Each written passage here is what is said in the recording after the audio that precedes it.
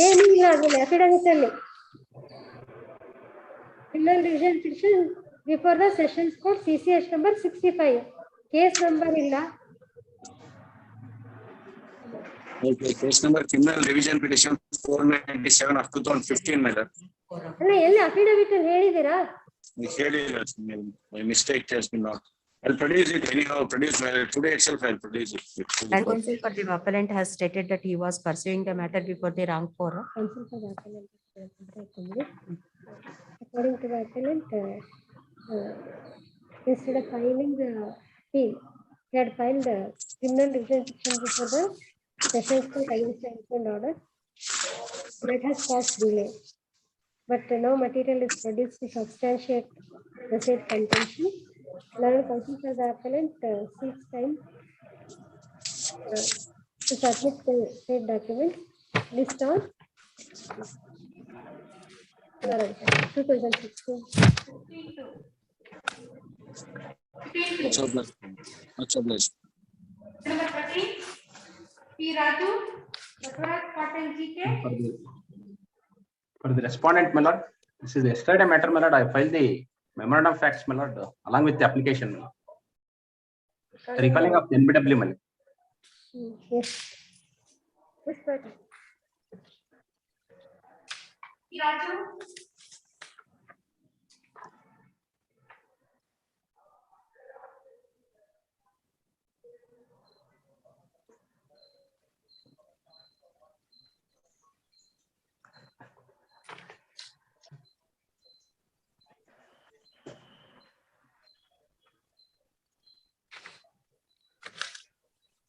Wakalat you have to go. You have filed the wakalat now. Yes, my lord. Heard. Accepting the reasons, considering the reasons assigned.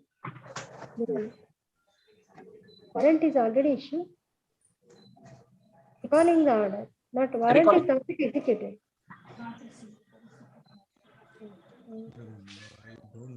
The order dated. When that is issued? 3/1/2022, my lord. 2022. Issuing non-bailable warrant against the respondent is hereby recalled in the interest of justice. The registry shall recall the non-bailable warrant. I-1 of 2022 is disposed of accordingly. This on date with 2018. 13, 17. number 14, Srinivasa DP, Raju CM for response. For the appellant in this case, no? For For the appellant in this case. Yes. For the respondent, my lord, this honorable court issued NBW on 7/1/22, my lord. The respondent was arrested on 27/1/2022. He is in judicial custody, my lord. I filed application for his release, my lord. Lord, subject to 50% of payment of the amount which is liable by the accused, it may be allowed, my lord. Subject to at least 50% of payment. Where is the application? It is not his appeal, no? It is your appeal. Appeal against acquittal, my lord.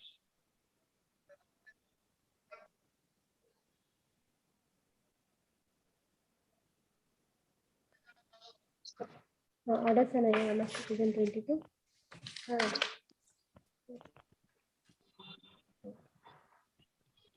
Considering the reasons assigned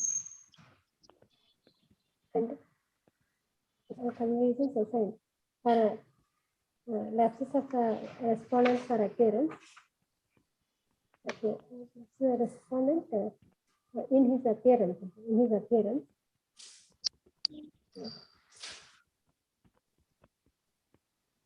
he is granted bail in the above case, subject to execution of personal bond of 25,000 and furnishing 2 sureties in the like sum. Case is very difficult on poor man. Please, my lord, even the complainant is financially facing a lot of crisis, my lord.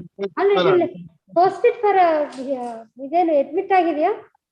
ಇಲ್ಲ sir, admission ಆಗಿಲ್ಲ, special leave grant ಆಗಿಲ್ಲ. ಆಗಿದೆ, my lord. Special leave has been granted, my lord. All right. We'll consider first this application, then we'll, if that is not admitted, we'll post it for admission. Then we'll consider your other aspects. And on furnishing on surety for the lights. To the satisfaction of the trial court.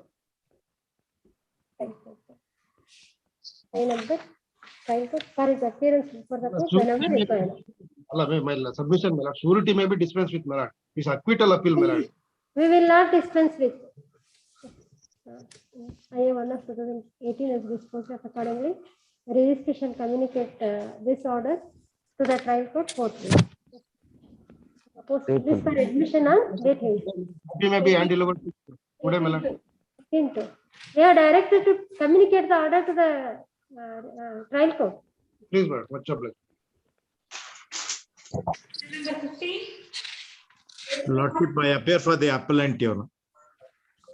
Next. No. Respondent is served a notice but not appeared. So this is 138 NIS. 138 NI. There are other connected cases also. Common judgment is there 1407 to 1412. In those matters also they are not appeared. No, it has to be listed for hearing first. There also Right. there is In the other matters, whether they have appeared or not appeared. no, still the matter has not been listed for hearing. Oh, the 2019 is deliverable list ಆಗಿಲ್ವಾ admission ಗೆ? ಅದು ನಮ್ಗೆ NOC ಬಂದಿದ್ದು earlier advocate office objection comply ಮಾಡಿರ್ಲಿಲ್ಲ. Actually, it is not clear. All right, give the numbers, appeal numbers. 1407 to 1412. 1407 to 1412. No? Same year, 2019. This matter is connected to criminal appeal number so and so. List all the matters together. So now Ramananda, your ಹೆಸರೇನು? ನಮ್ಮ ಹೆಸರು Ramanand, AD Ramanand. ಮೊದಲು ತಗೊಂಡ್ಬಿಡಿ ಅದಕ್ಕಿಂತ ಮೊದಲು. Since AD Ramananda, learned advocate, has appeared for the appellant, the registry shall show only his name in the causes for the appellant henceforth. Adadmele it is submitted by that this matter is connected to so and so. List all the matters together on 18. Much obliged. In the other matters also you are appearing? Yeah, yes, your lordship. And it has to be heard and notice to be ordered to those cases. All right, we'll let them be listed together. Consider. Okay. Number 16. Sachidananda Murthy, party in person. Hello. Hello. Hey, ಯಾರವರು? ಹೇಳಿ sir. My Lord of Justice. Yes. I am Sachidanand Murthy, party in person. Yes. I am an appellant in the case and I am accompanied in the case. I prefer criminal appeal against the impugned order delivered by additional civil judge and JMFC Magdi in CC number 250/2011 on 3/6/2021. I pray before this honorable court to set aside the order of acquittal and take necessary action as per law. Where is that impugned order? Impugned order is that page number? Your Honor. Your Honor. 30. Hello. Where is the impugned order? Is it a No interim order. Interlocutory Is it application of. acquittal final order? 447, 420. Hello. Yes, yes, you are audible to us. Madam. You are 13%. No, madam. 13% ಇದೆಯಾ? Certificate ಆಗಿದೆಯಾ? Hello.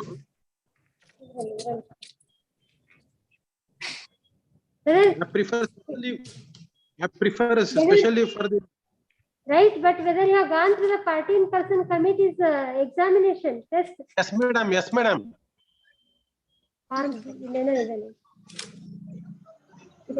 Permission to appear in. I request you to grant a special leave to appeal, madam. He himself is the advocate. Hello. You are audible, Appellant, Yes, madam, my lord. Today, specially, we have to be granted, madam. yes, what are the copies on you also? MS Nagaraja for Raj for Arvind Kaur. Yes, on what ground they are acquitted? Madam, the honorable court has not heard the case, They not but she has recorded that she has heard the case. Please come to the page number 133, madam, 133. Yes, where she has recorded that she has heard the case. Mr. Party But in please- person, you are advocate also. Yes. You cannot refer the Yes, court madam. as he, she. You are not an Okay, madam. ordinary Oh, person. sorry, madam. Please come to the page number 58. On what ground? We asked you a very simple question. What was the evidence and on what ground the acquittal is granted? Madam, on the benefit of doubt, she has delivered a judgment of acquittal. See, please come to the page number 128, madam. No, all the documents I have submitted all the documents to clear the doubt. Oh, But all the documents are, read the order. Read the order. which order, madam? The order which was challenged, you said the benefit of doubt is given. Where is that? Wait, 136, madam. In page number 136. The trial court says that you have spoken contrary to your evidence. I mean complaint. I mean, page number 136. In page number 136, yes. Yes, that is doubt.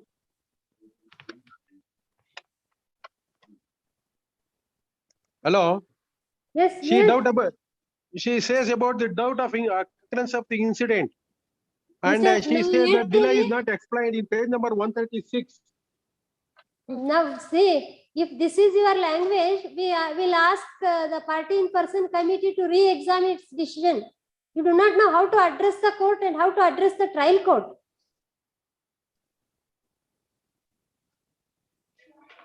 You are So please come to the page number 136. language. My lord, sorry for the way I speak. The thing is, in page number 136 in the judgment, Yes. speak last 10. That is, I will read out, madam. Read out, my lord. Yes. From page that ಈ ಬಗ್ಗೆ ಪೊಲೀಸರಿಗೆ ದೂರು ನೀಡಿರುವುದಾಗಿ ಹಾಗೂ ಅವರ ಸ್ಥಳಕ್ಕೆ ಬಂದು ಮಹಸರ್ ಮಾಡಿರುವುದಾಗಿ ಹಾಗೂ ಈ ರೀತಿ ಬೋರ್ವೆಲ್ ಕೊರೆಯಲು ಅಡ್ಡಿ ಉಂಟು ಮಾಡಿದ್ದರಿಂದ ತನಗೆ ಸುಮಾರು 50 ಲಕ್ಷ ರೂಪಾಯಿ ನಷ್ಟ ಉಂಟಾಗಿರುವೆಂದು ನುಡಿದಿರುತ್ತಾರೆ. ನಾವು ಅದನ್ನು ನುಡಿದಿಲ್ಲ. ಆದ್ರೆ ಆರೋಪಿತರ ಪರ ಮಾನ್ಯ ವಕೀಲರು ಮಾಡಿದಂತ ಪಾಟಿ ಸವಾಲಿನಲ್ಲಿ ಹೊನ್ನಪ್ಪನವರೇ ಮನೆ ಮತ್ತು ಉತ್ತರಕ್ಕಿರುವ ಮನೆಯ ಮಧ್ಯಭಾಗದಲ್ಲಿ ಸುಮಾರು 3 ಅಡಿಗಳಷ್ಟು ಖಾಲಿ ಜಾಗ ಇದೆ ಎಂದರೆ ಸಾಕ್ಷಿ ಇಲ್ಲ. 3 ಅಡಿ 10 ಅಂಗಲ ಇದೆ. ಸದರಿ ಜಾಗದಲ್ಲಿ ಬೋರ್ವೆಲ್ ಕೊರೆಯಲು ಜಾಗ ಸಾಕಾಗುವುದಿಲ್ಲ ಎಂದರೆ ಸಾಕ್ಷಿ ಹೌದು. ಆದರೆ ಆರೋಪಿಗಳ ಮನೆಯ ಮುಂದೆ 15 ಅಡಿ ಖಾಲಿ ಜಾಗ ಬಿಟ್ಟಿದ್ದಾರೆ, ಏನೂ ಕಟ್ಟಿಲ್ಲ ಎನ್ನುತ್ತಾರೆ. ಸದರಿ ಸಾಕ್ಷ್ಯದಿಂದ ಚಾಸಾ 1ರವರು ಆರೋಪಿತರಿಗೆ ಸೇರಿದ ಜಾಗದಲ್ಲಿ ಬೋರ್ವೆಲ್ ಕೊರೆಸಲು ಪ್ರಯತ್ನ ಪಟ್ಟಿರುತ್ತಾರೆ ಎಂಬ ಬಗ್ಗೆ ಕಂಡುಬರುತ್ತದೆ. ಅಲ್ಲದೆ ಪ್ರಾಸಾ 1ರವರ ಪ್ರಕಾರ ಘಟನೆಯು ದಿನಾಂಕ 18/12/2010 ನಡೆದಿರುತ್ತದೆ. That property, to whom that property belongs is not proved. Madam, the property belongs. Yes, madam. The property belongs to me. I have submitted all the documents. Please, my lord, please come to the page number 128. 128, page number 128.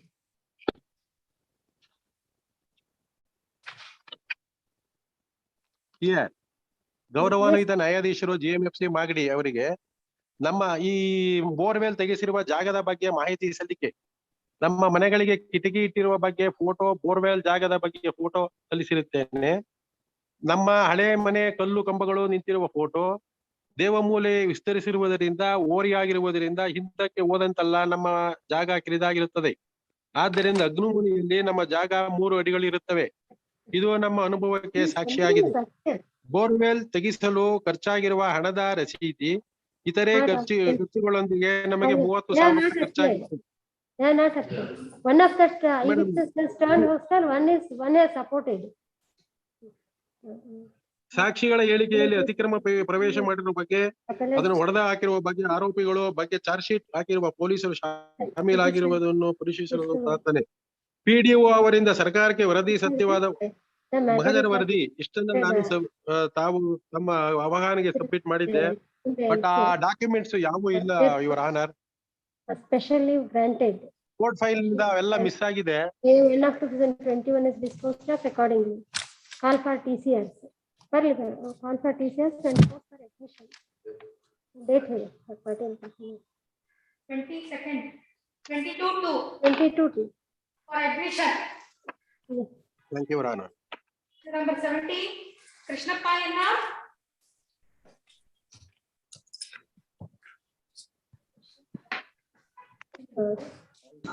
Appeal for petition accepted the evidence, but appellate court acquitted the respondent is called in the evidence.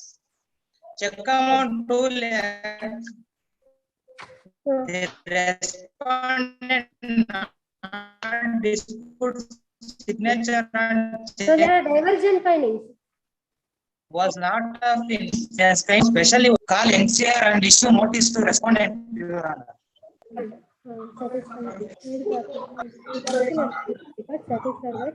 It's a fit case to grant specially. That being granted, I1 of 2022 disposes accordingly. Issue notice to the respondent. Specially application, call NCR and issue notice to respondent. Your Honor. Issue notice to the respondent. Call for TCS. Admit divergent findings. Admit matter requires detailed consideration. Admit call for TCS. Issue notice to the respondent. Returnable by 10-3. He is 70 years old. Okay. List on 10-3. Number 18, Mantesh Shettar. Lordship, I am for the appellate. This is a special leave application seeking leave of this court to file the appeal as provided under 378 of the CRPC. Your Lordship, the check amount was around 4 lakhs. And the order was based only on the issue of 2 issues. One is whether the check was issued in terms of check security or not. That the trial court upheld the contentions that it was issued in terms of a check was issued only for the purpose of security, not for the discharge of liability. Those are the matter of arguments.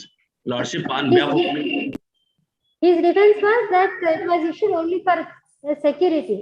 Yes. There was a loan agreement under Exhibit PA. All right, we'll grant specially. Highly obliged, Your Lordship. So there is a judgment of the Supreme Court later on that point. Yes, Your Lordship. I'll produce in due course. Here.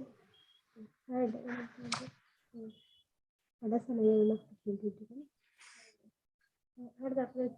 is a record satisfied that it is a fit case to grant specially. Matter requires detailed consideration. Therefore, specially granted, appeal admitted, issue notice to the respondent, returnable. 10-3. Call for TCR. Issue notice to the respondent, returnable by 10-3. List on 10-3. Highly obliged, Your Lordship. Number 19, Raju P. Appear for the appellant, my lord. My lord, 138 proceedings, my lord. The trial court has acquitted the accused, my lord. The check amount is 10 lakhs, my lord. Our contention is a loan transaction, my lord. The trial court comes to the conclusion that the date of loan agreement is on 5/7/2014, my lord, and the Franklin is on 3/9/2016, my lord. I have, my lord, duly stamped on 3/9, my lord. Oh, loan agreement stamp was antedated. Agreement was antedated. Please, my lord. Yes. What was their defense? They had not issued the reply No, notice? they have not chosen to adduce the evidence, my lord. They have not entered the witness box also. Please, my lord. All right. During the cross-examination, what was their defense? My lord, their defense, my lord.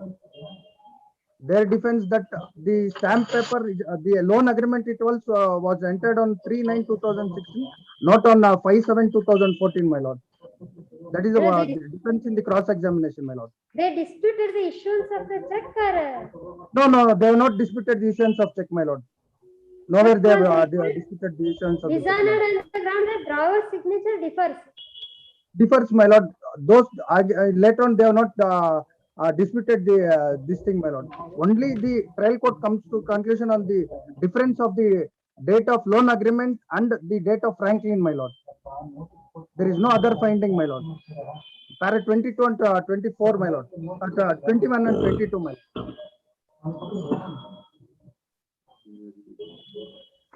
Granted, I have one of the disposed of accordingly. Issue notice to the respondent. Issue notice to the respondent. Returnable by 10-3. Number 20, Satisha DJ. Lord, I appear for appellant, my lord. Lord, the check amount is 7,60,000, my lord. Lord, the defense of the accused respondent is here. Lord, there is a loan transaction about the complainant and one Anil Kumar. One Anil Kumar, who is the MD of the company, the respondent who was the employee of the company. That security purpose, two check was issued. During the course of the cross examination and the evidence, it is also clear the admission given by the issuance of the check and signature. But my trial judge has been not appreciated by the evidence, and the loan agreement which has been executed during that time. Subsequently, pronote has been executed. Those documents is clearly admitted in the evidence and cross examination. But more amusingly, one Anil Kumar, there's a transaction between the complainant and Anil Kumar, who is the MD of the company of the respondent, which is not examined. He is saying that is only upstanding. That is the only defense is taken, but he is not any proof. The respondent was not a company, it was an individual. Please, who is the one company employee ಕೆಲಸ ಮಾಡ್ತಿದ್ರು ಆ company MD Anil ಅಂತ ಇದ್ರು ಅವರು ಮತ್ತು complaint transaction ಮಾಡಿದಕ್ಕೆ ನಾನು surety ಕೊಟ್ಟಿದ್ದೀನಿ ಚೆಕ್ ಅಂತ that is the admission. As a guarantor. As a guarantor. Please. But he admits that check bears his signature and Please, issuance of check and signature is also both are admitted. Those documents, who is a pronote and loan agreement is also admitted. Issuance and signatures. Where do we find that observation in the trial court order? Please, my lord, page number 50, my lord. Page number 50. In 7th line, my lord. It is operative portion. Page number 50. In page number 41 in the judgment. 50 and there's a bottom top of the admitted a signature. 7th line. Check belongs to the admitted signature and exhibit C13. ಹೌದು 10, 11, 13 ಎಲ್ಲ admit ಮಾಡ್ಕೊಳ್ಳಿ. And peruse the record. The matter requires detailed consideration. Therefore, specially granted. If I1 of 2022 is allowed, specially granted. Matter is admitted. Also TCRs. Issue notice to the respondent. Return number 10-3.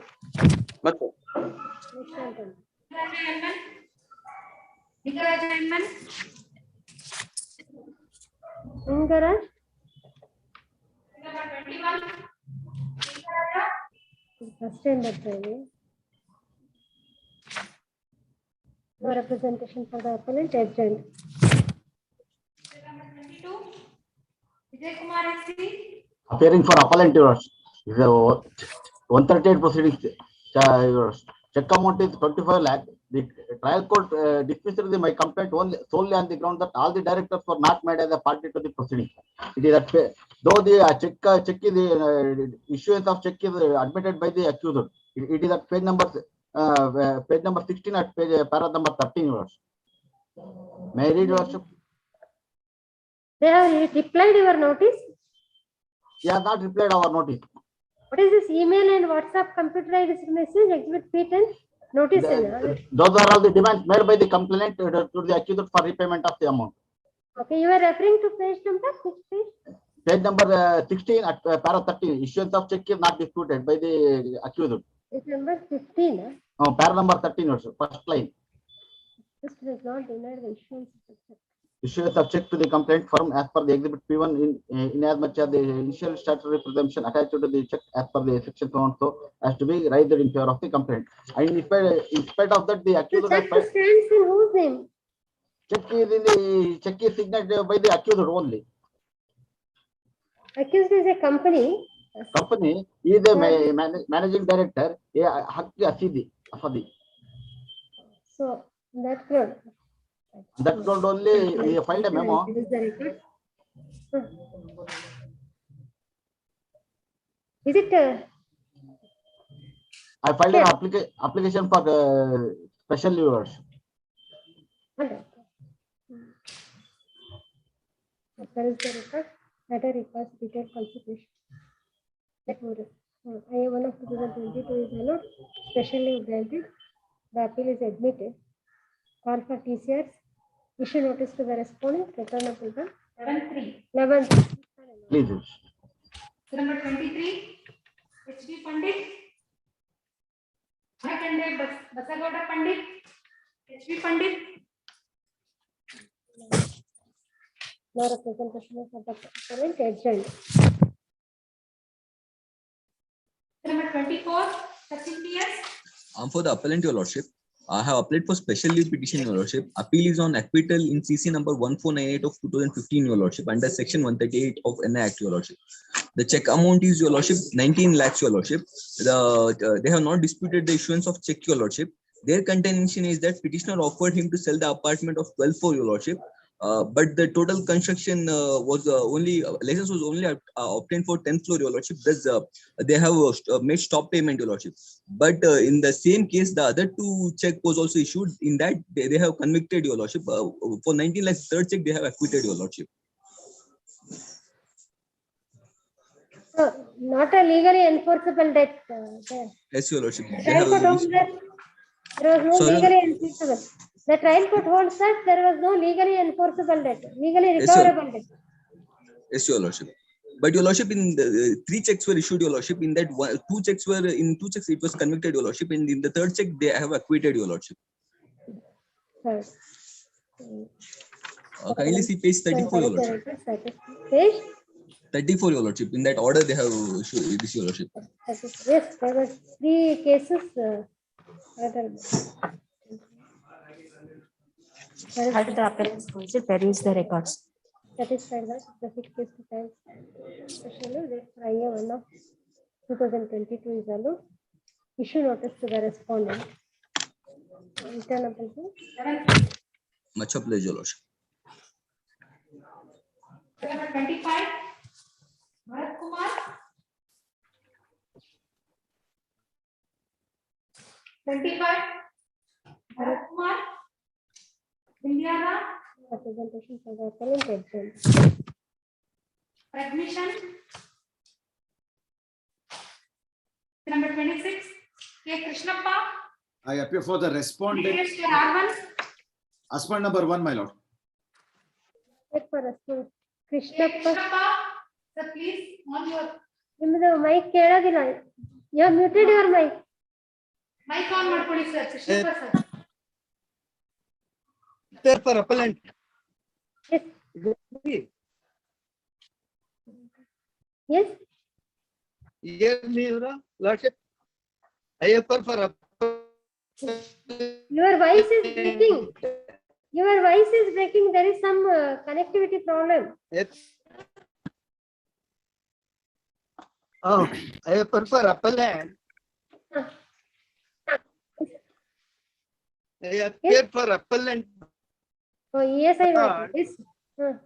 There is a ESI matter where it is result in acquittal, my lord, as against first. And what ground? This is offense. There, his connection appears to be unstable. Unstable. Yes, there is some problem. On what ground he is acquitted? My lord, the petitioner, the first accused, to whom I am representing, S.L. Krishnamurthy, it is very clearly proved that he was not the principal employer, and the principal employer was some other person, and he has been falsely implicated. Therefore, based on the What was the business activity? What was the activity? It was a factory, my lord. It was a factory. What? Known as Mysore Kirloskar Limited. Kirloskar. Mysore Kirloskar Limited, my lord. Harrier. Mysore Kirloskar. Oh. For the particular period of time, somewhere in the year, contribution was not paid. 1/10/2002, 31/12/2000. And I'm representing the accused number 1, my lord, who they labeled him as a principal employer. But they have not produced a single document to prove that he is a principal employer at the particular point of time. On the contrary, it is come on record that some other person was a principal employer. Hence, on the ground, the learned trial court was... Was it a manufacturing activity where that was being taken place? In the factory, my lord. In whose factory? In your factory or in the... Second accused factory. Second accused factory. Yes, my lord. And that second accused is represented by some other counsel. Video. You are the president of the second accused company. Yes, my lords. But I was not the principal employer. For that, Mr. Shyam Kirloskar was the principal employer, even as per the records. We'll call for the record. We'll admit and call for the record. Very well, my lord. It is a 2014 matter. I don't date ಕೊಡ್ತೀವಿ. Very well, my lord.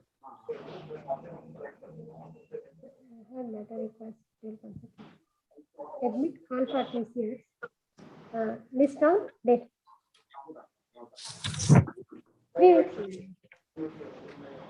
28. 28. 28-2. Oblige, my lord. Number 27 and 28 adjourned. Number 29.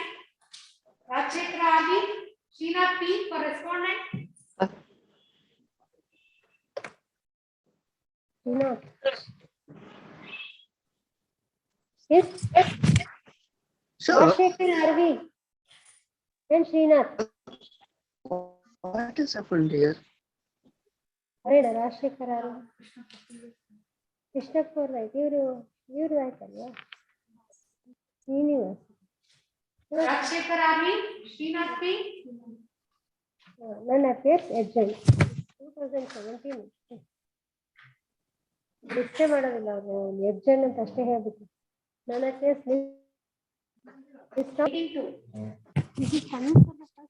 previous also they did not appear. Call for records. Records are called for the appellant's counsel ನಾನು A1 ಇಲ್ಲ first time records ಅದಕ್ಕಿಂತ ಹಿಂದೆ 18. Number 30, SPP. A. Devraj, R1 to 3. I am the respondent, Your Honor.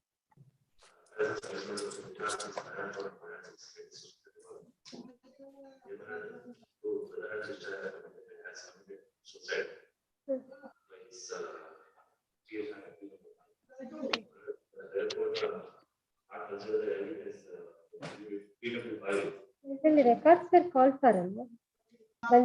Yes.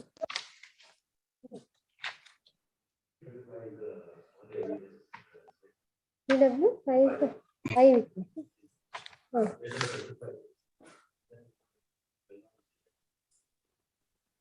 Page 12. Yes.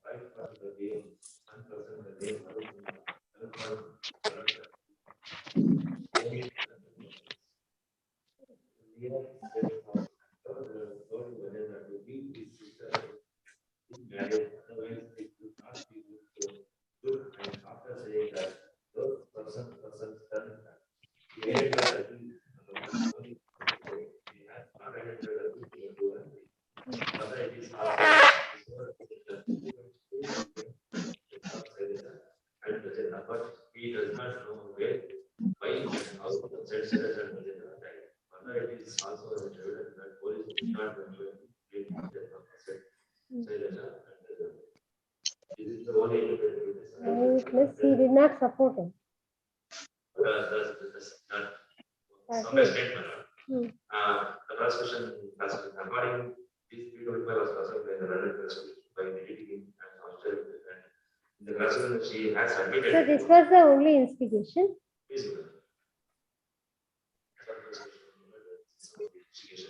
Is there any suicide note or any revelation of the incident by the victims to any other witnesses? Except mother and father are examined. What do they say? PW 15.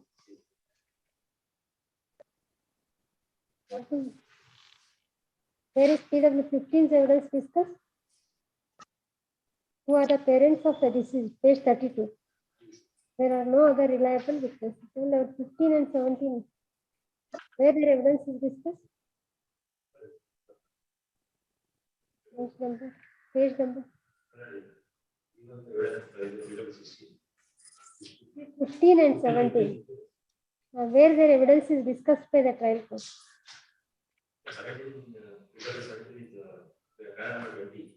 Para 20.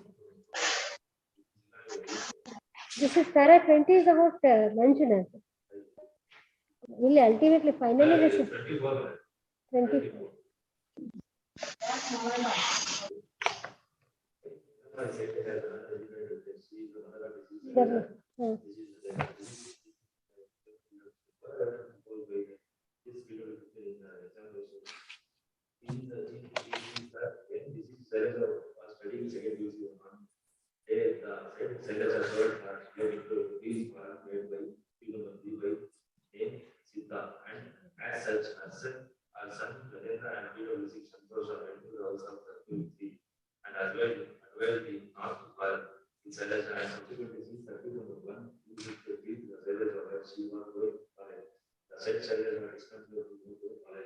And she was in the house. In this regard, she encouraged Shailaja and at the time she encouraged as per the Shailaja related to Vara and sexual was present. Further, as per the evidence about the years where one day as per the son, she came to know that on the day about the 30 p.m. when the Shailaja she took the seven were doing cement touching work. All the accused persons of this case came to the spot and they told that she was to give his sister in marriage of otherwise they would insult him and accuse the commit suicide by the wife. Otherwise, all evidence that due to insult on that day at 5 p.m. the day told her that he lost wish to the at the time she advised the gender not to talk like so. At about 6 p.m., her children said that the were not seen in the house and herself and her husband searched for them in several places. In between 7 to 8 p.m., she received phone call from her son Rajendra and at the time said Rajendra told her to forget him and said and to leave gradually without fail. Further, it is evidence Yes, we'll admit that. Records are already received. And the matric hospital consultant admit shall be prepared within 4 weeks. It's after 4 weeks. We'll admit the matter. Number 31, Amrutesh MP, Ashok Naik, Special PP. Lord, I'll be appearing and arguing on behalf of my colleague. Yes.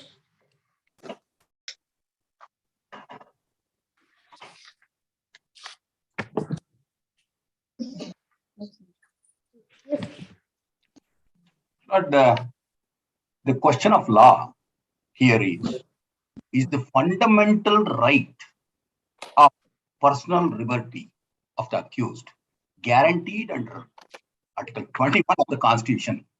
Is it curtailed because of non-compliance of procedures laid down under Karnataka Criminal Rules of Practice and under CRPC? That is the question of law. Lord, this is an appeal that is filed basically after the rejection of my application under 167(2) before the trial court.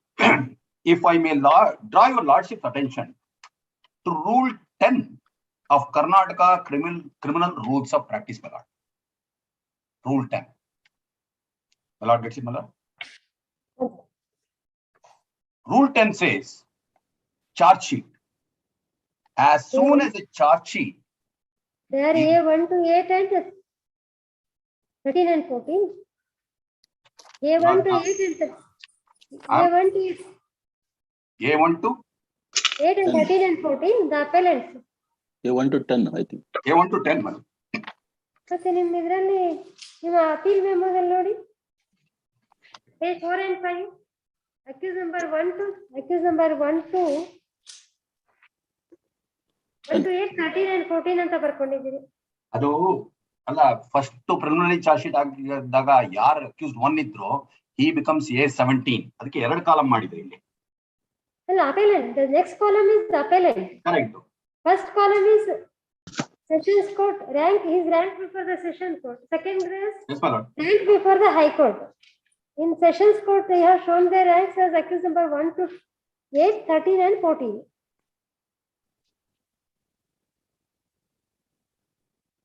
Yes.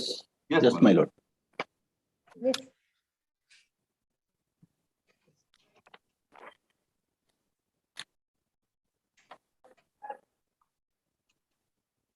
Yes.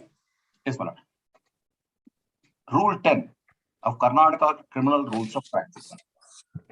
As soon as a charge sheet is received by a magistrate, he shall put his initials on the same, together with the date of its receipt. Charge sheet baratte. Basically, in any criminal case, there is a complaint that is filed. Then there is a first information report that is registered with the police. Then there is investigation. After the investigation is over, there is a final report. A final report na bere bhasheli heltare police noru. B report antare, C report antare, charge sheet antare, but it is a final report. Ashte. Investigation mugida takshana, there is a final report that could be in the form of B report, that could be in the form of C report, or that could be in the form of charge sheet.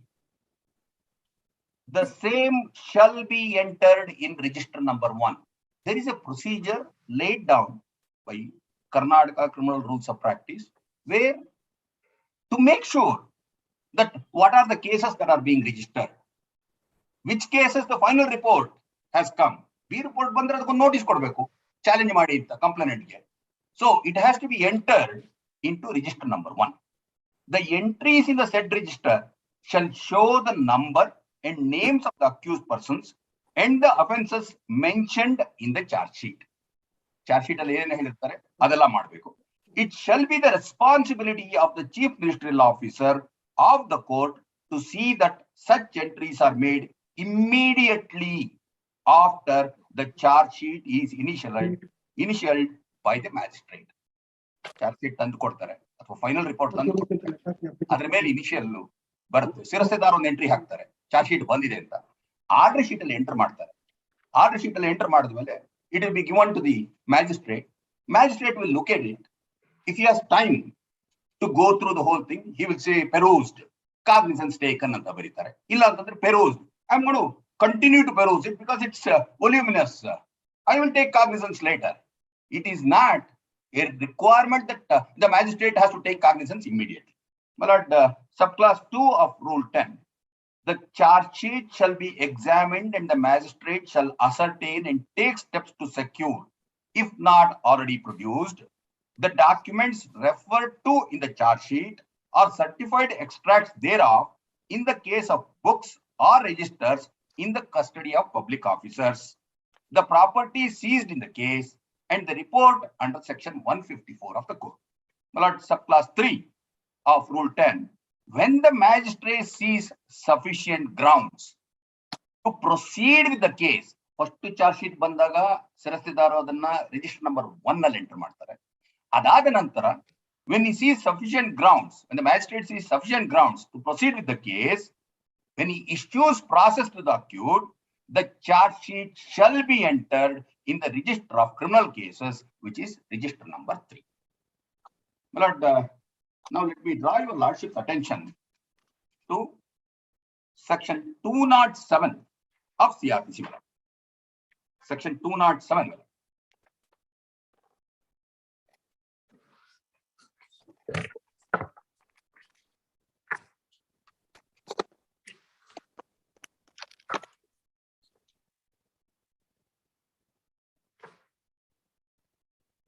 My lord, gets it, no?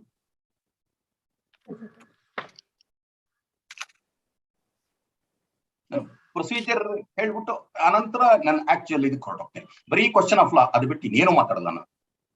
207 supply to the accused a copy of police report and other documents. In any case where the proceeding has been instituted on a police report, the magistrate shall, mandatory, without delay, furnish to the accused free of cost a copy of each of the following: the police report, the first information report recorded under section 154, the statements recorded under subsection 3 of section 161 of all persons whom the prosecution proposes to examine as its witnesses, excluding therefrom any part in regard to which a request for such exclusions has been made by the police officer under subsection 6 of section 173.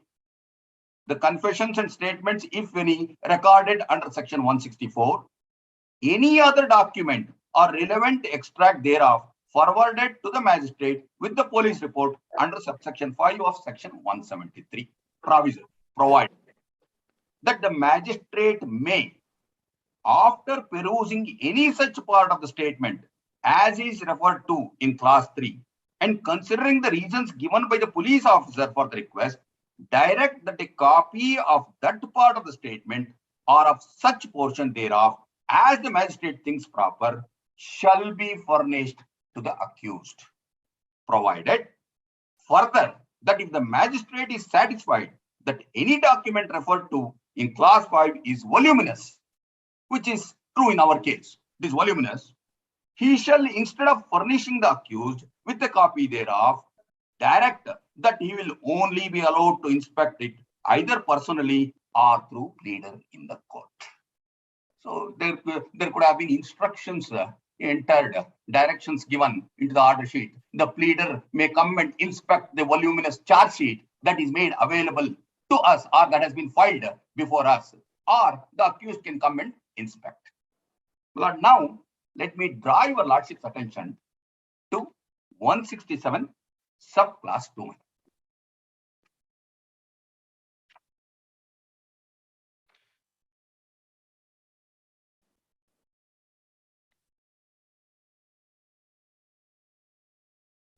Lord gets it. 167 subclass 2. Procedure when investigation cannot be completed in 24 hours. As I said earlier, my lord, final report could be B report, could be C report, could be charge sheet. The meaning of final report is when you are not able to complete the investigation in 24 hours, Kanunu, it provides either 60 days or 90 days or 180 days on an application to complete the investigation and file the final report. Now, procedure when investigation cannot be completed in 24 hours, subclass 2, my lord. The magistrate to whom an accused person is forwarded under this section may, whether he has or has not jurisdiction to try the case, from time to time authorize the detention of the accused in such custody as such magistrate thinks fit for a term not exceeding 15 days in the whole, and if he has no jurisdiction to try the case or commit it for final and considers further detention unnecessary, he may order the accused to be forwarded to a magistrate having such jurisdiction, provided that the magistrate may authorize the detention of the accused person otherwise than in the custody of the police beyond the period of 15 days if he is satisfied that adequate grounds exist for doing so but no magistrate shall authorize the detention of the accused person in custody under this paragraph for a total period exceeding subclass 1, 90 days where the investigation relates to an offense punishable with death. That means investigation, if it's over, they come and file the charge sheet. They're bound to come and file the charge sheet within 90 days. For life or imprisonment for a term of not less than 10 years. Subclass 2, 60 days where the investigation relates to any other offense end on the expiry of the said period of 90 days or 60 days as the case may be. The accused person shall be released on bail if he is prepared to and does furnish bail, and every person released on bail under this subsection shall be deemed to be so released under the provisions of chapter 33 for the purpose of this chapter 1. Lord, the final report, there is time that is given, 90 days time is given. The prosecution, depending on the situation, can make an application for extension of filing of the final report up to 180 days, after which either 60 days, 90 days, or 190 days. If the final report is not submitted, the accused has a right to file an application under 167 subclass 2, seeking statutory bail, which the magistrate shall mandatorily release him on bail if the final report is not submitted following the procedures laid down in CRPC and criminal rules of practice. But one of the rules of practice is that an entry is made into the order sheet. It becomes chaos. Order sheet entry nahi illa antandre. Anybody can make an entry anytime that they want. Then there is no meaning for 167 subclass 2. To have the check and balance, the charge sheet or the final report comes, the magistrate looks at, says peruse, puts his signature, puts the date on it, and an entry is made in the order sheet on such and such a date, even on such and such time, the charge sheet was submitted. Just because the final report is submitted, that does not mean the magistrate has to take cognizance immediately. But procedure-wise, it has to be entered into the order sheet by the Chief Ministerial Office, which all the Chief Ministerial Office usually follow the procedure.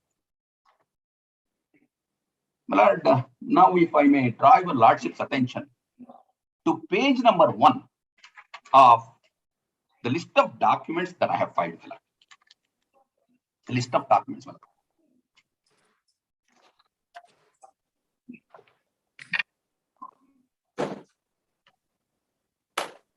Page number 1. Page number 1 is the preliminary charge sheet that is filed on 30/5/2018.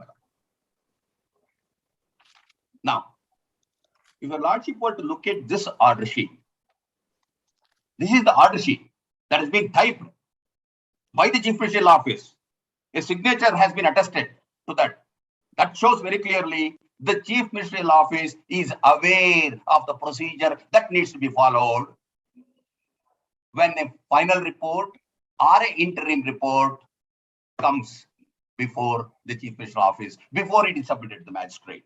But it very clearly says, charge sheet filed by the Chief Investigation Officer of SIT under so and so.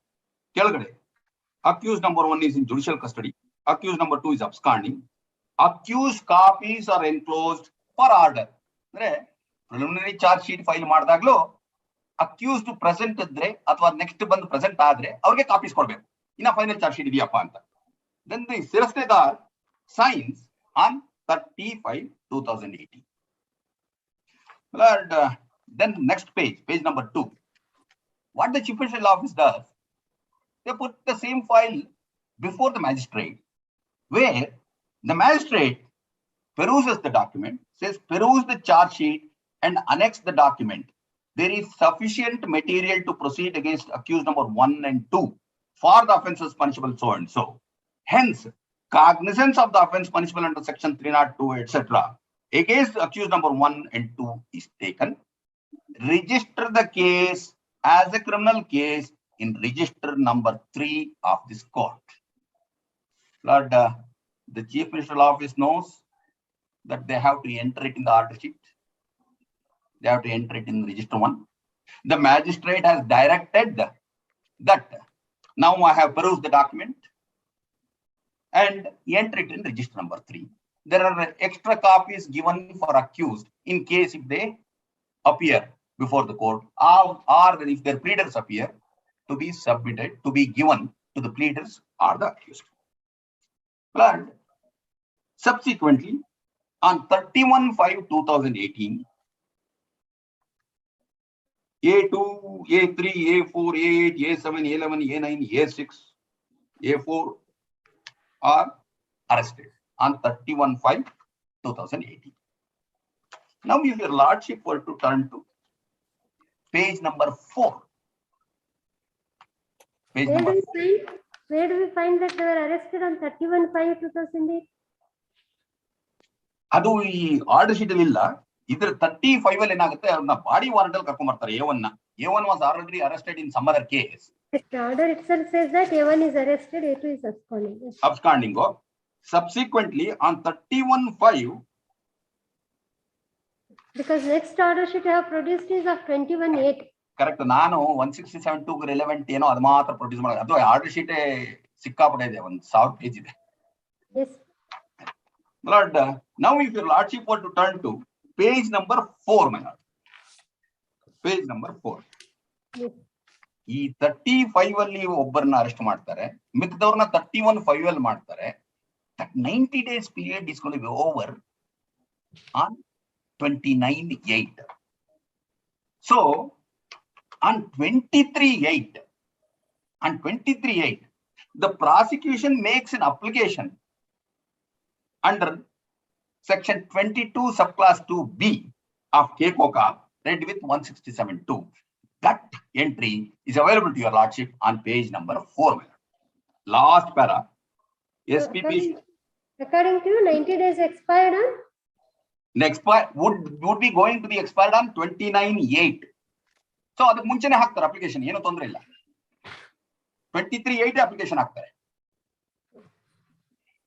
Last para. SPP so and so files application under section 22(2)B of Karnataka Control of Organized Crimes Act and section 167(2) of CRPC with investigation progress report, which has to be allowed. KCOCA ಹಾಕಿದ್ದಾರೆ, ಇನ್ನ 90 ದಿವಸ ಬೇಕು, investigation ಬೇಕು. ನಾವು ಹಾಕಿರೋದು ಬರೀ preliminary charge sheet. Final charge sheet ಹಾಕಿ ನಾವು ಇನ್ನ ಇನ್ವೆಸ್ಟಿಗೇಷನ್ ಮಾಡಬೇಕು, ಸ್ಟೇಟ್ಮೆಂಟ್ಗಳು ತಗೋಬೇಕು, ಅಕ್ಯೂಸ್ ಸ್ಟೇಟ್ಮೆಂಟ್ ತಗೋಬೇಕು, ವಿಟ್ನೆಸ್ ಸ್ಟೇಟ್ಮೆಂಟ್ ತಗೋಬೇಕು, ಟೈಮ್ ಕೊಡಿ. That is okay. Now your lordship would return to page number 6. Page number 6. That application, ಅದಕ್ಕೆ objections ಹಾಕೋತಾರೆ. Page number 6, last paragraph, my lord. For objections to application filed by special PP by 25/8. What I want to show here is, the reason I'm giving you the date is, till 29/8, 90 days are not over. Adadmele extension beku in 90 days ivrige. Prosecution makes an application on 23/8 for extension under section 22(2)B of KCOCA Act. For objections immediately 25/8 within 2 days. ನಾನು next ಬಂದಾಗ ತೋರಿಸ್ತೀನಿ ನಮ್ಮ application ಏನಾಗುತ್ತೆ ಅಂತ ತೋರಿಸ್ತೀನಿ. 25/8. And then now if your lordship were to turn to page 9, my lord. Page 9. One second.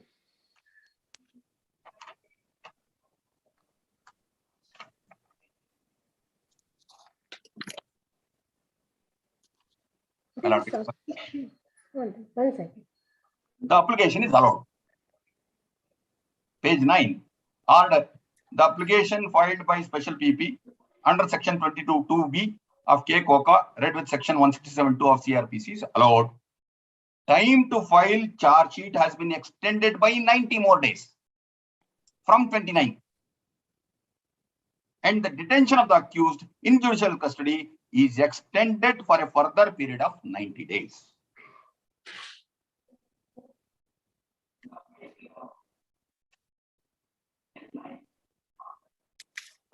So, 29/8/2018 additional 90 days is given on the application that is filed by the prosecution, which day goes up to 26/11/2018 if the date of remand is included, or 27/11/2018 if the date of remand is excluded. The latest one, Nagaratna madamdu Chanditurdu ondide. Date of remand has to be excluded antide. October 2021. ಅದಕ್ಕೆ ಎರಡು calculate ಮಾಡ್ಬಿಟ್ಟಿದ್ದೀನಿ ನಾನು. If the date of remand is included, 26/11/2018, 180 days gets over. If date of remand is excluded, 27/11/2018, 180 days gets over. 180 days. 180 days. Now, Now the position is that the date of remand has to be excluded. The latest is date of remand has to be excluded. Iduralli date of remand 35 ಬರುತ್ತೆ. Necessity ಇಲ್ಲ ಇದು ಅಂದ್ರೂ ನಾನು calculate ಮಾಡಿ ಇಟ್ಕೊಂಡಿದ್ದೀನಿ. ಅವಾಗ when it expires 29/11 ಅಲ್ಲ 20 if date of remand is excluded 27/11 2018. If date of remand is included 26/11. If date of remand of the first accused is excluded or included, it becomes 25/11. ಯಾಕಂದ್ರೆ 35 A1 arrest ಆಗೋದು, 31/5 ಮಿಕ್ಕಿದವರು arrest ಆಗ್ತಾರೆ. A1 body warrant ಅಲ್ಲಿ ತಗೊಂಡ್ಬರ್ತಾರೆ. ಅದರಿಂದ ನಾನು I have taken the longest 182 days ಆಗುತ್ತೆ actually 27/11 ಗೆ. Now my lord, the most important thing is page number 10. Page number 10. What the prosecution is claiming is, ಅದಕ್ಕೆ ಬರ್ತೀನಿ ಆ ಚಾರ್ಜ್ ಶೀಟ್ಗೆ, ಆರ್ಡರ್ ಶೀಟ್ಗೆ ಬರ್ತೀನಿ, ದಟ್ 23rd ನಾವು ಫೈಲ್ ಮಾಡ್ಬಿಟ್ಟಿದ್ವಿ ಅಂತ. ನಾವು ದಿಸ್ ಎಂಟ್ರಿ ಇಸ್ ಆನ್ 24/11/2018 ಮೇಲ್ಗಡೆ ಟಾಪ್ ಅಲ್ಲಿ ಇರೋದು number 10. A2 to 8, 11, 13, 14 and 17 are produced from JC. A1, 9, 10, 12, 16 not produced from JC. JC extended till next date of hearing. Mechanical agi JC extended. For a second,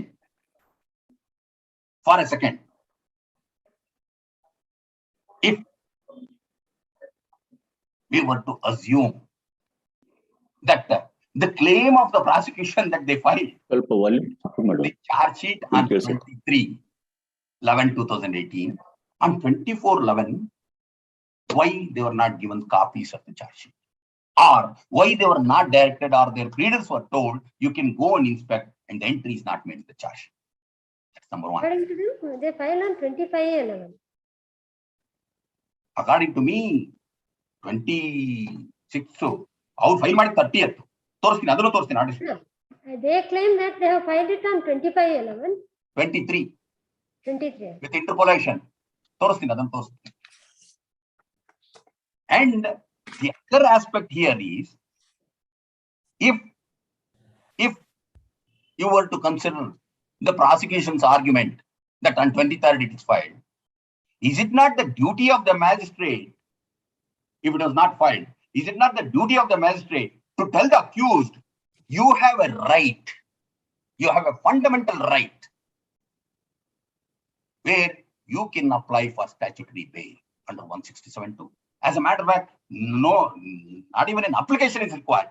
An oral submission is enough. All they have to do is, I want to get released, I am ready to furnish the bail. Is it not the duty of the magistrate to tell them? Now, my lord, they have not given the copies, or the magistrate has not told that there is benefit. 24/11, there is an entry for the where the accused have been produced from JC. Now, my lord, in the same sheet, if you go down 28/11/2018, order sheet, there can be only one order sheet. There is only one entry that is made for every transaction that happens.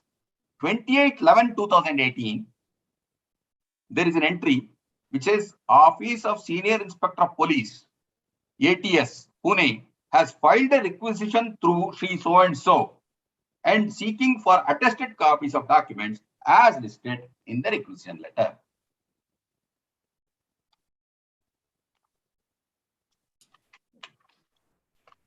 So there is an entry on 24, nothing else has happened.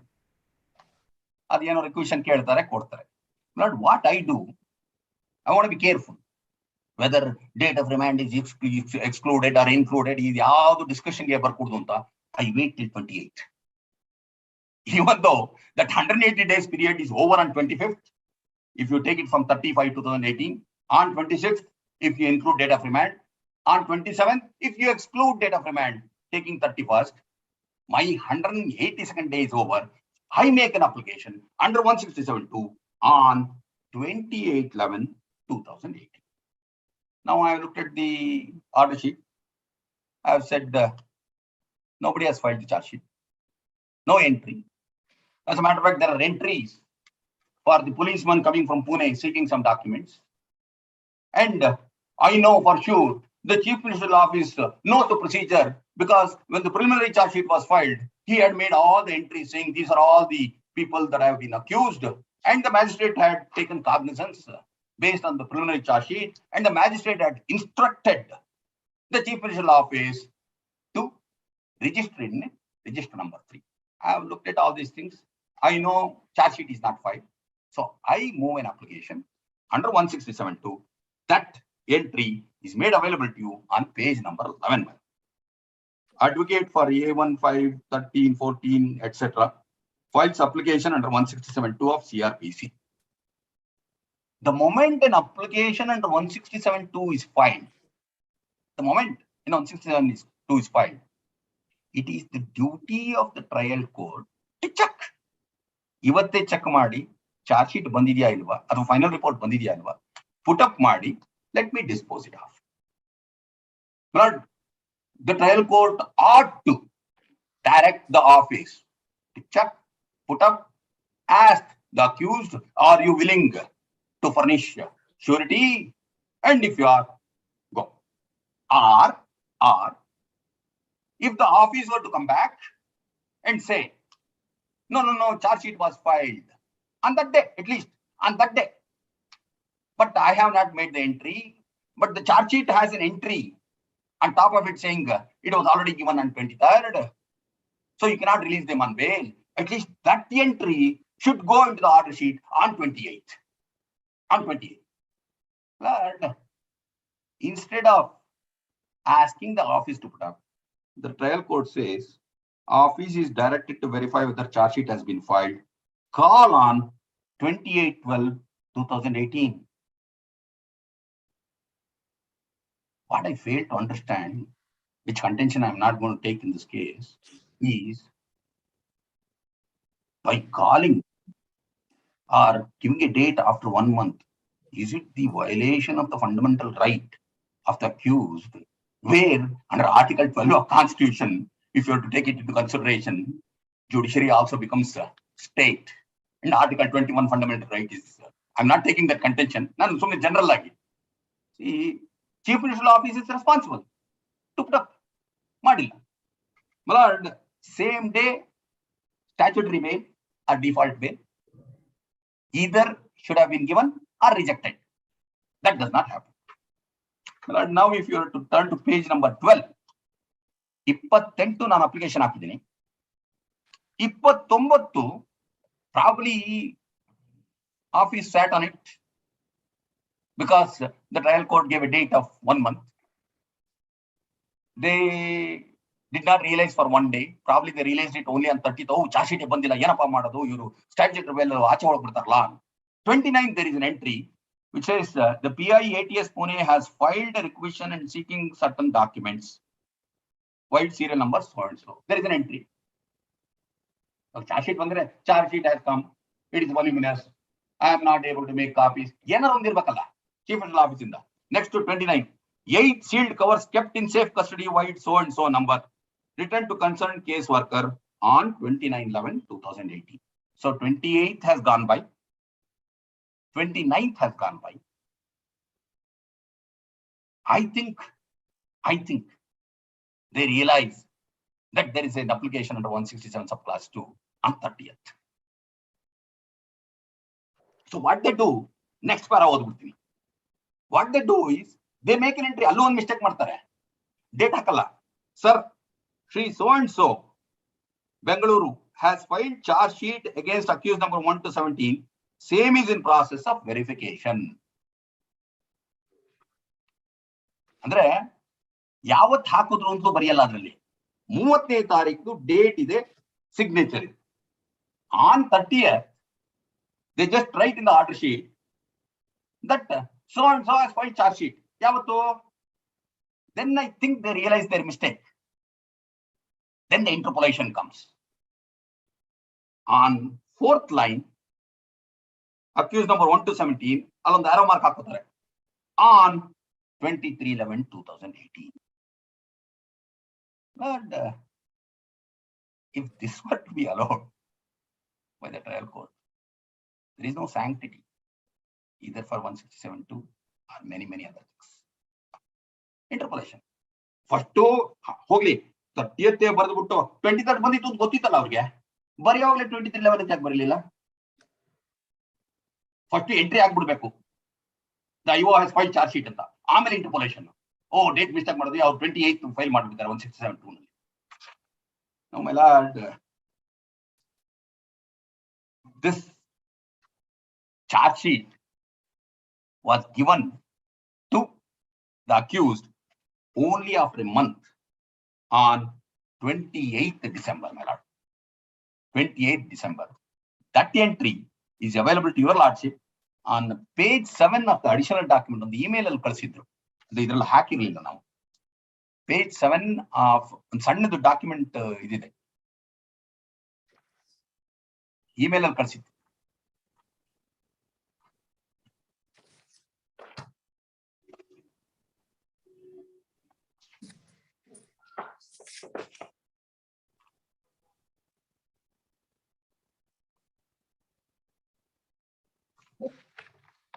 If you have to turn to page 7, 28/12/2018, ಕೆಳಗಡೆ ಬಲಗಡೆ ಕೆಳಗಡೆ SPP present and furnishes copies of charge sheet to advocates appearing for A2, A11, A12, A17. ಎರಡು additional document ಆಗಿದೆ, ಒಂದು citation, ಇನ್ನೊಂದು ಇದ್ರದ್ದು order sheet. 28/12. SPP present furnishes copies. So after a month, 24th they have appeared before the magistrate. Your interpolation on 23rd ಕೊಟ್ಬಿಟ್ಟಿದ್ರೆ 24th ಯಾಕೆ ಕೊಡ್ಲಿಲ್ಲ ಅಲ್ಲಿ? Then now in the same thing, if your lordship were to turn to page 8, my lord, page 8, ಅದ್ರಲ್ಲೂ ಏನ್ ಪೂರ್ತಿ ಕೊಟ್ಟಿಲ್ಲ. 17 ಜನ accused, 8 copy ಕೊಡ್ತಾರೆ. ಮಧ್ಯದಲ್ಲಿ ಹೋದ್ರೆ SPP furnishes 8 sets of copies of charge sheet papers. Office is directed to keep the set copies of charge sheet papers and furnish to the counsel appearing for the other accused as and when they appear. SPP pays time to furnish remaining sets of copies of charge sheet. Violation of 207. ನಾನು ಆಮೇಲೆ ಕೊಡ್ತೀನಿ. ನಾವು also my lord, ಇನ್ನು ಒಂದು form ಒಂದು ಇದರಲ್ಲೇ email ಅಲ್ಲೇ ಕಳಿಸಿದೀವಿ. ಇದು last time it had come up for question. ಒಂದು ಫಾರಂ ಏನಲ್ಲಿ ನಾವು ಒಂದು RTI ಅಲ್ಲಿ ಅಪ್ಲೈ ಮಾಡಿದ್ವಿ 3/10/2019. That was missing from the list of talks last time. ಈಗ ಇಮೇಲ್ ಅಲ್ಲಿ ಕಳಿಸಿದೆ ಅದನ್ನ. ಪೇಜ್ ನಂಬರ್ 1 ಅಂತ. One of document list stated. One second. That application is dated 3/10/2019. 3/10/2019. ನೀವು ಸಬ್ಮಿಟ್ ಮಾಡಿದ ಯಾವ ಲಿಸ್ಟ್ ಜೊತೆಗೆ ಹಾಕಿದ್ದೀರಾ? ಸಬ್ಮಿಟ್ ಮಾಡಿದ date citation The Right to Information Act annexed Part A ಅಂತ ಇರೋದಾ? ಹೌದು ಕೆಳಗಡೆ 3/10/2019 ಇದೆ. This was missing last time. ಅದನ್ನ ಸಬ್ಮಿಟ್ ಮಾಡಿ. Now my lord, if your lordship were to turn to page 14, ಇದರಲ್ಲಿ ನಾವು ಕೇಳಿದೀವಿ RTI ಅಲ್ಲಿ ನನಗೆ extract of register number 1 and register number 3 ಕೊಡಿ. ಅಂದ್ರೆ ಒಂದು ಕಂಪ್ಲೇಂಟ್ ಬಂದಿದೆ, ರಿಜಿಸ್ಟರ್ ನಂಬರ್ 1 ನಲ್ಲಿ ಎಂಟರ್ ಮಾಡಿದ್ದೀರಾ, ಒಂದು ಫೈನಲ್ ರಿಪೋರ್ಟ್ ಬಂದಿದೆ, ರಿಜಿಸ್ಟರ್ ನಂಬರ್ 3 ನಲ್ಲಿ ಎಂಟರ್ ಮಾಡಿದ್ದೀರಾ, ಕಾನೂನು ಪ್ರಕಾರ ನಡ್ಕೊಂಡಿದ್ದೀರಾ, ನನಗೆ ಅದರ ಕಾಪಿ ಕೊಡಿ ಅಂತ ಇದ್ರಲ್ಲಿ ಕೇಳಿ. Now if your lordship were to turn to page 14 in my list of documents, page 14. Page 14 of my list of documents, the one that we were going to. No, subsequent or earlier one? Earlier one. 14, yes. 14. ಇದರಲ್ಲಿ first your RTI application dated 3/10/2019 is received. ನಮಗೆ 167(2) reject ಆದ ತಕ್ಷಣ ಇದೆಲ್ಲ enter ಆಗಿರ್ಬೇಕಲ್ಲ. Now if your lordship were to turn to page number 18 on that. 18. ಅದರಲ್ಲಿ ಬರೀತಾರೆ, with reference to the above subject, I write to inform you that this court has not registered any FIR during the period from 15 November 2018 to 30th November 2018 as forward your letter dated so and so. Hence, nil statement. That means there is no entry in the register number 1 or register number 3. FIR. This is with reference to FIR. ನಾವು ಕೇಳಿದ ಪ್ರಶ್ನೆ FIR ಕೇಳಿಲ್ಲ. ನಾವು ಕೇಳಿದ ಪ್ರಶ್ನೆ ಇದರಲ್ಲಿ ಇದೆಯಲ್ಲ, please provide certified copy of register number 1 and 3. ಅದಕ್ಕೆ answer FIR not register number 1 and 3 ಕೊಡಬೇಕು. ಇಲ್ಲಿ ಫಸ್ಟ್ ಪೇಜ್ ನಂಬರ್ 14 ಅಲ್ಲಿ ಹೇಳ್ತಾರೆ, your RTI application dated 3/10/2019 is received in this office. One second, which page acknowledging the receipt? Page number 14. Page number 14 ನಲ್ಲಿ your RTI application number that reference ಅಲ್ಲಿ ಇರೋದಾ? 3/10/2019 your in this office and numbered as so and so is received. ಇದೇ reference ಗೆ ಈ answer ಕೊಟ್ಟಿರೋದು page number 18. your RTI application dated so and so reference ನಲ್ಲಿ received on 4/10/2019 and numbered as RTI number 104. ಈಗ ಈ RTI application ಗೆ ನಾವು ಕೇಳಿರೋದು RTI application ಏನು, ರಿಜಿಸ್ಟರ್ ನಂಬರ್ 1 and 3 ದು ಎಕ್ಸ್ಟ್ರಾಕ್ಟ್ ಕೊಡಿ ಅಂತ. That answer is no FIR is registered. ಯಾಕೆಂದ್ರೆ ರಿಜಿಸ್ಟರ್ ನಂಬರ್ 1 ಇಲ್ಲ 3 ಇಲ್ಲ ಅವ್ರ ಹತ್ರ, ಏನೋ ಒಂದು ಆನ್ಸರ್ ಮಾಡ್ಬೇಕಲ್ಲ. Now I'll show you one more thing. Bada funny. They have not mentioned any case number in that. The Sumashankar is whether he is a party in this case. Yeah, he's the AOR. He's the advocate on the case. Advocate on. He's the AOR. One of the accused. What? He is advocate on record for one of the some of the accused or for all the accused? For almost all the accused, I believe. Almost all the accused. Except A14, I think he is the advocate on record for all of them. Or one of the, except one, I think. So this was given to the public information officer. ಹೌದು, ಅದಕ್ಕೆ response ಅವ್ರದ್ದು ಯಾವುದು FIR ಆಗಿಲ್ಲ. ಈಗ ಇನ್ನೊಂದು ತೋರಿಸ್ತೀನಿ. Now if your lordship were to turn to page number 19, my lord. Page number 19. One second. What is their reply? Whatever you are reading is the that concerned officials communication to the public information officer. What public information officer furnished to you? Dispose of as follows on the basis of the information received under reference caption 2. Reference caption 2. Reference caption 2. That is with reference to RTI application number 33. ಹೌದು, ಇಲ್ಲಿ ಕೆಳಗಡೆ ಬರೀತಾರೆ information sort. Page number 17 ಹೋದ್ರೆ your RTI application was numbered as 104 of 2019. ಅದರ reference ಹಾಕಲ್ಲ ಇದು. 2019. ಹೌದು. But this is not with reference to 104 of 2019. This ಏನ್ ರೆಫರೆನ್ಸ್ ಹಾಕಲ್ಲ. ಪೇಜ್ ನಂಬರ್ 18 ಗೆ ಬಂದ್ರೆ this is with reference to RTI application number 33 of 2020. 33 of 2020, 34, 34, page number 17. ಮೇಲೆ 34 RTI number 34 of 2020 ಅಂತ ಬರೆದಿದೆ. Reference ನಲ್ಲಿ your RTI application dated so and so and numbered as RTI application number 33 ಅಂತ ಬರೀತಾರೆ. But the application which you brought our notice is RTI application number 104 of 2019. ಅದೇ explain ಮಾಡ್ತೀನಿ. First ಒಂದು 3/10/2019 ಅಲ್ಲಿ ಒಂದು ಅಪ್ಲಿಕೇಶನ್ ಹಾಕ್ತೀವಿ. ಆಮೇಲೆ ಸಬ್ಸಿಕ್ವೆಂಟ್ ಆಗಿ ಪೇಜ್ ನಂಬರ್ 13 ಗೆ ಬಂದ್ರೆ ಅದೇ ಲಿಸ್ಟ್ ಆಫ್ ಡಾಕ್ಸ್ ಅಲ್ಲಿ we file one more application on 3/3/2020. One second, we'll see that. Document number 5. Document number 5 on 3/3/2020 we ಯಾಕಂದ್ರೆ ಏನು ಆನ್ಸರ್ ಮಾಡೋದಲ್ಲ ಅವರು, ಅದಕ್ಕೆ ಇನ್ನೊಂದು ಅಪ್ಲಿಕೇಶನ್ ಹಾಕ್ತೀವಿ. ಇವರು ಎರಡೂ ಮಿಕ್ಸ್ ಮಾಡಿ ಆನ್ಸರ್ ಮಾಡ್ತಾರೆ ನಮ್ಗೆ. ಹೋದ್ ಸರಿ ಇದೇ ಕನ್ಫ್ಯೂಷನ್ ಆಗಿದ್ದು, ನಿಮ್ದು 3/3 ಇದೆ ಬಟ್ ಆನ್ಸರ್ ಮಾಡ್ತಾ ಇರೋದವರು 3/10 ಅಂತ ಎರಡು ಮಿಕ್ಸ್ ಮಾಡಿ ಆನ್ಸರ್ ಮಾಡಿದ್ದಾರೆ. 34 of 2020 that is. ಇದು Please provide certified copy of register number 1 entry maintained at the time of filing charge sheet as per criminal rules of practice of city civil code. ಅದಕ್ಕೆ answer ನೀವು ಯಾವ period ಗೆ ಅಂತ ಕೇಳಿದಿರಾ? 11 November 1 ಕೆಳಗಡೆ rho number 4 1/2018 to 31/12/2018.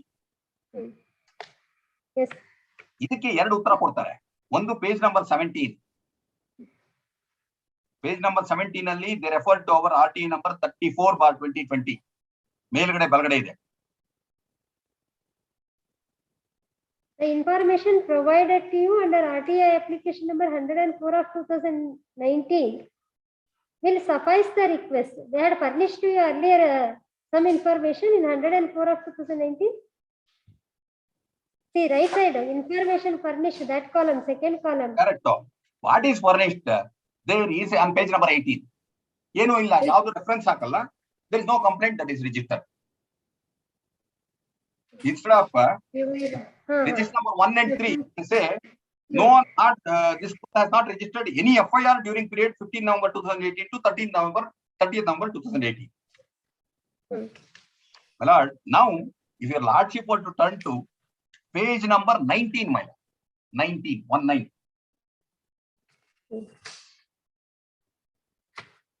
Page number 19 is what is provided to us as entry of the register number 3.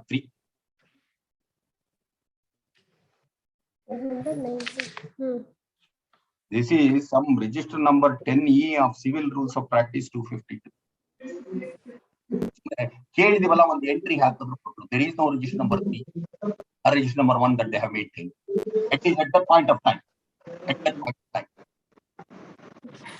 ನಾವು RTI ಕೇಳಿದ್ವಲ್ಲ, Lord, now there is much more violation of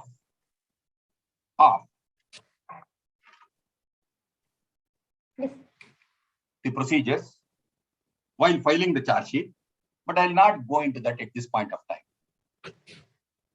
If I may draw your lordship's attention to page number 104 for a second. 104.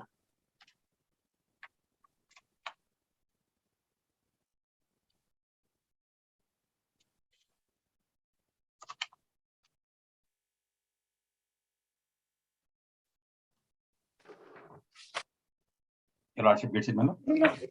Page number 1. Paper book. Illa, old list of docs 104. Yes, 104. Yes. Proceedings of the Additional Director General of Police and Commissioner of Police, Bengaluru, dated 23/11/2018. 23/11/2018, the ADG has to give sanction for the prosecution of the accused persons. That meeting takes place on 23/11/2018, and all the accused A1 to A18 have been given sanction by order dated 23/11, which order is available to your lordship on page number 113, my lord. 113.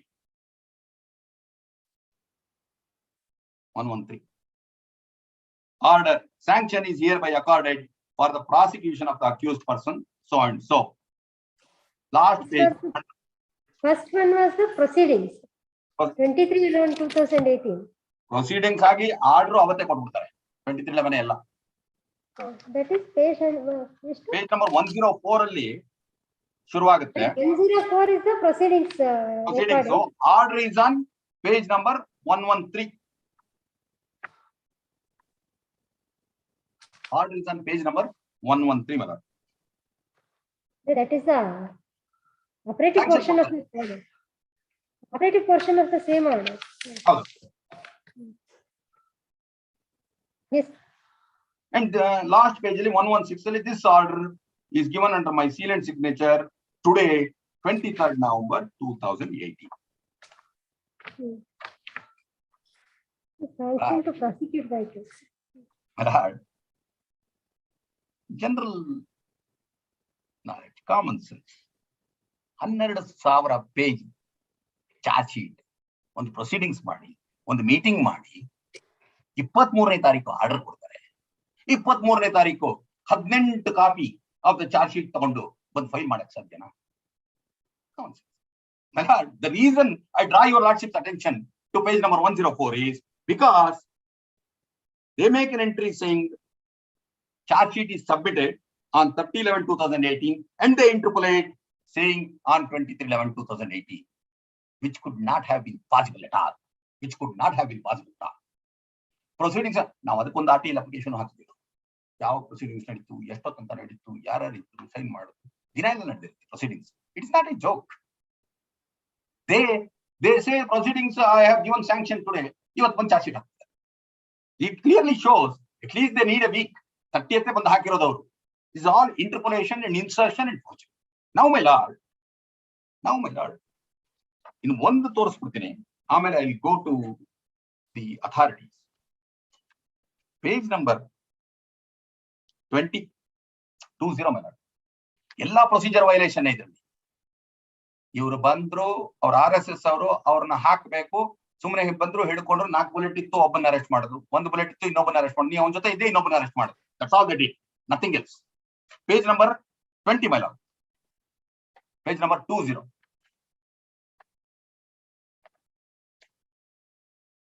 Now, for 1 second, if I may draw your lordship's attention to section 19. To section 19, subclass 4 of Coca Act, my lord.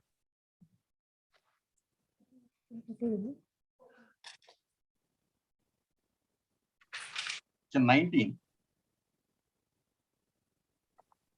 subclass 4. My lord gets it, my lord.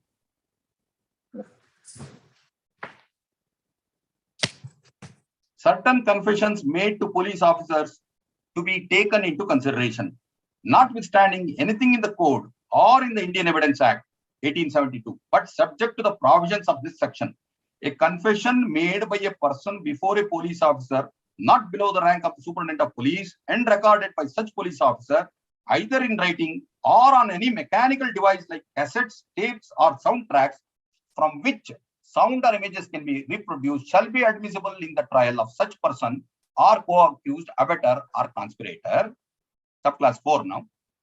Every confession recorded under subsection 1 shall be sent forthwith to the Chief Metropolitan Magistrate or the Chief Judicial Magistrate having jurisdiction over the area in which such confession has been recorded, and such magistrate shall forward the recorded confession so received to the special court which may take cognizance of that. Lord, in this case,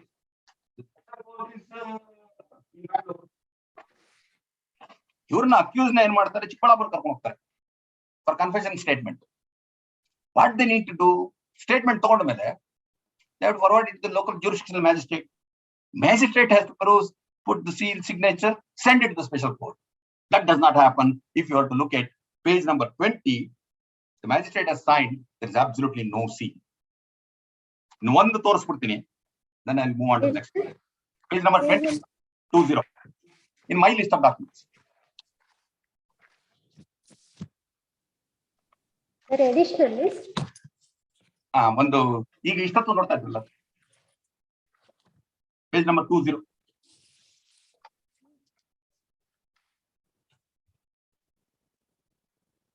ಕೆಳಗಡೆ 25/1/2020 signature ಇದೆ, there is no seal. ಇನ್ನೊಂದು ತೋರಿಸ್ಬಿಡ್ತೀನಿ, ಅದರಲ್ಲೇ ಮುಂದಕ್ಕೆ ಹೋದ್ರೆ page number 25 my lord, page number 25. 25/1/2020. ಹೌದು, ಅಲ್ಲ ಅದಕ್ಕೂ ಬರ್ತೀನಿ ನಾನು. ಚಾರ್ಜ್ ಶೀಟ್ ಯಾವಾಗ ಸಬ್ಮಿಟ್ ಆಗಿದ್ದು ಅಂತ ಹೇಳ್ತೀನಿ, ಫೈನಲ್ ರಿಪೋರ್ಟ್ ಅಂದ್ರೇನು ಅದಕ್ಕೆ ಮೊನ್ನೆ 2 ನಿಮಿಷದಲ್ಲಿ ಬಂದ್ಬಿಡ್ತೀನಿ. ಪೇಜ್ ನಂಬರ್ 23 my lord, ಇದು ನಂಬರಿಂಗ್ ಸರಿಯಾಗಿ ಹಾಕಿಲ್ಲ. Page number 23 is another confessional statement.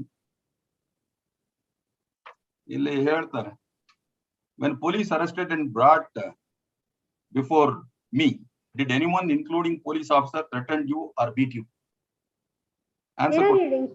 Page number 25, question number 2 my lord, ಇದು ಮರಾಠಿಲಿ ಇದೆ. 25 ಅಲ್ಲ, ಇದು 23 my apologies. 23 page number 23 23 ಅದು ಮರಾಠಿಯಲ್ಲಿದೆ. ಮರಾಠಿಲಿದೆ, ಅದನ್ನ ಇಂಗ್ಲಿಷ್ ಟ್ರಾನ್ಸ್ಲೇಷನ್ ಮರಾಠಿಲಿದೆ. ನಾ ಹಿಂದಿ ಇಂಗ್ಲಿಷ್ ಟ್ರಾನ್ಸ್ಲೇಷನ್ ಓದ್ತೀನಿ. ಒಂದೇ ಒಂದು ಕ್ವಶನ್ ಎಲ್ಲಿದೆ ಇಂಗ್ಲಿಷ್ ಟ್ರಾನ್ಸ್ಲೇಷನ್? ನಾನೇ ಬರ್ಕೊಂಡಿದ್ದೀನಿ. ನೀವು ಬರ್ಕೊಂಡಿದ್ದೀರಾ? ಇದು ಕ್ವಶನ್ ನಂಬರ್ 2 and 3 ನೋಡಿದ್ರೆ, when police arrested and brought before me, did anyone including police officer threatened you or beat you? ಅದಕ್ಕೆ answer, you will be taken as accused in other case and you will be killed. That is in Hindi, you can read that only. Question number 3 is in Hindi. Answer it appears. Answer is in Marathi, I think. ನನಗೆ ಹಿಂದಿನೂ ಬರಲ್ಲ, ಮರಾಠಿನೂ ಬರಲ್ಲ, ನಾನೇ ಬೇರೆ ಯಾರ ತರ translate ಮಾಡ್ತೀನಿ. ಹಿಂದಿನೂ ಬರಲ್ಲ, ಮರಾಠಿನೂ ಬರೋದಿಲ್ಲ. ಬರಲ್ಲ.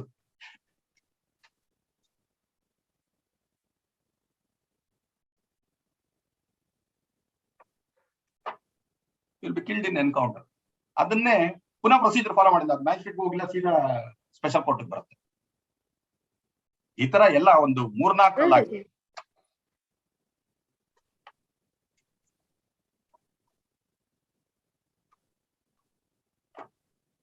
ಏನದು ಆನ್ಸರ್? ಏನದು? You will be taken as accused in other cases and will be killed in encounter. इन्होंने कहा कि और किसी ने भी आपको ಆರೋಪಿತ बनाएंगे. ಮುಂದಿನ ಗೊತ್ತಾಗ್ತಾ ಇಲ್ಲ, ಕರೆಗೆ ಅಂತ ಇದೆ, ಅದೇನೋ ಒಂದು ವರ್ಡ್ ಗೊತ್ತಾಗ್ತಾ ಇಲ್ಲ. ನನಗೂ ಗೊತ್ತಿಲ್ಲ, ನಾನು ಯಾರ ಹತ್ರ ಟ್ರಾನ್ಸ್ಲೇಟ್ ಮಾಡ್ಕೊಂಡು ಬರ್ಕೊಂಡು, ನನಗೆ ಗೊತ್ತಿಲ್ಲ. ಟ್ರಾನ್ಸ್ಲೇಷನ್ ಕರೆಕ್ಟ್ ಇದೆ ಅಂತ ನಮಗೆ ಗೊತ್ತಾಗ್ಬೇಕಲ್ಲ. ಟ್ರಾನ್ಸ್ಲೇಷನ್ ಯಾರೋ ಮರಾಠಿ ಬರೋರ ಹತ್ರ ಮಾಡಿಸ್ಕೊಂಡೆ ನಾನು. ಇಲ್ಲ, ಅದು the question is in Hindi. Answer also ನಾವು ನಮಗೆ ಗೊತ್ತಿಲ್ಲಷ್ಟ ಓದ ಹಾಗೆ कहा कि और कैसे में भी सॉरी और केस में भी आपको आरोपी बनाएंगे. ಮುಂದಿನ ಗೊತ್ತಾಗ್ತಿಲ್ಲ, ಕರೆಂಗೆ ಅಂತ ಒಂದಿದೆ, ಒಂದು ವರ್ಡ್ ಗೊತ್ತಾಗ್ತಾ ಇಲ್ಲ. My colleague Divya is online. I don't know if she is the one who helped. Divya, can you tell what is that word? And it's encounter, sir, or encounter karenge. Encounter karenge.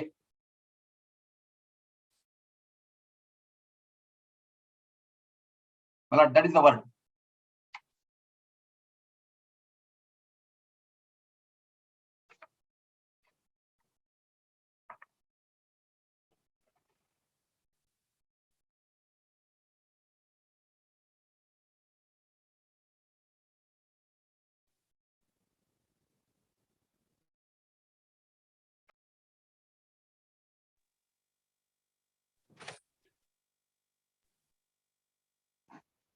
Yes, there was some problem.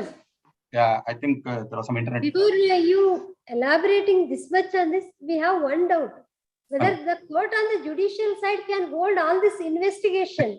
If there is any what I am trying to say is conduct on the part of any court official or what I am trying to say is, I'm just pointing out the procedural lapse that they have not sent it to the jurisdictional magistrate before it came. According to in the order sheet, there is some interpolations. The charge sheet was not filed, but we have to go by the order sheet entries under section 167. You say that they are wrong, they are fabricated. Whether under section 167, court can investigate all those things. Lord, what court needs to consider is there an entry on the date that 167(2) is filed? Is there an entry to show that final report is filed or not? If it is not filed, the court ought to let the as per the order sheet and as per the court record, that was filed on 23/11. You say that they are all fabricated entries. No, our question, for a second. Our question to you was whether, while considering application under section 167, whether court can hold inquiry on such allegations. Court has to take sumo. ಅದಕ್ಕೂ ಬರ್ತೀನಿ, ಅದಕ್ಕೊಂದು ಅಥಾರಿಟಿನೇ ಇದೆ ನಂತರ ಬರ್ತೀನಿ, 2 ನಿಮಿಷ ಬರ್ತೀನಿ. Court has to take. See, the question is that when I filed the application, there was no entry. I was given a date of 1 month. Subsequently, after 2 days, there is an entry that is made. Yes, which is now ask your colleague to read answer. Now ask your colleague to read answer to question number 3 in page 23. You said you have one colleague to assist you to read this. Yes. Divya, can you read it, please?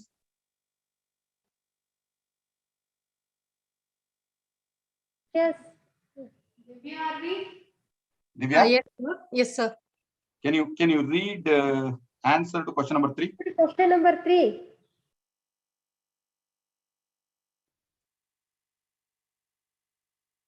We couldn't get only one word in that. Adu encounter adu a word. It's written as encounter, my lord. Encounter anta kaanta ilvalla adu hage.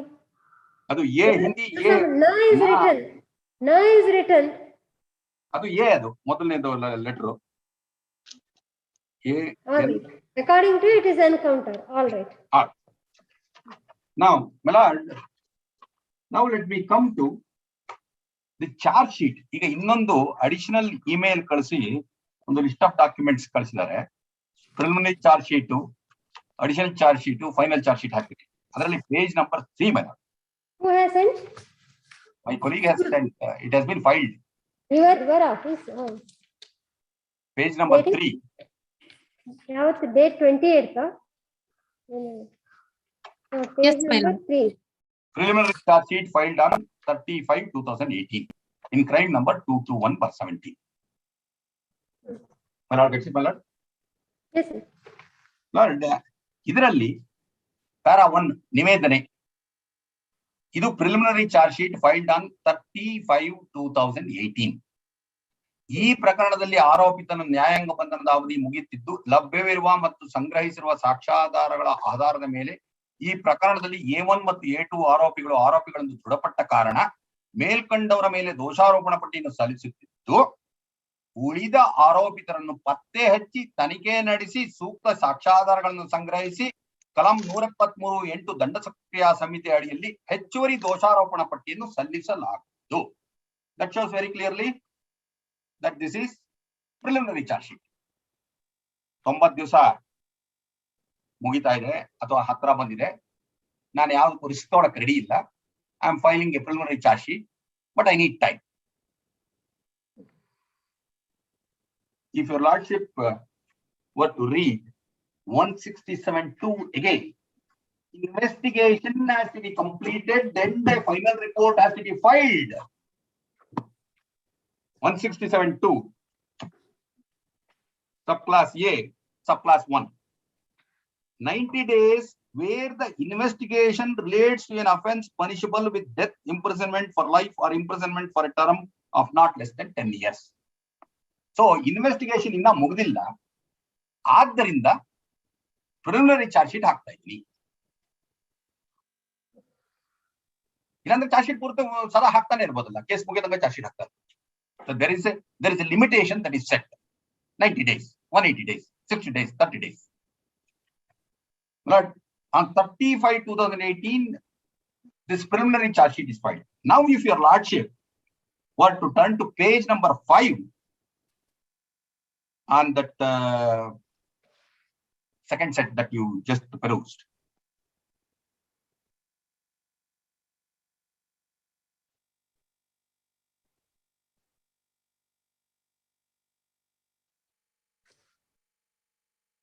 Yes.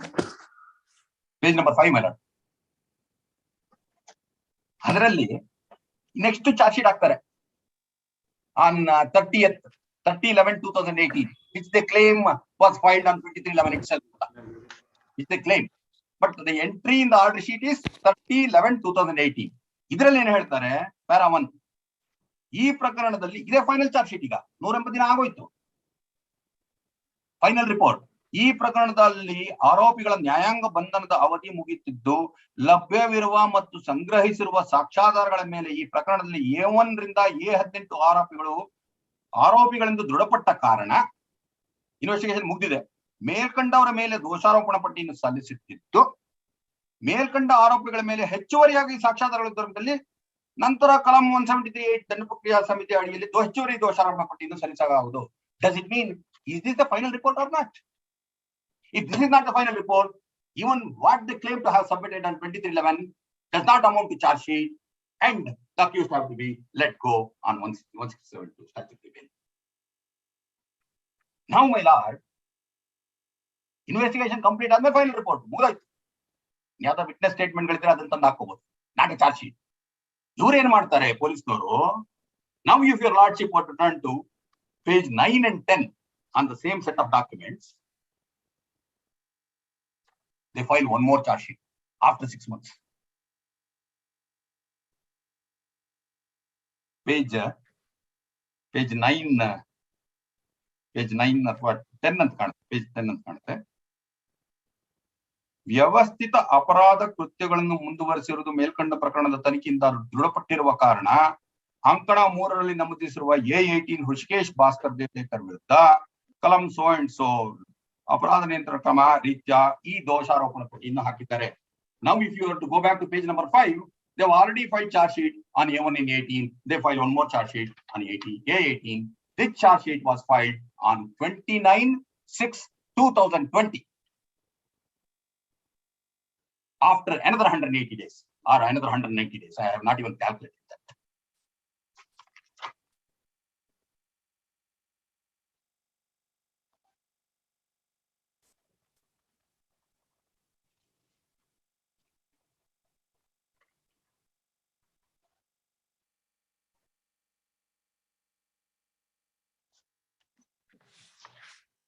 Lord, what I would like to highlight and bring it to the notice of the Honorable Court is, on the day an application under 167 of class 2 was filed, the court was supposed to take into consideration that day, if 180 days are over, check if the charge sheet is filed or not, dispose of the application on that day without procrastinating and giving a date for 30 days. Now, your lordship were to take a look at the authorities, list of authorities that are filed. Page number 1 is this Honorable Court. Criminal Revision Petition 949 of 2017, my lord. Page number 14, if your lordship were to turn to page number 14, my lord. Page number 14, Arne line.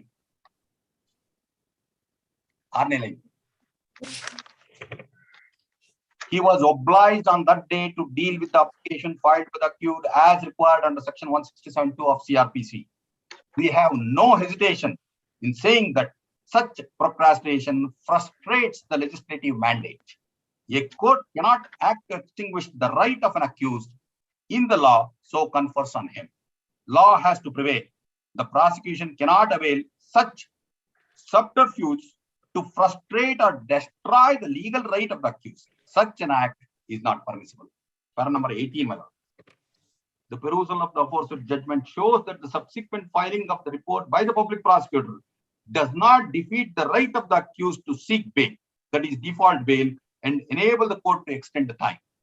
On failure to file such report, the accused gets right. Therefore, the reasoning of the subsequent filing of the report relates back to the prescribed time and enables the court to extend the time is unsustainable. This extension of time, but the right of the accused when an application under 167(2) is filed. Lord, if the lordship were to turn to page number 27, my lord, this is again this honorable court in criminal petition number 5935 of 2020 has held. Para number 12. One second.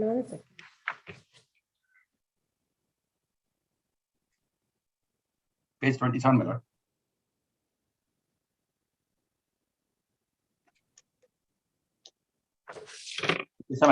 Para 12 ಮೇಲ್ಗಡೆಯಿಂದ ಒಂದು 8 line ಕೆಳಗಡೆ ಬಂದ್ರೆ 167(2) of CRPC ಆಗತ್ಲು.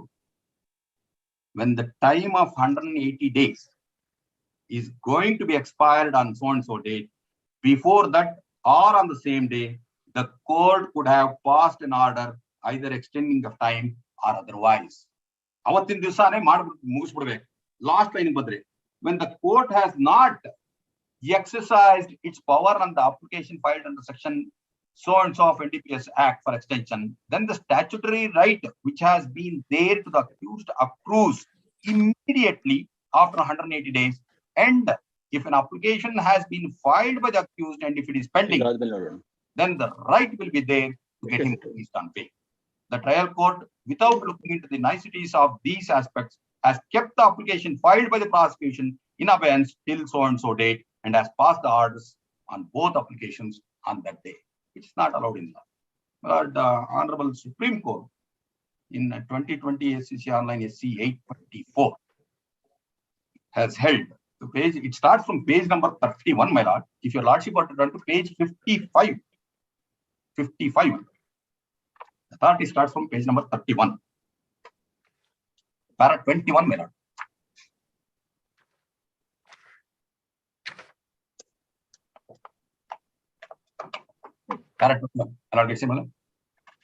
Thus, we find that once the period for filing of the charge sheet has expired and either no extension under clause BP has been granted by the designated court or the period of extension has also expired, the accused person would be entitled to move an application for being admitted to bail under subsection 4 of section 20 of TADA, read with section 167 of the code, and the designated court shall release him on bail if the accused seeks to be so released and furnishes the requisite bail. ಇದರಲ್ಲಿ ಏನ್ ಹೇಳ್ತಾರೆ ಅಂತಂದ್ರೆ ಅವ್ರಿಗೆ ಏನು ಕೇಳ್ತಾರೆ oral application ಮಾಡಿದ್ರು ಮಾಡಬಹುದು ಅಂತಾರೆ, ಇಲ್ಲ ಅಂದ್ರೆ subsequently that also has been upheld saying oral application low ಮಾಡಬೇಕು ಅಂತ. Now, my lord, if your lordship were to turn to page 72, my lord, 72, last paragraph. A conspectus of the aforesaid decision would show that so long as an application for grant of default bail is made on expiry of the period of 90 days, which application need not even be in writing before a charge sheet is filed, the right to default bail becomes complete. It is of no moment that the criminal court in question either does not dispose of application before the charge sheet is filed or disposes of such application wrongly before such charge sheet is filed. So long as an application has been made for default bail on expiry of the stated period before time is further extended to the maximum period of 180 days, default bail being an indefeasible right of the accused under the first proviso to section 167(2) kicks in and must be granted. Now, my lord,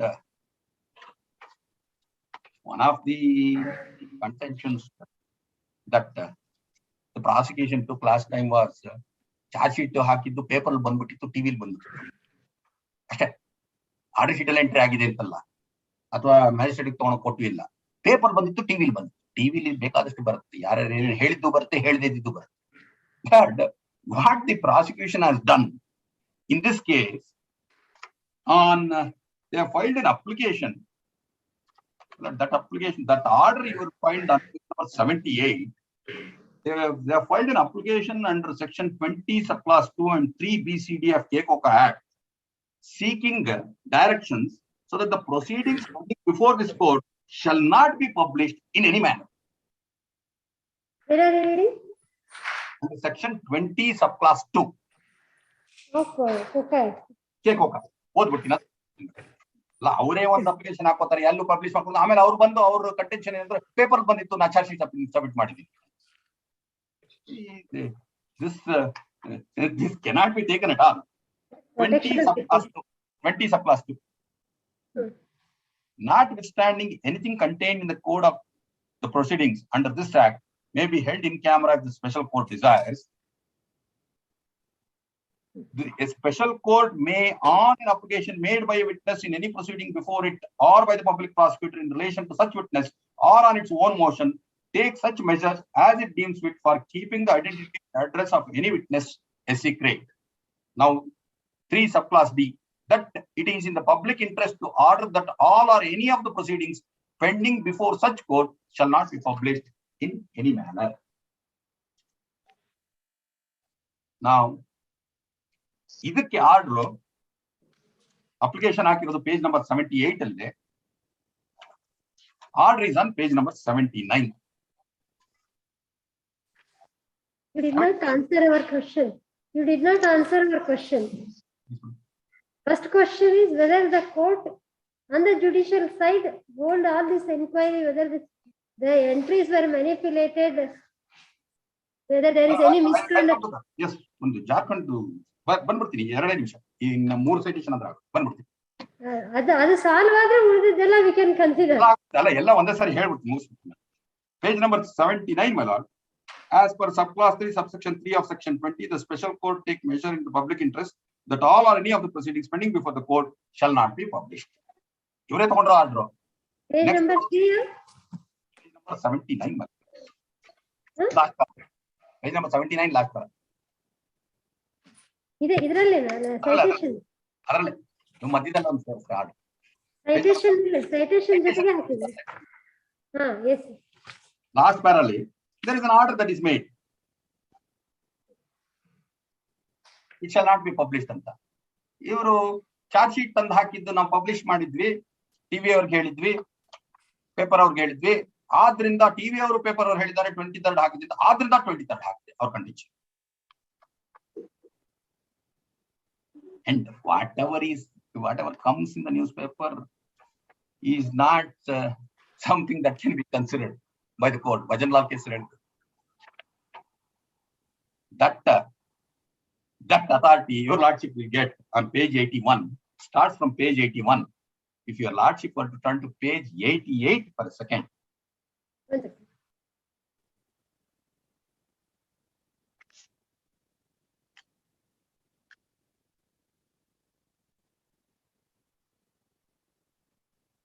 This was order dated 29/9/18. I'll tell you. One second. 29/9/18. Out.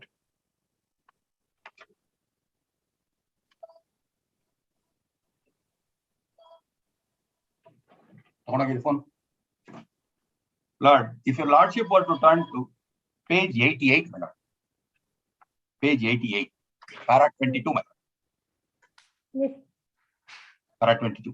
In the present case, no evidence has been let in proof of the statement of facts contained in the newspaper report. The absence of any denial by Bhajanlal will not absolve the applicant from discharging his obligation of proving the statement of facts as appeared in the press report. In fact, Bhajanlal in his counter affidavit has taken a stand that the statements attributed to him based on the newspaper report are mere hearsay and cannot in law be relied upon for the purpose of initiating such proceedings. Therefore, in the absence of required legal proof, the court will not be justified in issuing a suo motu notice for contempt of court. Andre paper la bandirodra mele depend agibittu court cannot take it issue. Lord, Apex Court has very clearly said when interpretation of statutes, when you interpret a statute, it has to be towards protecting the rights of the accused. That is available to your lordship starting from page 89, AR 2020 Supreme Court 5245. Page number 89, my lord. Head note ಓದ್ಬಿಡ್ತೀನಿ ಒಂದೇ second. 3ನೇ line ಇಂದ. Where accused has already applied for default bail, prosecutor cannot defeat enforcement of his indefeasible right by subsequently filing the final report, additional complaint, or report seeking extension of time. They cannot even interpolate also. If they cannot file a final report again, they cannot interpolate also. They cannot make an entry into the order sheet. And right of the accused cannot even be defeated merely because prosecution files charge sheet prior to furnishing of bail, so long as he furnishes bail within the time stipulated by court. ಇವತ್ತೇನಾದ್ರು ನನಗೆ hello ಆಗಿ ನಾನು bale ಕೊಡಕ್ ನಾಳೆ ಬಂದು charge sheet ಹಾಕೋದು, that is not allow. Now, if your lordship were to turn to page 98, my lord, page 98, para 11.8, my lord, para 11.8. My lord gets it, my lord? Additionally, it is well settled that in case of any ambiguity in the construction of a penal statute, the courts must favor the interpretation which leans towards protecting the rights of the accused, given the ubiquitous power disparity between the accused and the state machinery. This is applicable not only in the case of substantive penal statutes, but also in the case of procedures providing for the curtailment of the liberty of the accused. That's what I've been contending. My liberty has been curtailed, which has been guaranteed to me under Article 21 of the Constitution. Lord, if your lordship were to turn to page 104, my lord, same authority, page 104.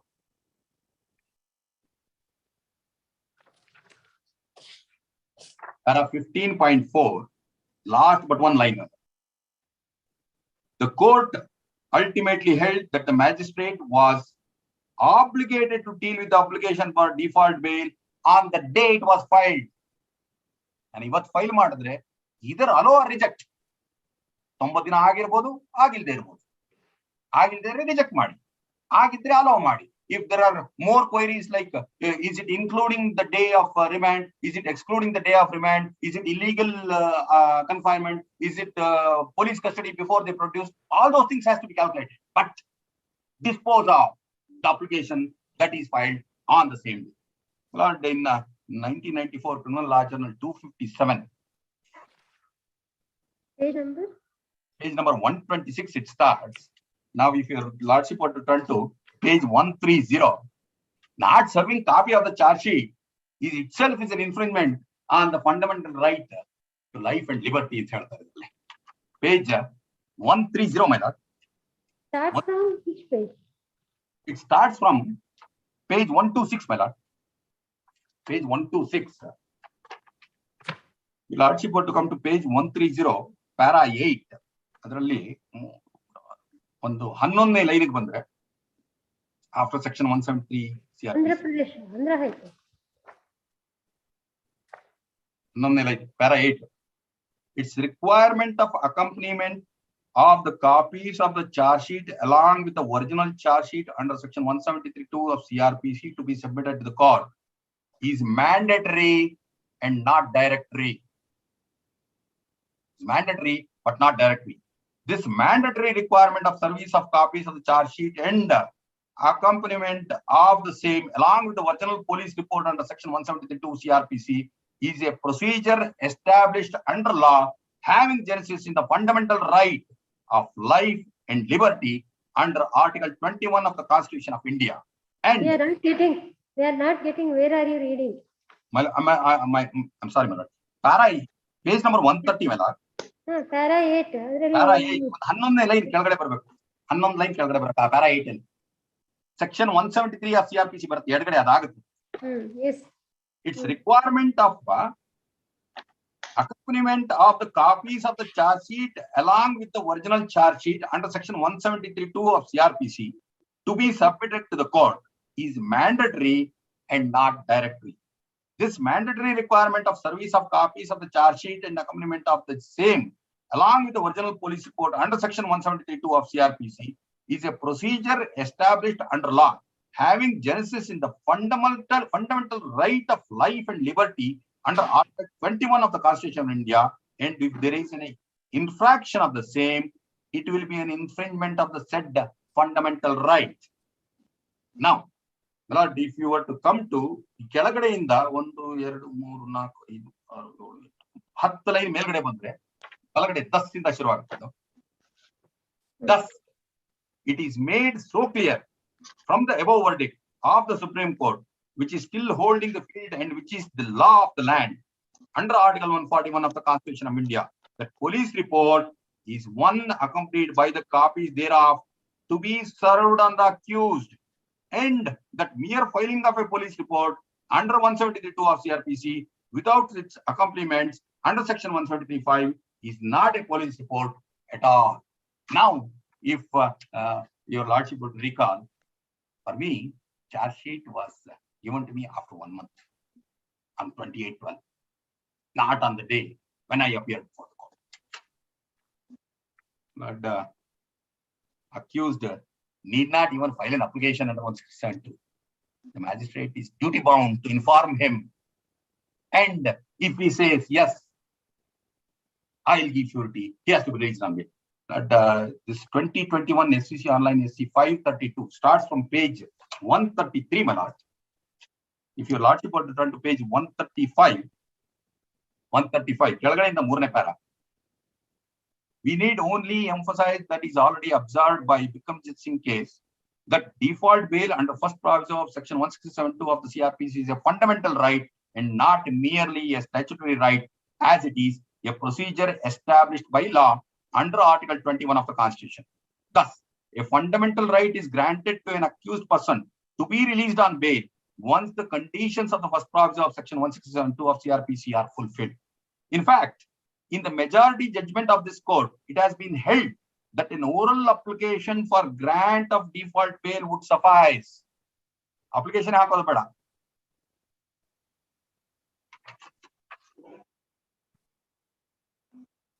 But 2020 SCC Online 529 starts from page 137.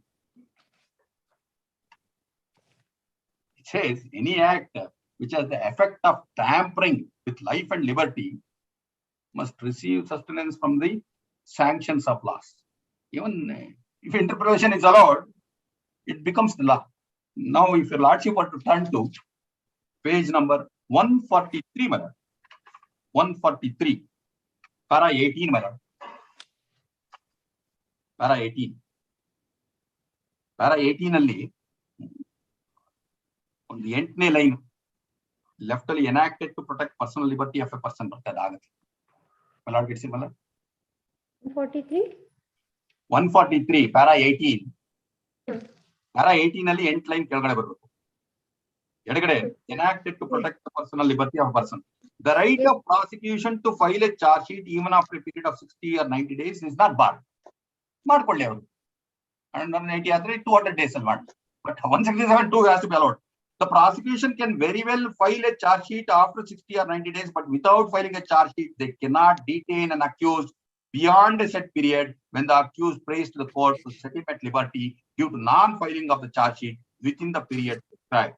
The right of prosecution to carry on investigation and submit a charge sheet is not akin to right of liberty of a person enshrined under Article 21 and reflected in other statutes, including section 167 of CRPC. Now, if your lordship were to turn to page 145, last I am not understanding why are you elaborating it this much. See, the question is, if they are not filed the charge sheet, the language of the section itself is clear. If they are not filed the charge sheet within 90 days or 180 days, they are entitled for default bail. The question is whether it was filed within those 180 days. It was not. So, why are you loading all these judgments? ಒಂದು ನಿಮಿಷ ಯಾಕೆ ಅಂತಂದ್ರೆ should it be entered in the order sheet? If they have filed the charge sheet, should it Correct. be filed in the So order sheet? therefore, the whole question is filing of charge sheet, whether it was filed within 90 days or not. You are relying on multiple judgments where it is said that it is an indefeasible right. Once again, page 145. We What were is only the in effect one of question.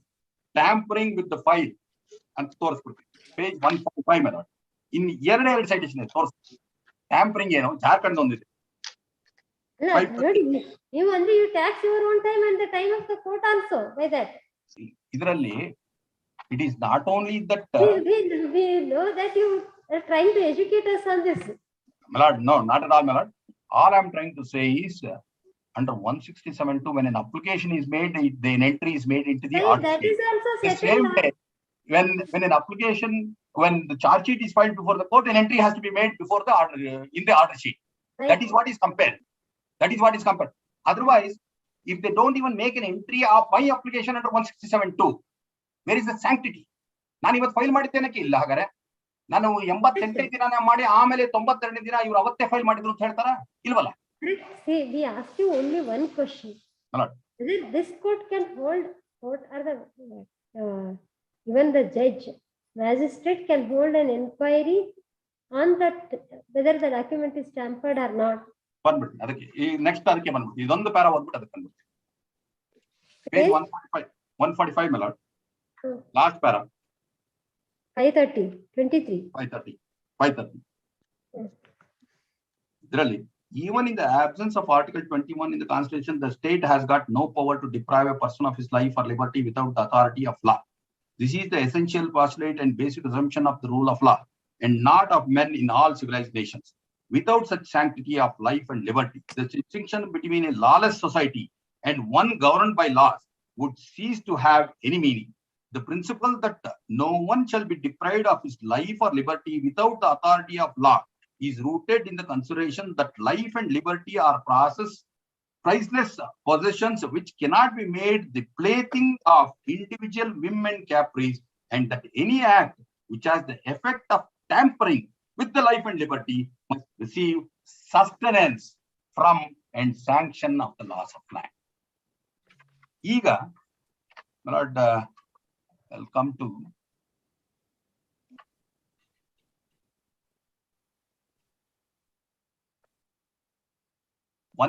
page 150, High Court of Delhi. ಇದೊಂದು ಹೇಳ್ಬಿಡ್ತೀನಿ ಯಾಕೆ ಅಂತಂದ್ರೆ charge sheet ಹಾಕಿದ್ರೆ assume for a second 24th ಅವ್ರನ್ನ produce ಮಾಡಿದಾಗ is it not the duty of the magistrate to tell them under 167(2) you have the right to file for bail? That is a known fact. ಅದನ್ನ ಎರಡು line ಓದ್ಬಿಡ್ತೀನಿ. page 158 my lord, page 158 para 17 my lord. Para 17 ಅದರಲ್ಲಿ 39. This court also noted that apart from the possibility of the prosecution frustrating the indefeasible right, there are occasions when even the court frustrates the indefeasible right. Reference was made to so and so, wherein it was observed that some courts keep the application for default bail pending for some days so that in the meantime charge sheet is submitted. ನಮ್ದ್ರಲ್ಲಿ orders ಹಾಕೊಂಡಿದ್ದೆ ಒಂದು ತಿಂಗಳಾಗುತ್ತೆ. While such a practice, both on the part of the prosecution as well as some courts, must be very strongly and vehemently discouraged. We reiterate that no subterfuge should be resorted to defeat the indefeasible right of the accused for default bail during the interregnum when the statutory period for filing the charge sheet or challan expires and the submission of the charge sheet or challan in court. Lord,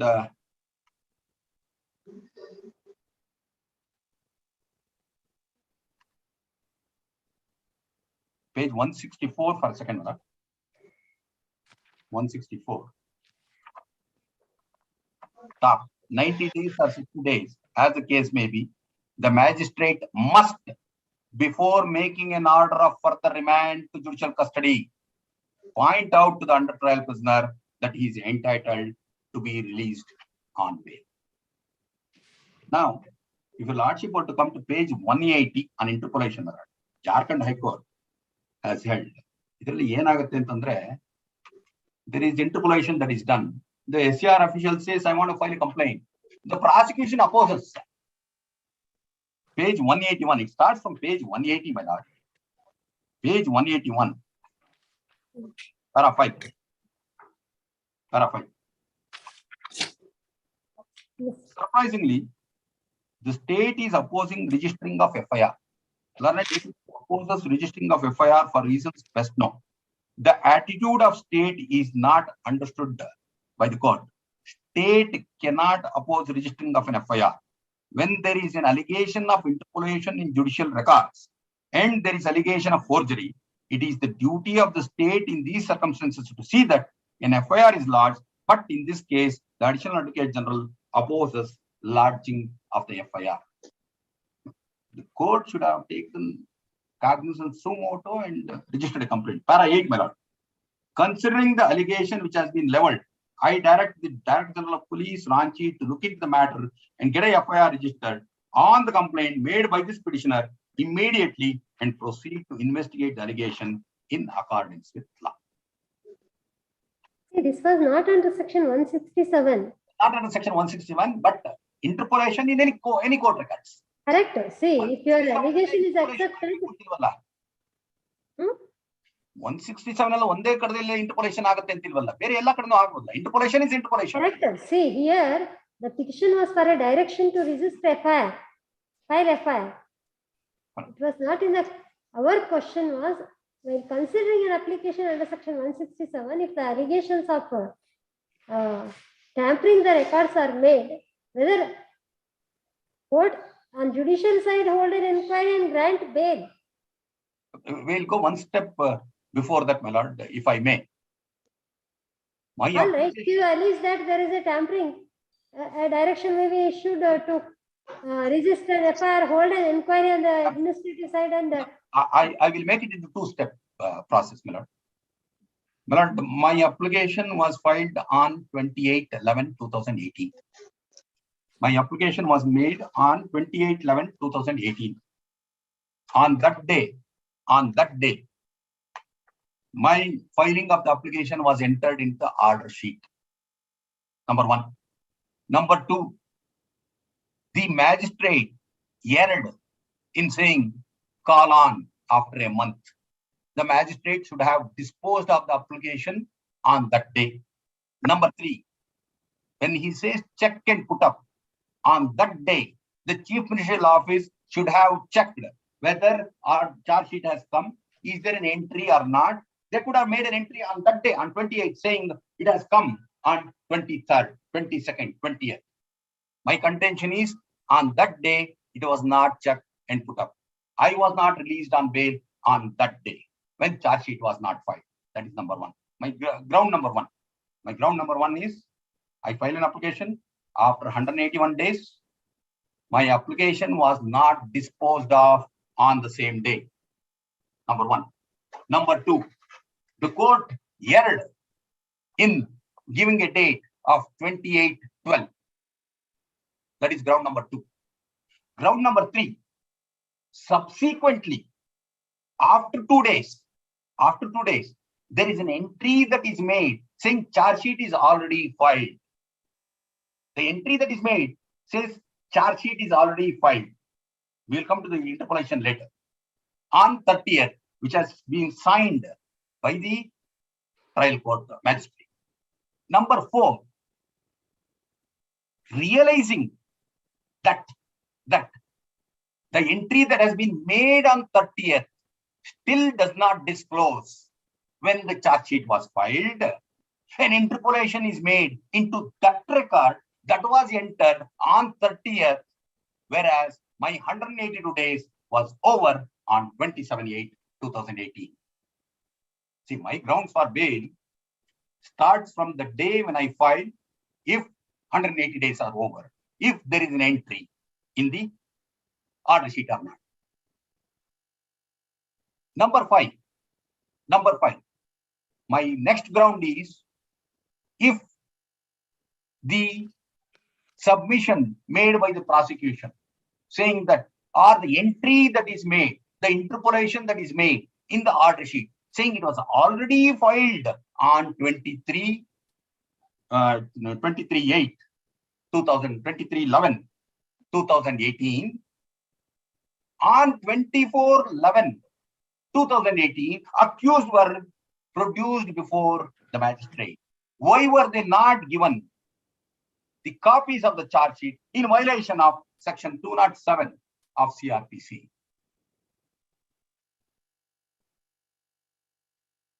My next ground is, if there was no entry of charge sheet being filed on 23/11/2018, on 24/11/2018, when accused were produced, why did the magistrate not tell them that they have a right to get released themselves on bail if they were to give surety?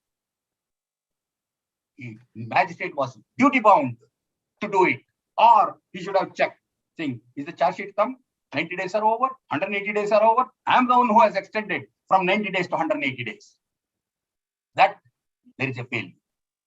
My lord, my next ground is the final report that they claim to have filed on 30/11/2018, which has been interpolated in the order sheet saying 23/11/2018, is not the final report at all, because in that they say I'm going to file one more additional charge sheet, and that one more additional charge sheet is filed on June 6th, 2019, after another 180 days.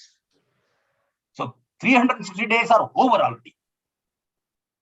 They filed the final report on June 6th, or one second.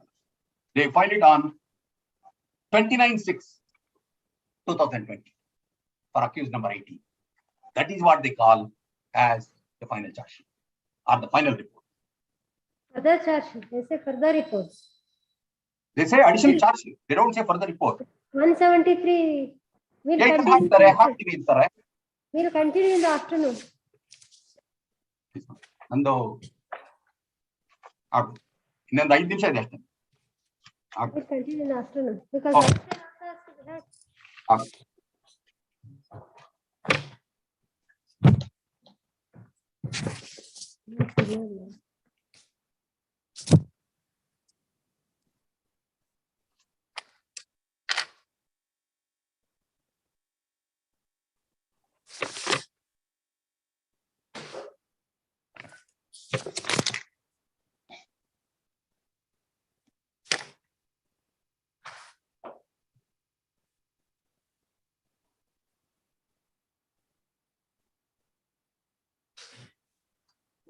Court officer? Court officer? Serial number 43. What happened? Serial number 43. 43? 10-2. Madam, serial number 36. 36 not yet called, sir.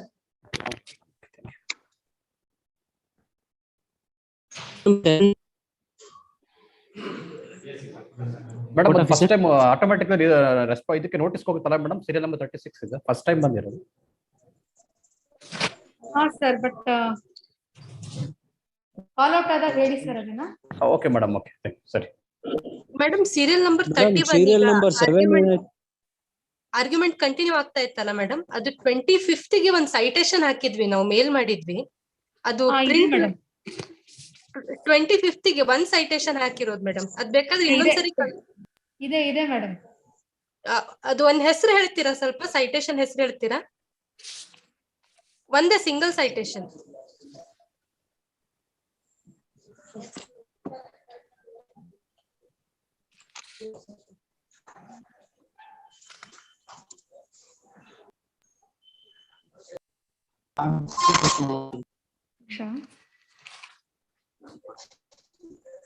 Akula Ravi Teja Bulli. Okay madam, thank you. Serial number 2. Court officer madam, serial number 7 ಏನಾಯ್ತು ಸ್ವಲ್ಪ ಹೇಳ್ತೀರಾ? ಯಾವುದು? Serial number 2 madam. Serial number 7 madam. 7 sir, ಅದು IA2 for CD redundant ಅಂತ ಹೇಳಿ dispose of ಮಾಡಿದ್ದಾರೆ. Post for admission ಅಷ್ಟೇ madam. ನಾವು ಜಡ್ಜ್ಮೆಂಟ್ ಕಳಿಸ್ಬೇಕು, ಯಾವ ಏಡಿ ಕಳಿಸ್ಬೇಕು ಮೇಡಮ್? ಇವತ್ತಿದೆ 37ನೇ ಮ್ಯಾಟರ್, ಫರ್ದರ್ ಆರ್ಗ್ಯುಮೆಂಟ್ಸ್. ಸರ್ ಅದು ಮಾಮೂಲಿ ನೀವು ಮೆಮೋ ಫಾರ್ ಪೋಸ್ಟಿಂಗ್ ಅದೆಲ್ಲ ಮಾಡ್ತೀನಿ ಮೇಡಮ್. ಈಗ ಅಲ್ಲಿಗೆ ಕಳಿಸಿ. ಸೀರಿಯಲ್ ನಂಬರ್ 2 ಹಾಕಿ ಕಳಿಸಿ. Serial number 2. 2 weeks to furnish PF. 2 weeks, sir. Okay. Continue ಆಗುತ್ತೆ.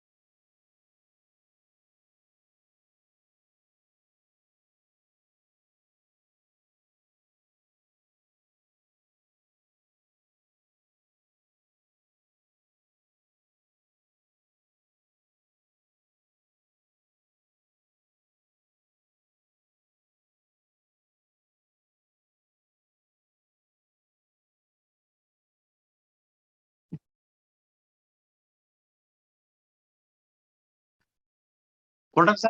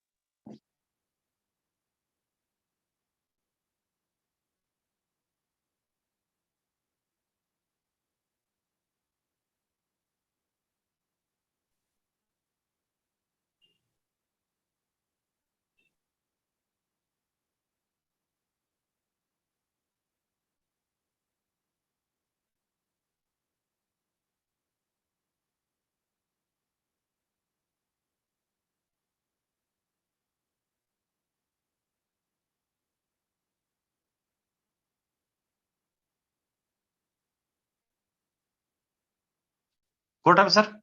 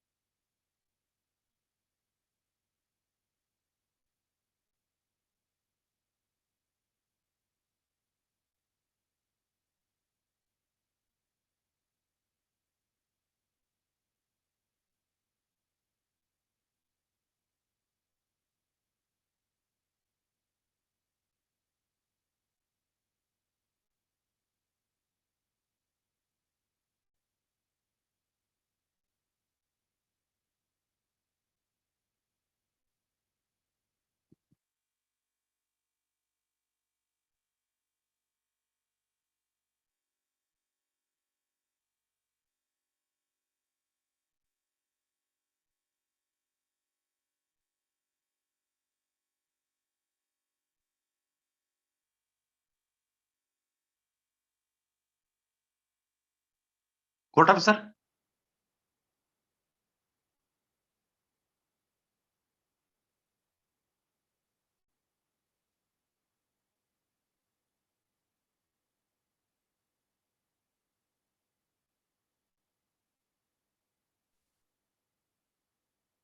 Hey, sir. Madam, serial number 26 ಏನಾಯ್ತು ಮೇಡಮ್ ಬೆಳಿಗ್ಗೆ? 26 ಅಡ್ಮಿಟ್ ಆಯ್ತು ಸರ್. ಕಾಲ್ ಫಾರ್ TCS ಆಗಿದೆ. ಓಕೆ. 28-2 ಹೋಗಿದೆ. Madam date madam? 28-2. Thank you madam, thank you madam.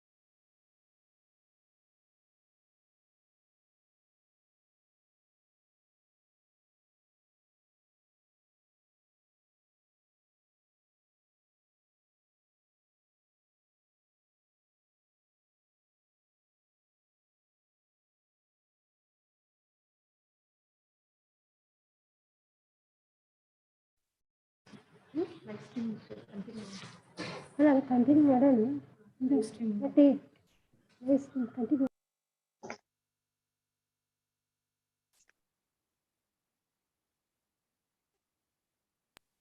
Kalburgi. We have a Kalburgi matter. We'll come back to it.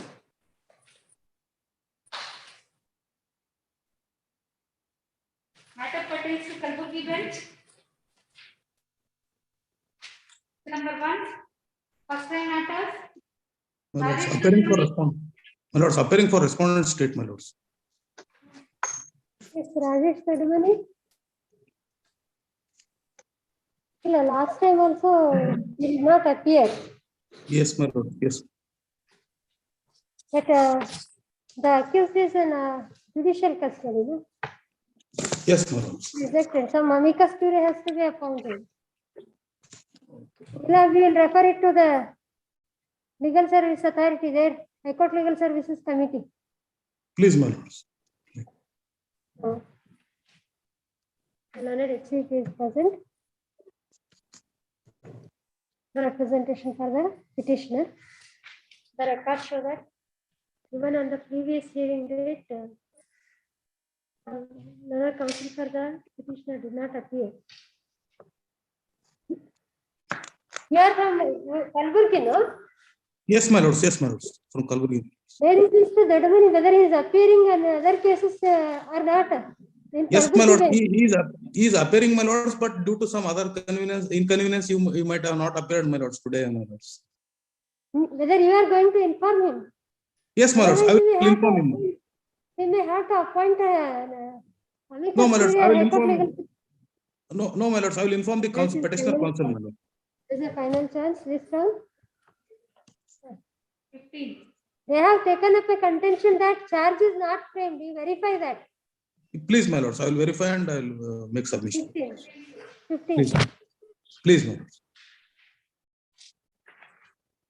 That is pertains to Bangalore bench. Number 31. Petition fee.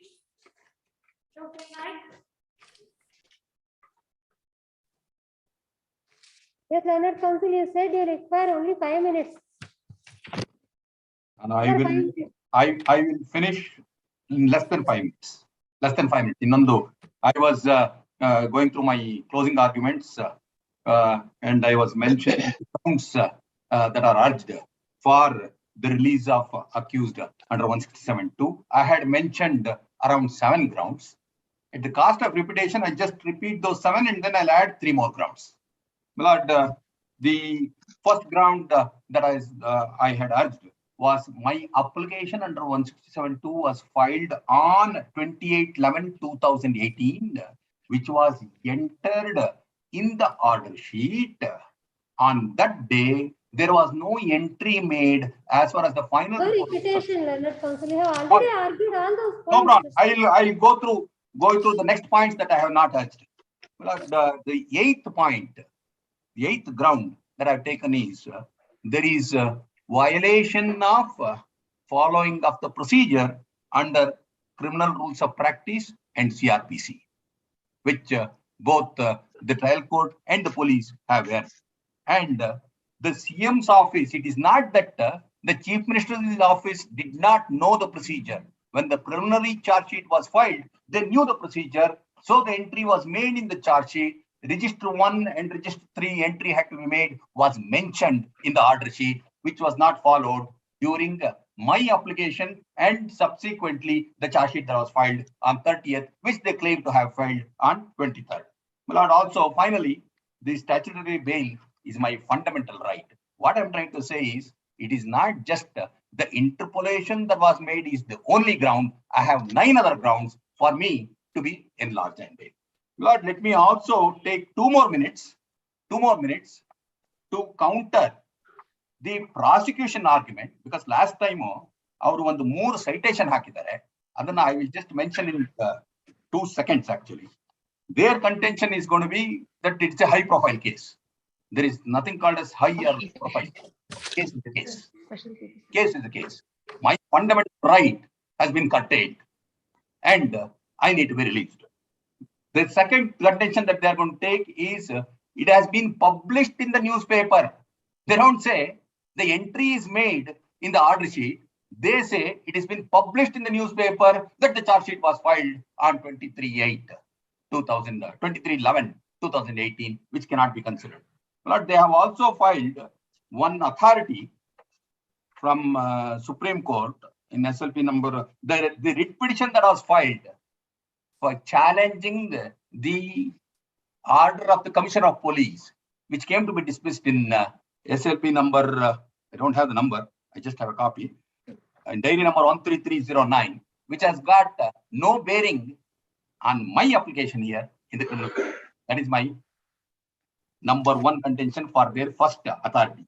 The second authority that they have produced is the authority of a coordinate bench of this honorable court, where the contention that has been urged in that application is, it is only no notice was given to the appellant regarding extension of 90 days, which contention I have not urged. Detention of appellant between period of the 23/11/2018 to 17/12/2018 was illegal. I have not even urged that contention. And they do talk about Rule 10 of Criminal Rules of Practice, which I have taken into consideration as one of the grounds. The third authority that my learned friend has filed is the one Ravi Prakash Singh versus State of Bihar in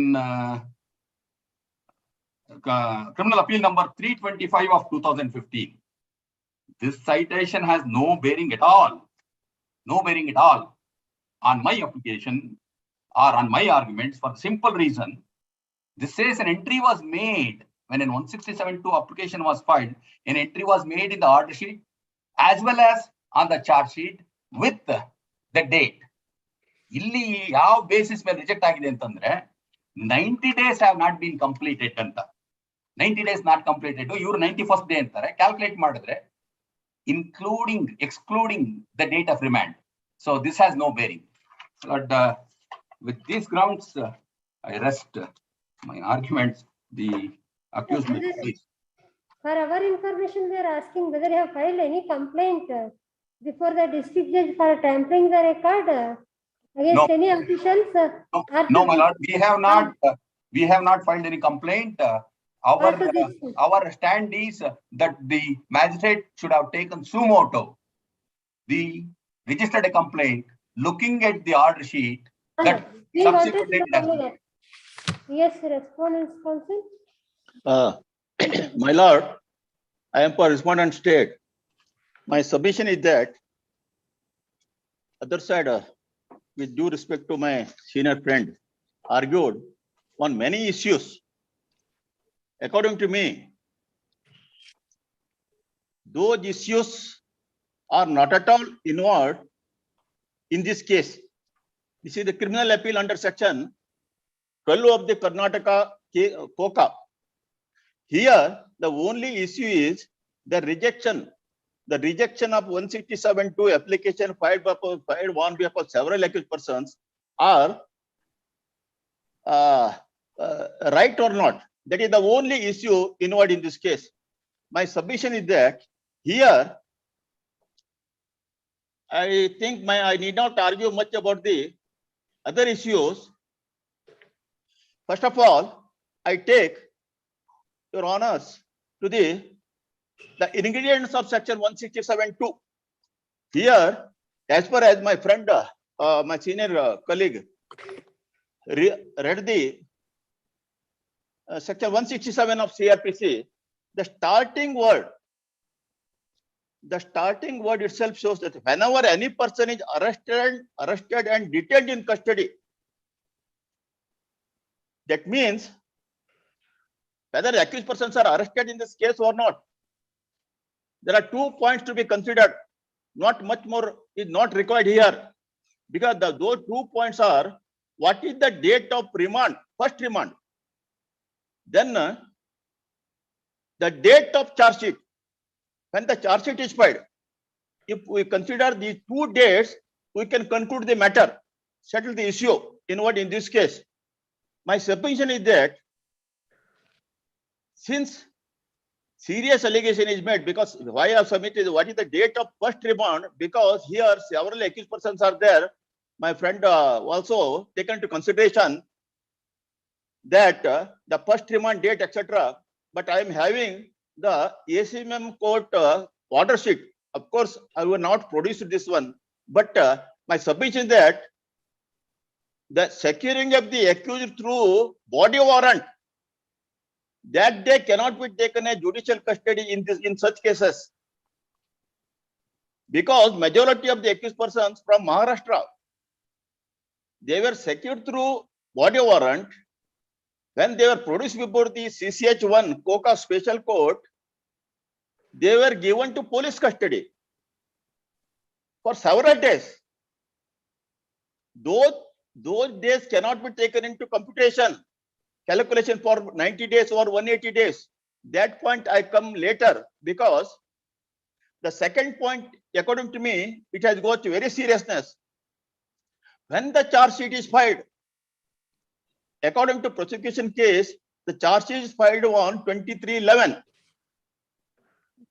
What law experts, my friend, to convince the honorable court, argued on other issues, delay in cognizance, extension period, delay to serve the copy upon the accused, confession, meeting for sanction, when the meeting was held, 23/11. Of course, it is Bangalore only. The Koka court also in Bangalore only. SIT, they were hurry in filing charge sheet, concluding. Here 173(8) and 309 distinction, because regarding the supplementary charge sheet also my friend argued, and protection order, media reports, etc. Anyway, my submission is that here allegation is very much against the judicial officer. Even in criminal petition also, their petition, they made very wide allegation against the colluding with the prosecution and police. I like that there are, I think they have made allegation. Kindly, their appeal memo may be taken into consideration. So lightly, the allegation cannot be made. We have to see here what law experts when the charge sheet is filed. That is only the point for consideration. Here,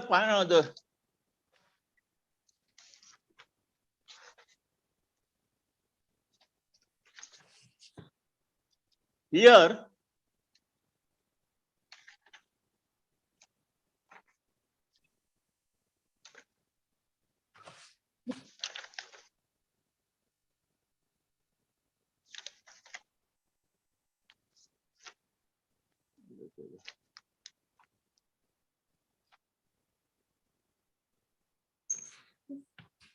yes, my submit. Here,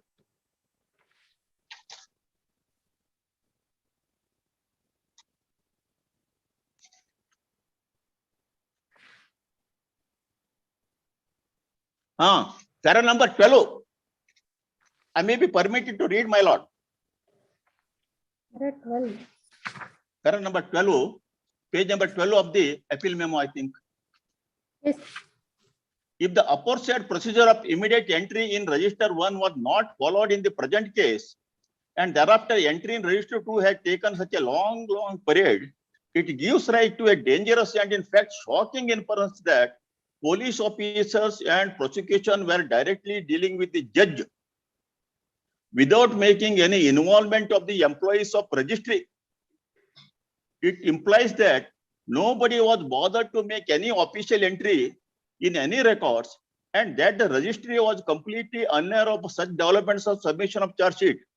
It further results in an inference that when issue was raised by accused persons who are victims of injustice, one of the parties to imagine unimaginable procedure, namely the prosecution is watching of correctness of such illegal procedure, and the other party, namely the judge himself, is giving a certificate that wrong and illegal procedure followed by him was accurate.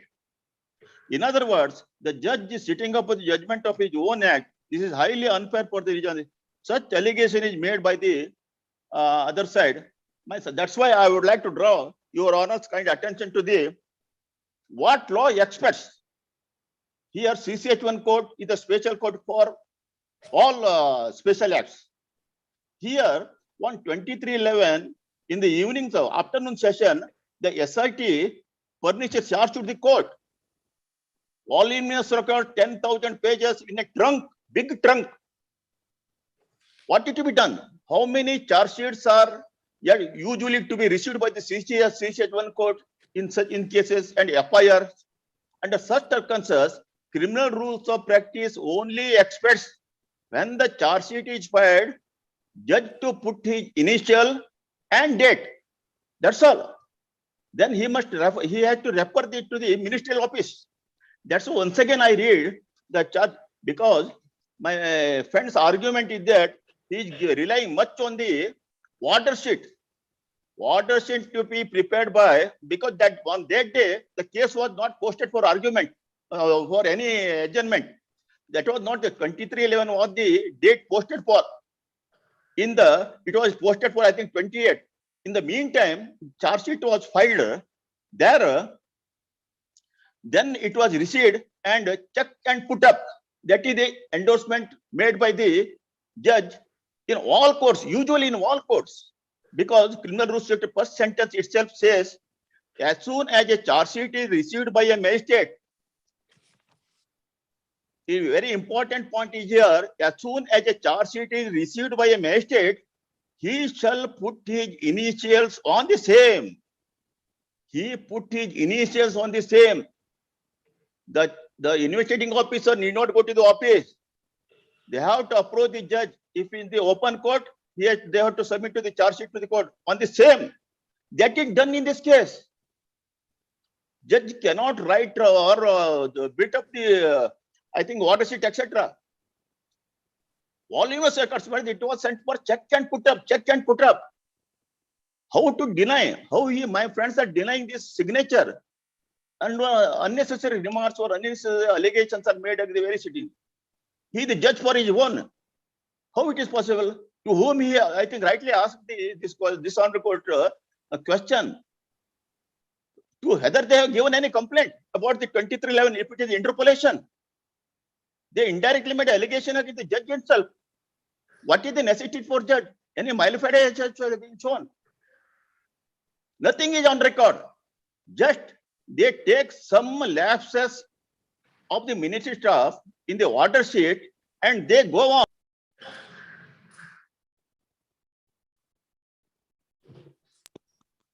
To nullify the endorsement of the very judge who received the charge sheet. How it is maintainable? That's why my submission that on the other day also argued and submitted that one more judgment is there. The same allegation. This is the case wherein the petition filed by several accused persons. Among the accused persons, one accused filed the petition appeal before this honorable court. I take into consideration, I take your honors to the judgment of the last time I have produced it. Page number, I think 30. Page number 30 of judgment, criminal appeal number 505 of 2019. Here, Mohan Naik, I think appeal number 11. He is single order, by single order on 7/2, I think, all 167 applications were rejected. He has also challenged the same order. Kindly in the first page, bottom you've seen, praying to set the order dated 7/2/2019 on various grounds, similar grounds. They have also made some allegations. Here, kindly, further, the finding portion, I want to save the time of the honorable discussion part starts from page number, I think, in page 39, judgment page 10.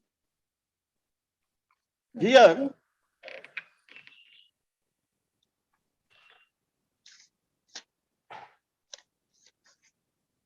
discussion starts from page number 10 of the judgment and in page 39, my lord.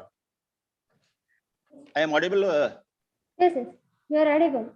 Yes. Then just straightway I bring to the notice the page number 12 of the judgment under 41 ink page. Here, the contents of the order counsel for the appellant that there is a interpolation of date in the order sheet to give an impression that the charge sheet had been filed before the expiry of 180 days cannot be accepted. It is true that in the office note found in the order sheet, the date 23/11/2018 appears to have been inserted. it cannot be the sole reason for disbelieving the proceedings of the court. What happened with the trial open court, that cannot be processed. Sanctity is attached to the marginal office note and whatever a judge writes in the order sheet also. It cannot be so lightly attacked. Very important. It cannot be very lightly attacked. It is very apparent in the charge sheet itself that the chief investigating officer marked the date 23/11/2000 below his signature. There is another reference to the fact that the office of the court below received a charge sheet on 23/11/2018. If this is the case, how the other side go on arguing, oh, there is an interpolation in the 23/11, directly making indirectly allegation to the judge who received the charge sheet. We have to take into consideration the open affair. As criminal rules of practice expects when the charge sheet received the endorsement. Yes, check and put up and signature is there and date is there. This signature, date, endorsement cannot be challenged by this person. If that is the case, they have to make out some separate case for that only. Such is not the case in this case.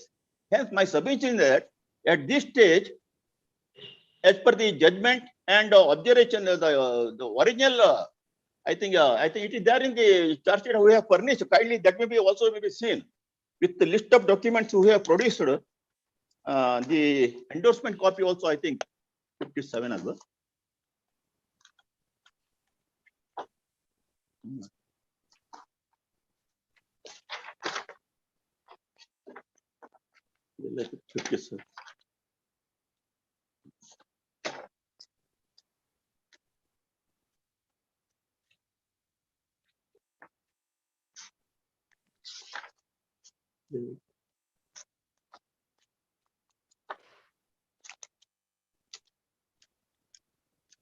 Just 1 minute. Kindly, page number 94 may be seen, my lord. 24 of? 94, page number 94 of our statement of objections is I think memorandum. Page number 94. ಹೆಚ್ಚುವರಿ ದೋಷಾರ್ಪಣ patra. Because in the AC, before ACM court, one IPC charge sheet was filed. That's why it is branded as ಹೆಚ್ಚುವರಿ ದೋಷಾರ್ಪಣ patra. 94, page number 94. There, kindly it means the top right hand check and put up signature is there 23/11/2018. How to disbelieve? If that is to be disbelieved, everything is to be disbelieved. Criminal rules of practice expect this much only. Subsequently, it is chief ministerial office, and when they brought up or put up the file, then endorsement will be given. That's why this court, I think, in the 505 criminal petition, rightly observed that some interpolations in the order sheet, etc., taking into consideration all other issues not connected to the fact in issue, cannot be said that, oh, it is filed on 28. They can't go so lightly making allegation against the judge, sitting judge. Hence, my submission is that as far as this is this one endorsement on charge sheet it to be considered 23/11 is the date of charge sheet filed. Subsequently, this honorable court to take into consideration the same date in other petitions also. I may be permitted to bring to the notice of the honorable court the other petitions.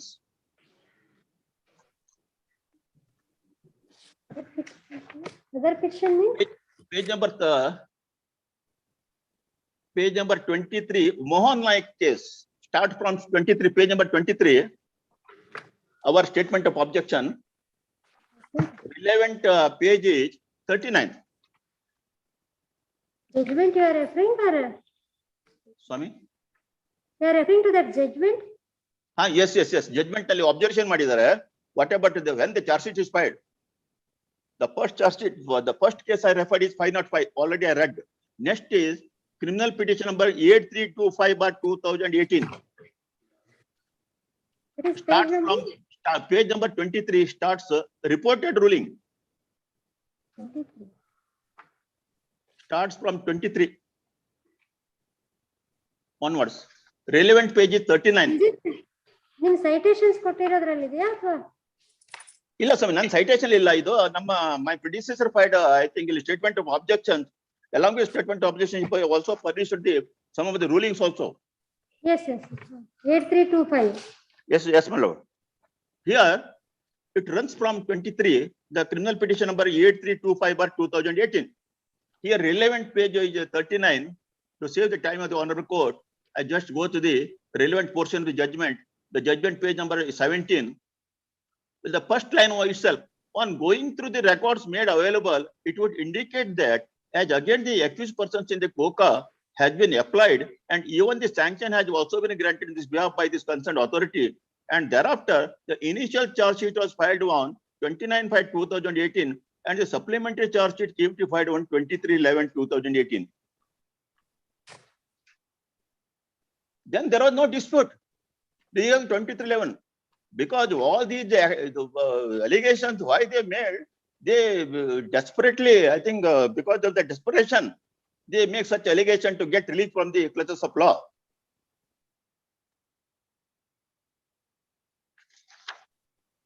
That was bail application.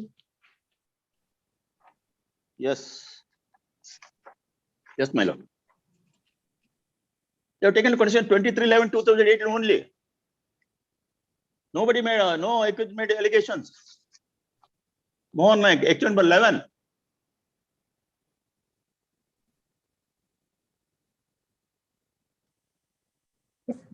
Number ಸ್ವಲ್ಪ ಹೇಳಿ.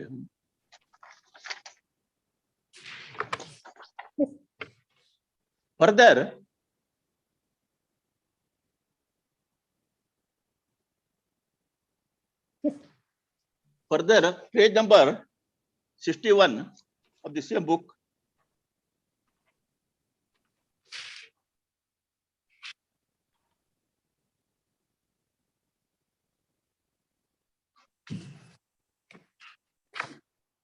Yes.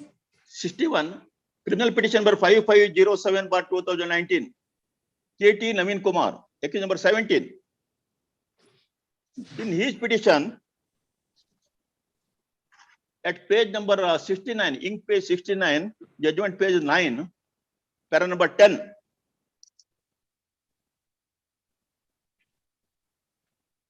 Page number 16. 69, ink page 69, judgment page 9. Para number 10, kindly it may be seen.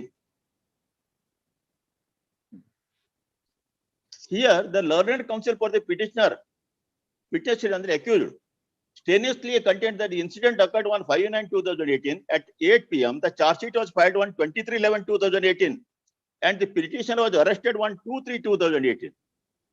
They admit 23/11/2018. Actually, all those need not be required. Actually, judge's signature has got sanctity. He so lightly cannot be brushed aside, attacked. In this judgment also there is a reference.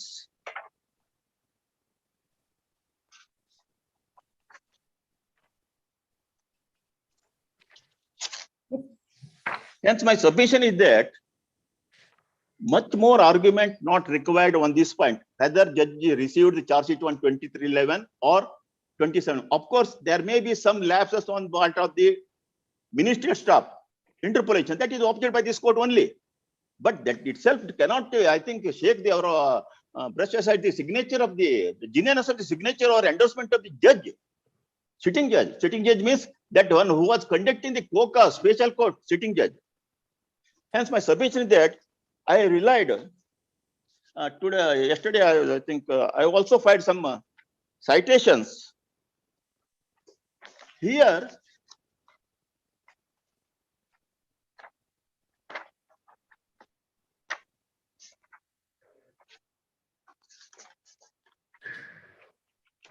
from 57, page number 57. Statement of objection. ಅಲ್ಲ ಸ್ವಾಮಿ, ಇದು ನಾನು ಕೊಟ್ಟಂತ ಒಂದು 3 ruling ಇದೆ. 2 days back I filed it on 31/1. Yes, but 3 just ಅದರಲ್ಲಿ page number 57. 57 ದಲ್ಲಿ supreme court judgment ಒಂದು relay ಮಾಡಿದ್ದೀನಿ. ಅದೇ ರವಿಶಂಕರ್, ಮೈ ಫ್ರೆಂಡ್ ಆಲ್ಸೋ. ಅಲ್ಲಿ ನಾ for what purpose For what purpose I submitted is the endorsement of the Ravi judge is, Prakash Singh's case, yes. yes, Ravi Prakash Singh versus, I think, State of Bihar. I'm not audible. Okay. There is some problem. Yes, ma'am. There is again connectivity. I'm audible, madam, now? Unstable and the work. Yes, you are audible. Yes, You are yes, audible. yes. Yes. Yes. Here, the first point, BL1 failure to discharge, the highlight portion delli ಬಂದ್ಬಿಟ್ಟಿದೆ ಅದು para ಅಂತ ಹೇಳ್ಕೊಂಡು. That is I read. Next ಅಲ್ಲಿ highlight portion ಅಲ್ಲಿ BL1 failure to file charge sheet. Appellant surrendered paper is sheet on 5/7/2000 computation of 90 days under on to the day of remand of the accused judicial custody should be excluded. ಅದು common point ಆಗಿದೆ ಸ್ವಾಮಿ.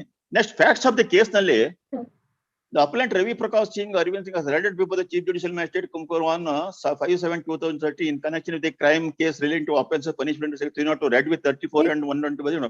Then next para is important, my lord. He was remanded to judicial custody till 19. Yes, yes. He was remanded to judicial custody till 19/7/2013. His remand was extended under section 167 of the code from time to time. And the last remand under said provision was granted till 3/10/2013. On 3/10/2013, the appellant moved an application to section 162 of the code for his release on the ground that the charge sheet has not been filed on the same day, 3/10/2013.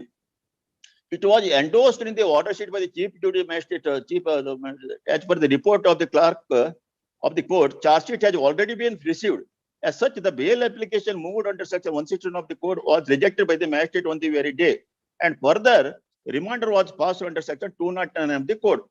Endorsement seen was also made by the magistrate on 3/10/2013 on the charge sheet. Here, Supreme Court considered, as per the criminal rules of practice, the endorsement of the very judge who received the judgment, charge sheet.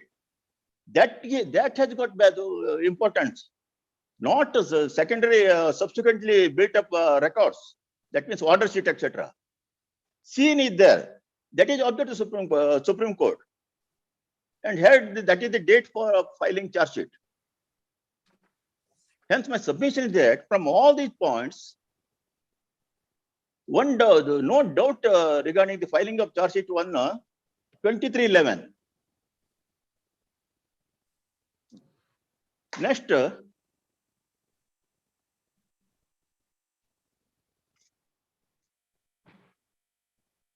Yes. I may be permitted to continue. Yes. Yes. Next point for what is submitted, there are 2 points required for one's appreciation of 167.2 application. The first point is the date of remand, first remand. Here, as per the file, as per the ACMM code, I could not produce the order sheet. Even my predecessor also not filed, I think. Even then, these accused persons secured one body warrant. Secured one body warrant.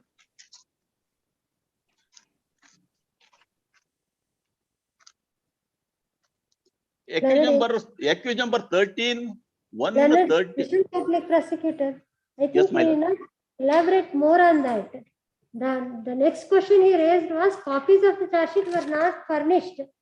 Therefore, that also amounts to violation of 167. What do you say for that?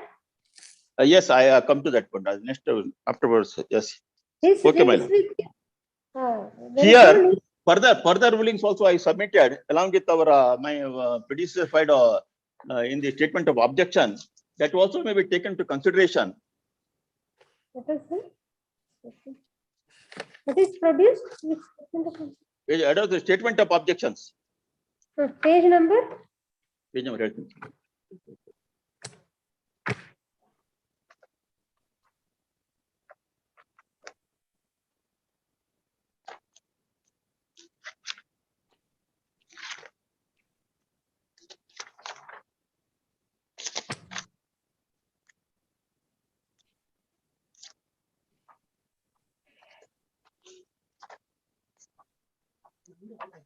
Num. For other issues, connected issues, my submission, page number 105 of the my statement of objections.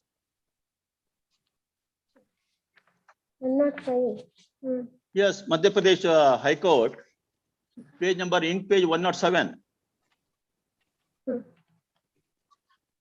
Here in para number 7. Reliance was also placed by the petitioner in on section 207 CRPC, which reads as below. In any case where the proceeding has been issued on a police report, the magistrate shall without delay furnish to the accused free of cost a copy of each of the following documents mentioned therein. The expression without delay means without reasonable delay. The provisions of section 173 CRPC will also help in deciding the point in controversy. Section 173(1) reads, every investigation under this chapter shall be completed without unnecessary delay. Subsection 2 says that as soon as it is completed, the officer in charge of the police station shall forward to a magistrate empowered to take cognizance of offence on a police report. A report in the form prescribed by the state government. Subsection 7 of the 173 says that the police officer investigating the case finds it convenient so to do. He may furnish to the accused copies of all or any of the documents referred to in subsection 5. This subsection also therefore does not support the contention of the petition that papers be supplied forthwith. The subsection has used the words finds it convenient so to do. It is also significant to note that the occasion for providing papers does not arise in the stage of 167 CRPC. It prescribes only the period of investigation. The provision for supply of papers is contained in section 173. If the investigation is not completed within a period of 90 days, then the detention becomes illegal. This is not a case wherein papers have not been provided within a period of 90 days. Section 207 CRPC also helps us in arriving at a correct decision. It says in case where the proceeding has been instituted on a police report, etc., is there. And also at page number 9, what is significant is that in this section, also it is clear that magistrate shall without delay furnish to the accused copies of the documents. It may be pointed out that this section does not say that documents have to be supplied within a period of 90 days. When expression without delay means without reasonable delay. Hence, my submission that he will taking into consideration the nature of the case for voluminous records, 10,000 pages, the office, at least the office record reasonable time to check up. That's why that is this rule, this judgment is relied upon the Supreme Court ruling. The very next page, 108, page number 108.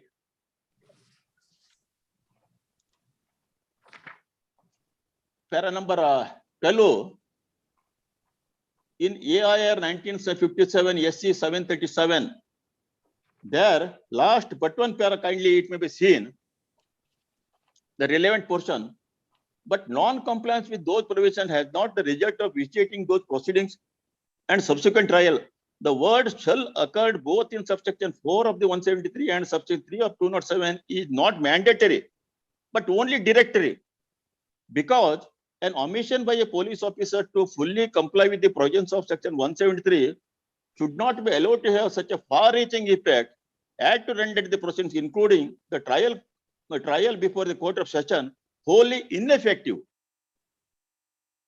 This is the extract of the Supreme Court judgment.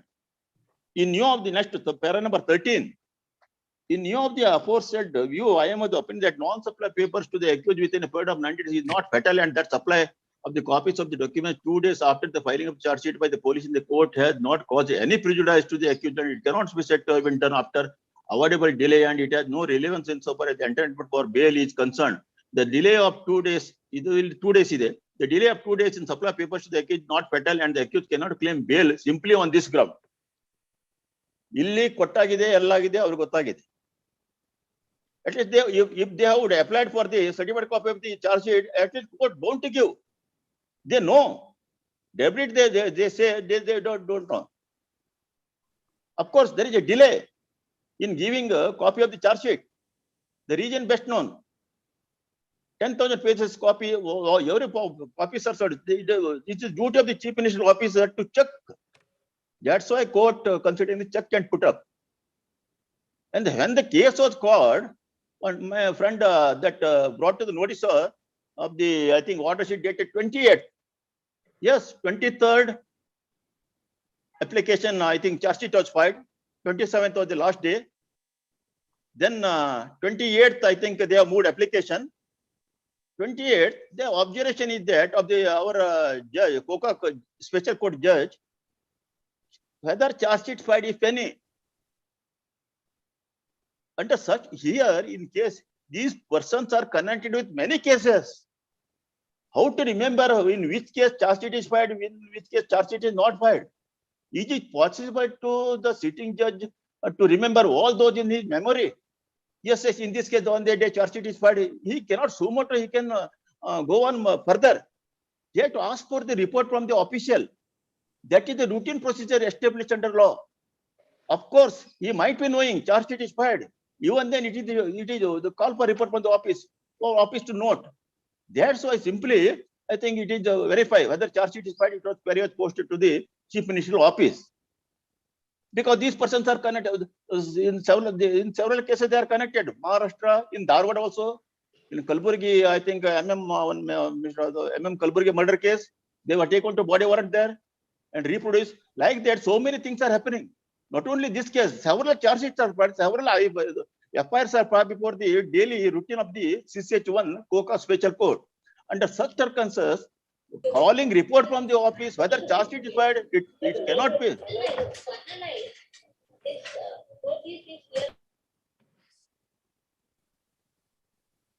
Hello, my lord. Yes. Yes. Because in negative, in the adverse, I think inference cannot be drawn. He was knowing he was not full knowledge of the filing of charge sheet.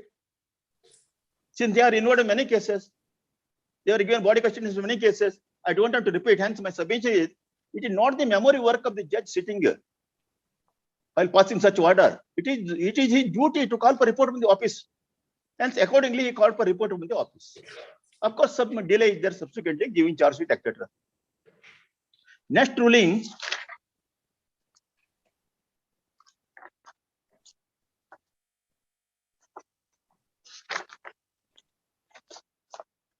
Page number 110, 110.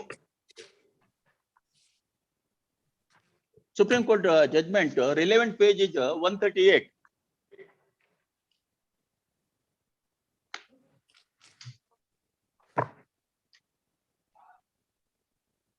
Here, para number 48.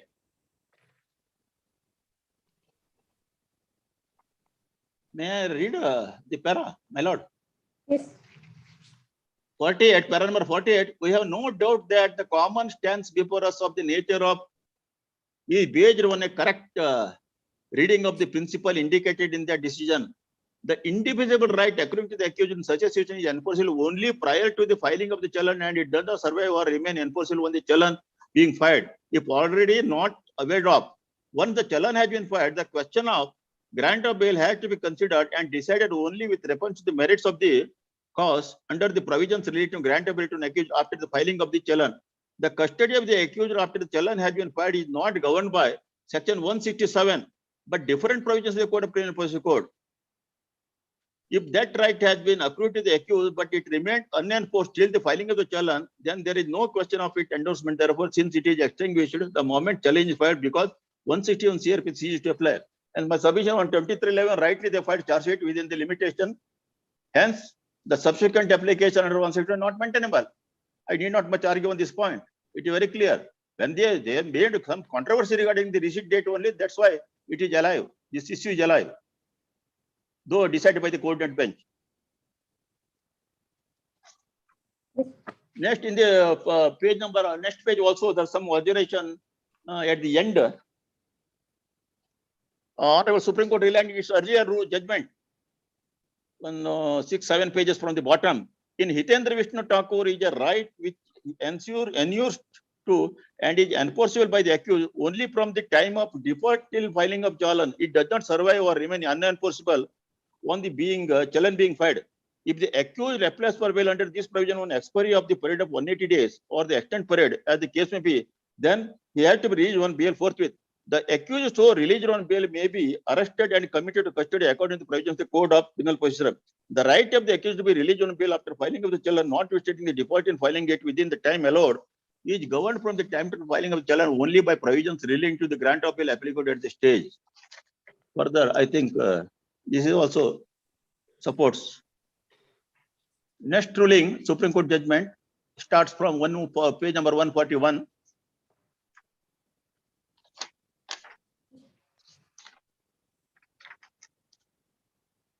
The relevant page 148.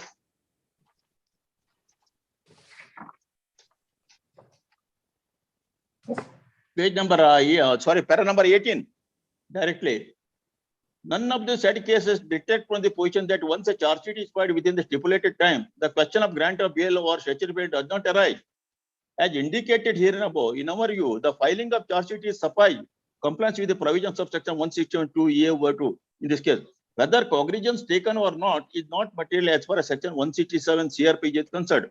The right to which have accrued to the petitioner had charge sheet not been filed is not attached to the facts of this case merely because sanction had not been obtained to prosecute the accused and to proceed to the charge of the CRPC. It cannot be said that the accused is entitled to grant of bail. Even in the absence of sanction also sometimes, I think they are not entitled for a benefit. It appears like that. In under section 167 CRPC. In para number 19 also some, I think, having regard to the above, we have no hesitation in holding that notwithstanding anything that the fact the prosecutor had not been able to obtain sanction. The same point is repetition. Hence, my submission is that, and next ruling also, judgment of Bombay High Court, relevant page 154, para number 15. Thus, it is clear that the right accused in favor of the accused for being released on bail and the accused is entitled to be released on bail if he is prepared to and furnish the bail as directed by the court. However, an application had to be filed for bail by the accused for enforcement of his right alleged to have been accrued in his favor on account of default on the part of the investigating agency in filing charge sheet within the court. The said application had to be prepared before filing of the charge sheet. This is also regarding the application filed before the charge sheet is submitted. But here, this is not the case. Of course, they deny it. Hence, my submission that in this case, regarding the other points also, there is no merit in the submission of my other side friend. And in the 505, in case of 505, the criminal petition, first criminal petition I referred, there is some sufficient discussion also made on the, I think with the humble submission with Honorable Court, this Honorable Court also cannot, I think, deviate from the judgment of the coordinate bench with due respect. Anyway, the finding is given, that's also. In other issues there, my friend canvas is delay in cognizance. How it is connected to the application under 167(2) CRPC. One default bail. Default bail, I already submitted, 2 points are required. The date of first remand and date of the, I think, filing charge sheet. Delay of cognizance, nothing to do with the, I think. Next point, extension. They have not challenged. Whether they have challenged the extension period order. This is a criminal appeal to 12. They have challenged the 7-2 order. Dismissal of 167(2) application.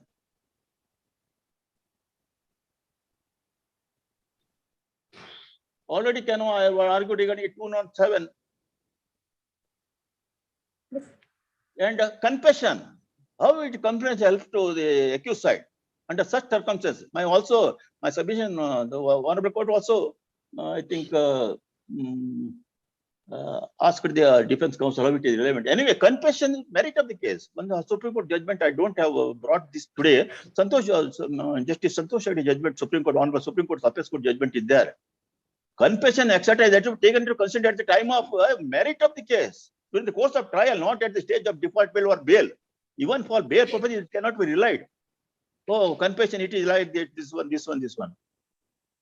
Only point which is that is the endorsement on the charge sheet. Then meeting for sanction, what body? Same day they obtain the sanction and they the headquarters itself, the court is there, special court is, they filed charge sheet. Everything was ready. They are awaiting for the sanction only. Usually in government machinery, it takes time, long time. But because of their pursuance after filing of charge sheet, the days are coming close, they, I think, brought to the notice of the higher authority, they might have set and passed resolution. That also they are going to challenge. That is not permissible at this stage. That's why I think one ruling that even without in the absence of sanction also, I think the default bail cannot be given. Supreme Court, I think, read. And my friend, I think, failed to understand, I might say, 170, difference between 173.8 and 309. Here, before, when the case is before the ACM court, the first charge sheet is filed under IPC 302. Then, during the course of investigation, it revealed that the activities of the accused person revealed that COCA is to be, I think, invoked. They rightly invoked the COCA and the records were sent to the COCA special court. Under such circumstances, that COCA charge sheet is to be they filed before the 2311 before the COCA special court. Then what is the stage? Next stage, 309. It jumps to 309. What 167? My friend challenges the validity of the supplementary charge sheet, whether it is a final or not. Still, he has got doubt. As per the COCA, they ought to have filed, the investigating agency ought to have filed the charge sheet before 2711. They have filed. It is as good as compliance of 167 purpose. It is 167 over. It jumps to the section 309, pending trial case. Here, subsequently, if charge sheet is filed, can it be taken as COCA charge sheet? It is under 173.8. Under 173, it is statutory right to the police. If any lapses are there, any new materials are discussed, because so then one accused was shown and absconded. If some extra materials to collect, they have duty to collect. Some reports to be come, they have to collect report and they have to submit to the court. Hence, my friend cannot argue that, oh, without completing the investigation, they have filed charge sheet. That cannot be charge sheet. But that subsequent filed charge sheet to be taken as the file charge sheet. That is not maintainable. That is not, I think, they can't argue like that. Subsequent 1 or 2 charge sheets are filed. Document reproduced. After arrest of the one of the accused, they recovered something from him. But COCA charge sheets all against all 18 filed on 2311 itself. Hence, we have to make here distinction between 309 and 173.8 and 209. Hence, my submission, though I have not produced for some of the issues, minor issues, rulings, supported by rulings, even then my submission that it is the established law. I think there is no grounds made out. And last point, remaining point is how they are entered for, whether they have undergone 180 days imprisonment or jail, whether they were JC for 180 days. How?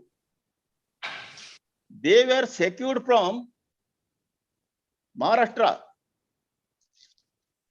on 35/2018. My lord, 35/2018. Body warrant. Yeah, already argued that. I rely on ruling, I not supported. Body warrant period cannot be taken into consideration. Here, in this case, one Ganesh Miskin is there. Accused number 3. This ruling is, this judgment of this our Dharwad bench, very helpful to appreciate this point. Here, when the Gauri Lankesh case, the accused persons are traced, then in Dharwad, in the Vidyagiri police station, one case was pending for investigation, MM Kalburgi murder case. Here, during the course of investigation of this case, it revealed that one of these gangs are involved in that case also. Then investigating officer in Vidyanagar police station 142 crime, they moved application before their local court to get this A3 Ganesh Miskin to Dharwad court on body warrant. They took the on body warrant A3, then subjected him to, I think, police custody, investigated, and subsequently they once again produced before the here Bangalore court in 221 this case. There, this accused number 3 Ganesh Miskin started counting days when he was produced with the Bangalore court. That is the first day of his remand. That cannot be. He was custody in this Gauri Lankesh case.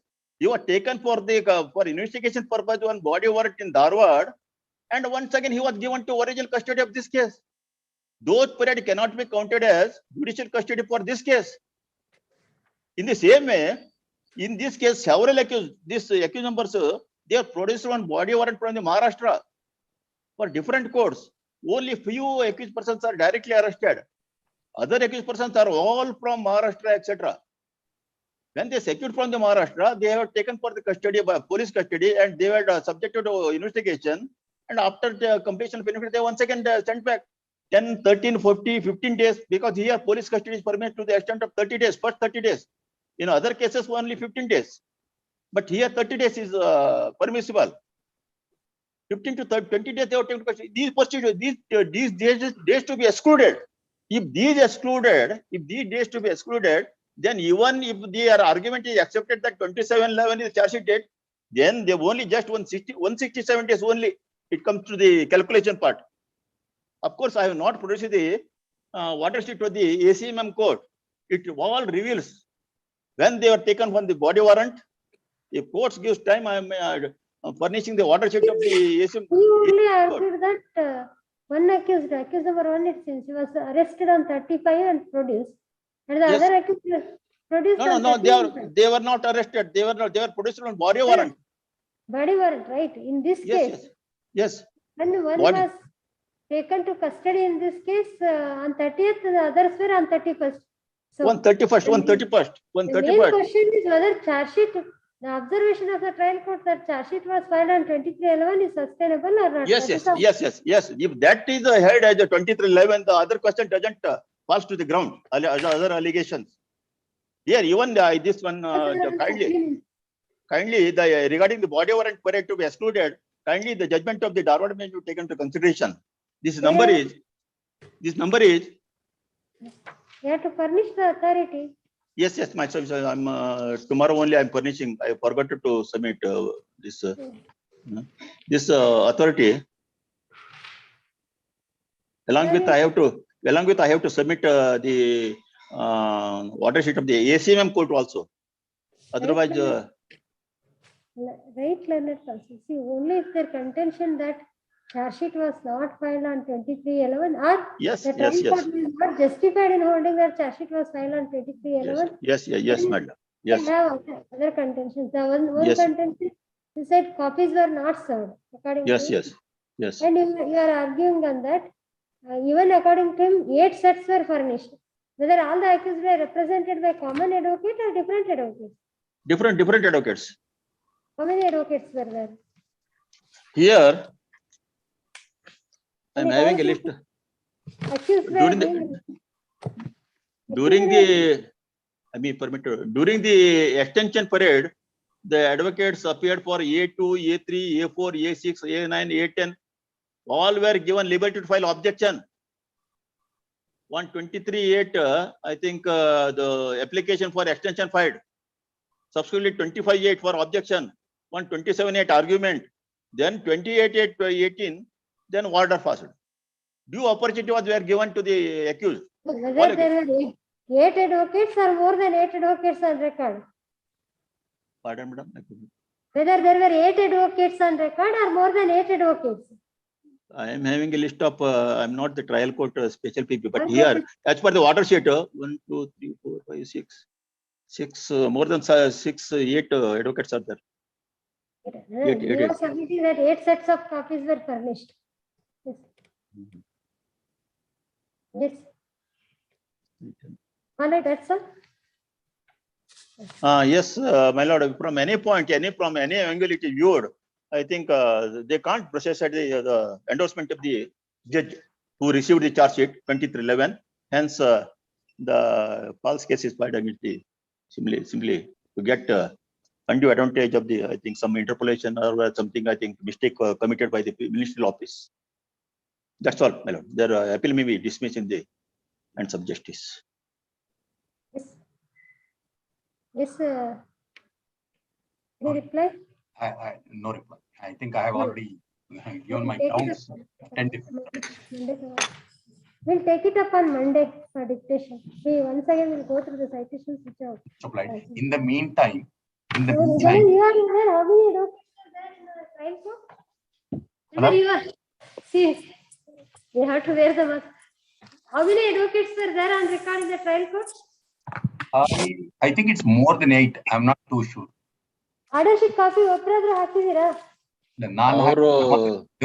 ಸಾವಿರಾರು copy ನಾವು ಸಾವಿರಾರು page ಅದು order sheet ಅವ್ರು ಹಾಕ್ತಾರೆ ಅಂತ ನಾವು Not the entire order sheet. To indicate how many advocates. There are 18 record. accused. There are 18 accused. Yes, ma'am. 18 accused. Yes, ma'am.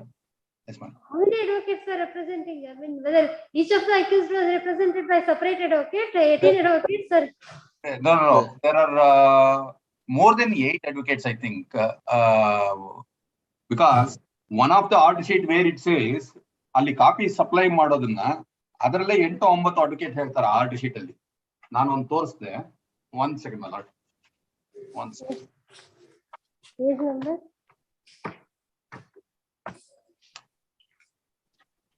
Lord, if your lordship were to turn to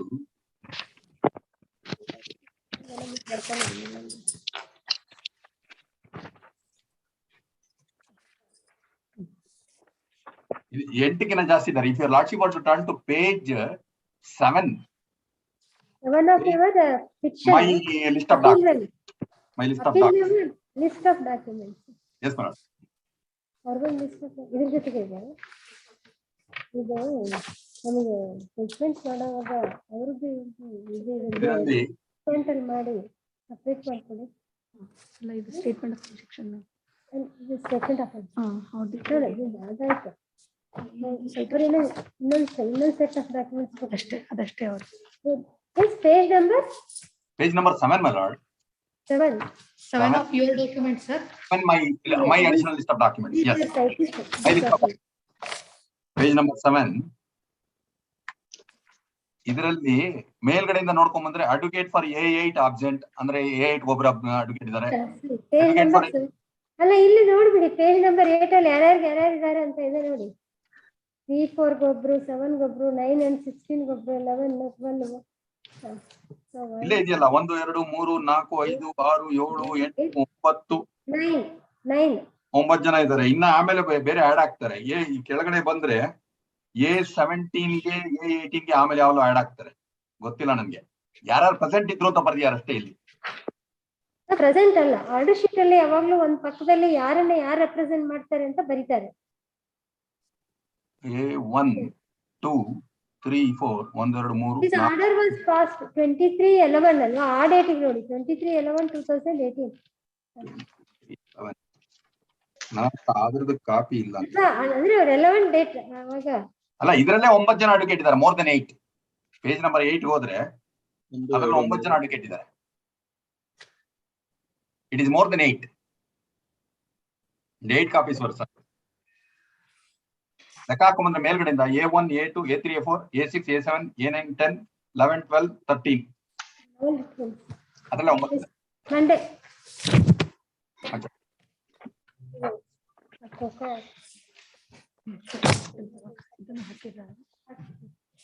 ಬೇಕಂದ್ರೆ ಒಂದು xerox ಮಾಡಿ.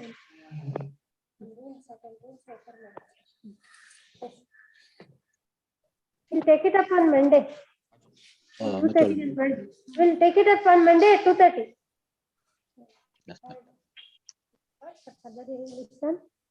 Seven to 2:30 p.m. Yes. This number 32 and 33 adjourned.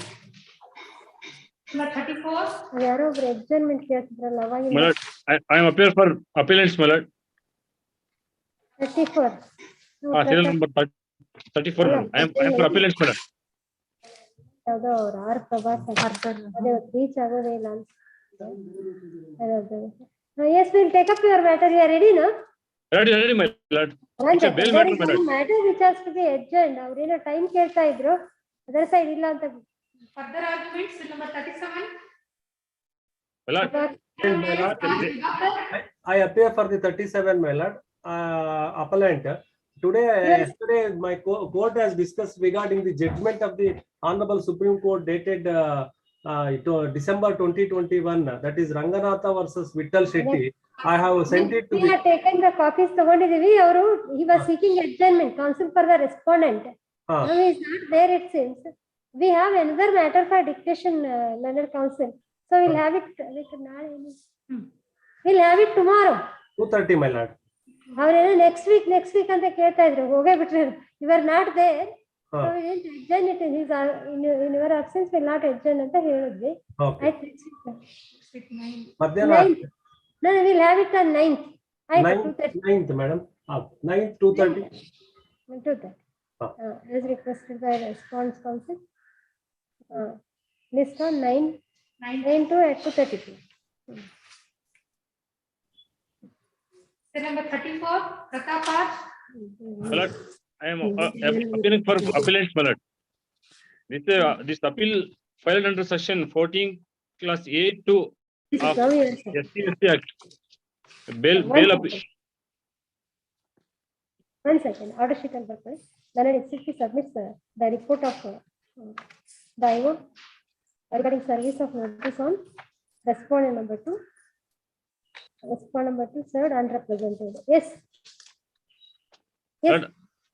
The appellants are accused number 1 and 2, my lord. They are in judicial custody, my lord. This appeal filed under section 14 class A class 2 of SC Act, my lord. Yes. For bail, my lord. Yes. For the offenses under section 324, 504, 506, read with 34 of IPC, are read with 3 class 1 class R class 5 of SC Act, my lord.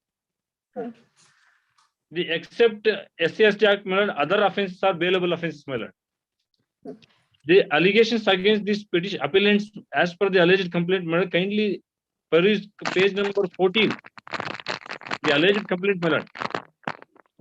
Yes. Nagaraj Ambarish. Yes. Glory.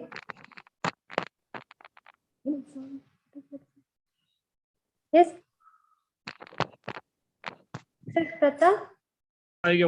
ಒಂದು ಜನ ಗಂಡು ಮಕ್ಕಳಿದ್ದು ಇವರಲ್ಲಿ ನಾನು ಕೊನೆಯ ಮಗನಾಗಿರುತ್ತೇನೆ. ದಿನಾಂಕ 17/9/2021 ನಾನು ಮತ್ತು ನಮ್ಮ ತಾಯಿ ಕರಗಮ್ಮರವರು ಬೆಳಿಗ್ಗೆ ಸುಮಾರು 7 ಗಂಟೆಗೆ ಕೂಲಿಗೆಂದು ನಮ್ಮ ಗ್ರಾಮದಲ್ಲಿರುವ ಹೊಲದಲ್ಲಿ ಕೆಲಸಕ್ಕೆ ಹೋಗಿದ್ದು, ಕೆಲಸ ಮುಗಿಸಿಕೊಂಡು ಸಾಯಂಕಾಲ ಸುಮಾರು ಸಂಜೆ 6:30 ಗಂಟೆಯಲ್ಲಿ ನಾನು ನಮ್ಮ ತಾಯಿ ಮನೆಗೆ ಹಾಲು ಮತ್ತು ಸೊಳ್ಳೆ ಬತ್ತಿ ತೆಗೆದುಕೊಂಡು ನಮ್ಮೂರಿನ ವಾಸಿಯಾದ ನಂಜುಂಡಪ್ಪರವರ ಅಂಗಡಿ ಹತ್ತಿರ ಹೋಗಿ ಹಾಲು ಮತ್ತು ಸೊಳ್ಳೆ ಬತ್ತಿ ತೆಗೆದುಕೊಳ್ಳಬೇಕಾದರೆ ಅಂಗಡಿ ಮುಂದೆ ಕುಳಿತಿದ್ದ ನಮ್ಮೂರಿನ ವಾಸಿಯಾದ ನಾಗರಾಜ A1 ಮಲಟ್ ನಮ್ಮ ತಾಯಿಯ ಕಾಲು ತುಳಿದಿದ್ದು. ಆಗ ನಾನು ಯಾಕೆ ನಮ್ಮ ತಾಯಿಯ ಕಾಲು ತುಳಿತೀಯಾ ಅಂತ ಹೇಳಿದಕ್ಕೆ ಸೌಂಡ್ಸ್ ಆಸ್ಪತ್ರೆಗೆ ಕರೆದುಕೊಂಡು ಹೋಗು, ತೋರಿಸ್ತೀನಿ ಬಿಡು, ಇಲ್ಲ ಅಂದ್ರೆ ಆಂಬುಲೆನ್ಸ್ ಕರೆಸುತ್ತೀನಿ, ನಿನ್ನ ಮುಂದೆ ಸೌಂಡ್ಸ್ ಅಂತ ಈ ನನ್ನ ಮಕ್ಕಳಿಗೆ ಎಷ್ಟು ಹೇಳಿದರೂ ಕೇಳಲ್ಲ, ಈ ಒಲೆಯ ನನ್ನ ಮಗನನ್ನು ಇಲ್ಲೇ ಮುಗಿಸಿ ಬಿಡುತ್ತೇನೆ ಅಂತ ಹೇಳಿ ಅಂಗಡಿಯ ಮುಂದೆ ಕಲ್ಲನ್ನು ಹುಡುಕುತ್ತಿದ್ದ. ಜೊತೆಯಲ್ಲಿದ್ದ ಅಂಬರೀಷನು ಸಹ ಸೌಂಡ್ಸ್ ನನ್ನ ಮಕ್ಕಳ ಇವತ್ತು ನಿನ್ನನ್ನು ಮುಗಿಸದೆ ಬಿಡಲ್ಲ ಅಂತ ನನ್ನ ಕುತ್ತಿಗೆ ಪಟ್ಟು ಹಿಡಿದುಕೊಂಡು ಎಳೆದಾಡುತ್ತಿದ್ದ. ಆಗ ನಾಗರಾಜ ಕಲ್ಲನ್ನು ನನ್ನ ತಲೆ ಮೇಲೆ ಹಾಕಲು ಬಂದಾಗ ನನ್ನ ಎಡಭಾಗಕ್ಕೆ ತಿರುಗಿದಾಗ ನನ್ನ ಎಡಭಾಗ ಸೊಂಟಕ್ಕೆ ಬಿದ್ದು ಏಟಾಗಿರುತ್ತೆ. ಹಾಗೂ ಸ್ಥಳದಲ್ಲಿದ್ದ ನಮ್ಮೂರಿನ ವಾಸಿಗಳಾದ ರವಿಚಂದ್ರ, ಕೃಷ್ಣಮೂರ್ತಿ, ವೆಂಕಟರಾಜಪ್ಪನ ಮಗ ಅಂಬರೀಷರವರು ಜಗಳವನ್ನು ಬಿಡಿಸಿ ನನ್ನನ್ನು ಮತ್ತು ನನ್ನ ತಾಯಿಯನ್ನು ಹೊಸಕೋಟೆ ಸರ್ಕಾರಿ ಆಸ್ಪತ್ರೆಗೆ ಸೇರಿಸಿದ್ದರು. ನಂತರ ವೈದ್ಯರು ಹೆಚ್ಚಿನ ಚಿಕಿತ್ಸೆಗೆ ಹೊಸಕೋಟೆ ದಂಡುಪಾಳ್ಯದಲ್ಲಿರುವ MBG ಆಸ್ಪತ್ರೆ ಚಿಕಿತ್ಸೆ ಪಡೆಯಲಿದ್ದು, ರಾತ್ರಿ MBG ಆಸ್ಪತ್ರೆ ಒಳಗೆ ಚಿಕಿತ್ಸೆ ಪಡೆಯುತ್ತಿರುತ್ತೇನೆ. ನನಗೆ ಮತ್ತು ನನ್ನ ತಾಯಿಗೆ ಹೊಡೆದು ಜಾತಿ ನಿಂದನೆ ಮಾಡುವ ನಮ್ಮ ಗ್ರಾಮದ ವಾಸಿಗಳಾದ ನಾಗರಾಜ ಮತ್ತು ಅಂಬರೀಷ ಮೇಲೆ ಕಾನೂನು ರೀತಿ ಕ್ರಮ ಜರುಗಿಸಲು ಕೋರುತ್ತೇನೆ. ಈ ನನ್ನ ಹೇಳಿಕೆಯನ್ನು ವೈದ್ಯರ ಸಮಸ್ಯೆ ನೀಡಿರುತ್ತೇನೆ. As per this alleged incident, my lord, the date of incident on 17/9/2021, my lord, but the FIR was lodged on 18/9/2021 at about 8 p.m. my lord. No serious injuries caused to this complainant, my lord. The complainant is a habitual offender to file complaint against this innocent people, my lord. This court has made a format for the passing of such orders. Whether you have observed that? Raising para 16 we are seeing so many orders. Same thing is copied. Now charge sheet is fine. What is the state? This date of offenses. 79. Offense was 79. Now more than. What are the wound certificates? No, you have the copies of the injury certificate? 17. Offense on 17/9, 6 p.m. Complaint on 18/9 at 5 p.m. FIR is delivered on 19/9. Yes. Right, whatever the nature of the injury. FIR was registered for 324. 324, what is the weapon? ಇಲ್ಲ ಏನು weapon ಆಗಿಲ್ಲ madam, ಅದು ಕಲ್ ತಗೊಂಡು ಹೊಡಿದ ಅಂತ ಹೇಳ್ತಾರೆ, ಅದು ತಪ್ಪಿಸ್ಕೊಂಡೆ ಸೈಡಿಗೆ ಬಿತ್ತು ಅಂತ ಹೇಳ್ತಾರೆ madam.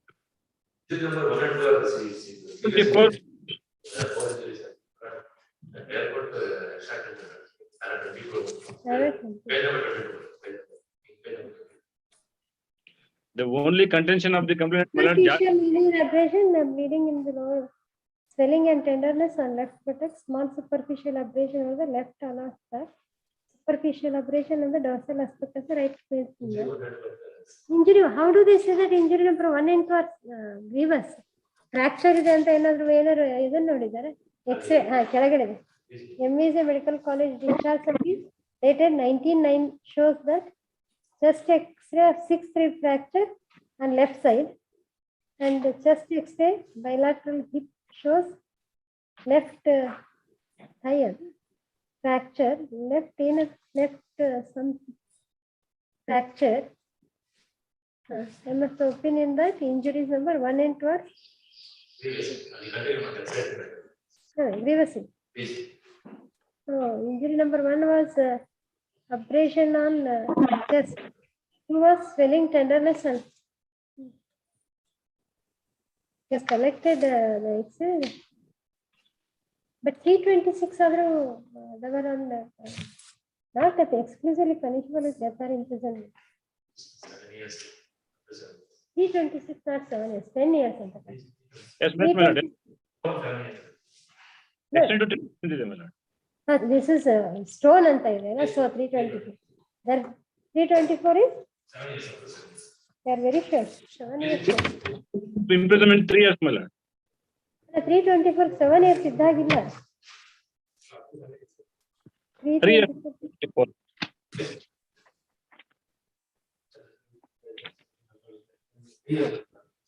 Not 7 years. 3 years, madam. 24. So, no major part of the investigation. This is not a 438.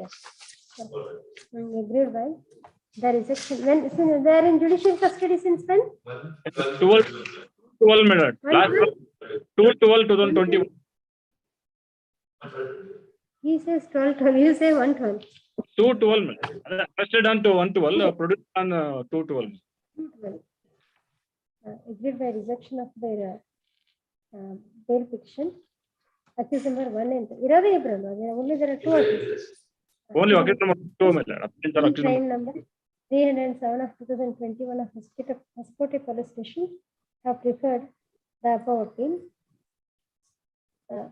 Hoskote Police have registered crime number 307 of 2021 against the appellants for the offenses punishable under section page 8 and so on the basis of complaint of Vanraja, it is alleged that on 17/9/2021 at about 6 p.m.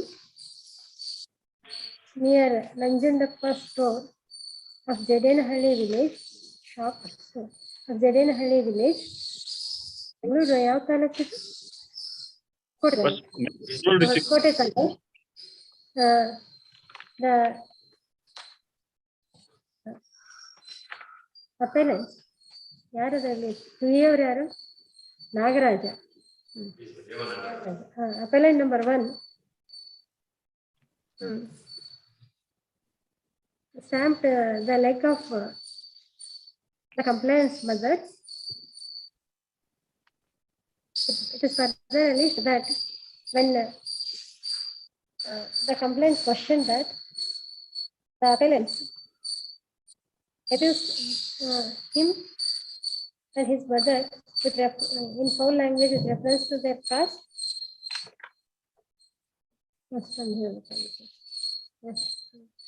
Questions to be cast and assaulted both of them. It is alleged that Kallu Tagon Hodiyaru first accused. Accused number 2, my lord.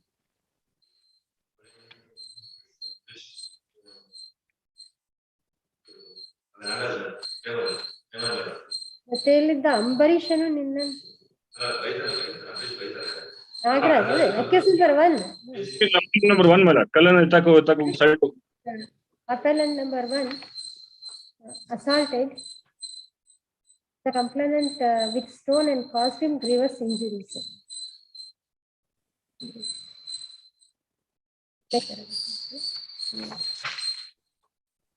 The appellants are arrested on 1/12/2021 and they are remanded to judicial custody on 2/12/2021. The trial court by the impugned order rejected their bail application on the ground that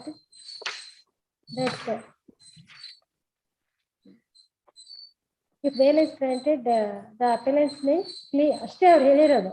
They may plead from justice, and the investigation is still under. The case is still under investigation. Request bail petition ಹಾಕಬಹುದು ಅಂತಾನೂ ಹೇಳ್ತಾರೆ.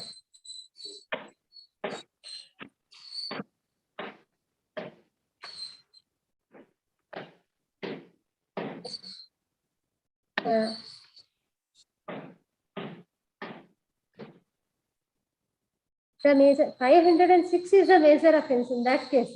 That is 7 years, alva.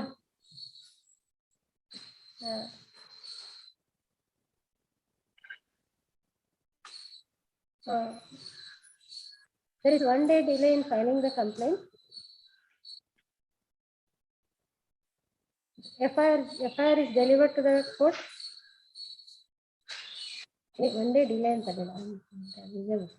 the offense said to have taken place on 17/9/2021 at 6 p.m. The FIR is registered on 18/9/2021. FIR is said to be registered on 18/9/2021 at 5 p.m. The FIR is delivered to the court on 19/9/2021 at 1 p.m.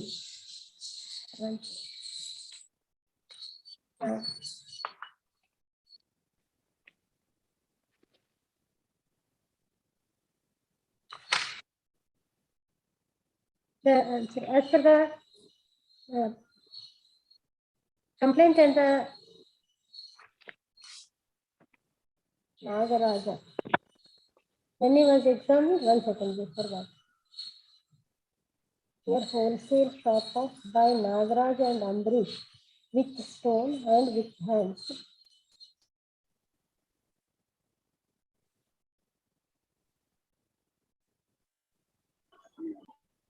But examine ಮಾಡಿದ್ವಿ ಅಂತ ಹೇಳಿಲ್ವಾ?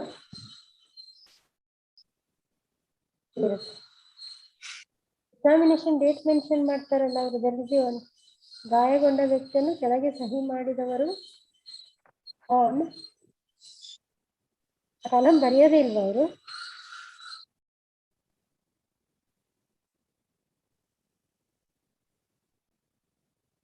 ಅದೇ he has not filled up that column.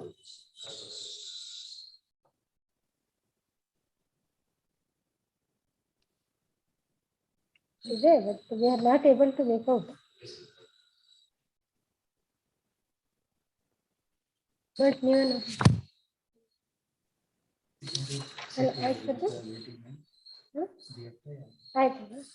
as per the complaint and the own certificate itself, the alleged assault was with stone. So, that to by the first appellant.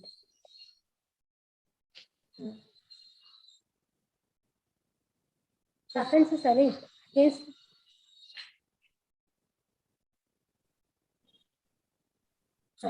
the appellants are not exclusively punishable with death or imprisonment for life. The major part of the investigation is already concluded.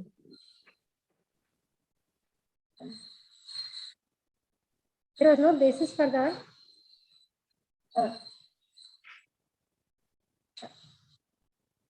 observation of the trial court that if bail is granted, the appellants are likely to flee from justice.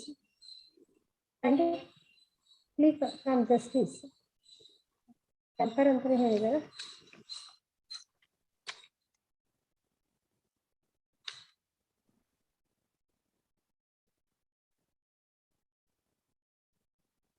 The aforesaid circumstances, the trial court was not justified in rejecting the bail application. Therefore, the appeal is allowed. The impugned order is hereby set aside. The appellants are granted bail in crime number 130 of 2021 now.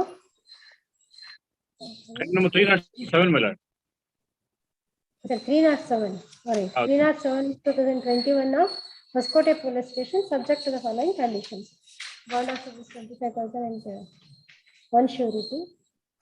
Appearance before the IO/court as and when required for investigation or trial. They shall not tamper the witnesses in any manner. They shall not indulge in criminal activities. Communicate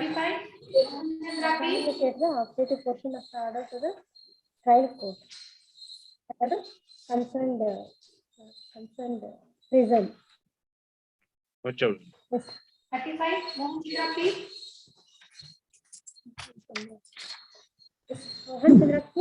My lord. Yes. My lord. I am for the appellant, my lord. Yes. For appellant section 449 CRPC, my lord. For picture of bond amount, my lord. My lord, can you see page number? My lord. Yes. Yes, your voice is breaking. There is some problem. My lord, initially, trial court has issued NBW to accused and notice to surety. Surety as a appellant has filed 446 subsection 3 application 3 CRPC 1/14/2021, my lord. Both thereafter on 11/10/2021, trial court has forfeited a bond amount. Thereafter, pass an order rejecting my application and directing the deputy commissioner to auction my property and recover the bond amount, my lord. Order passed by trial court is cryptic in nature, my lord. So not at all consume my second.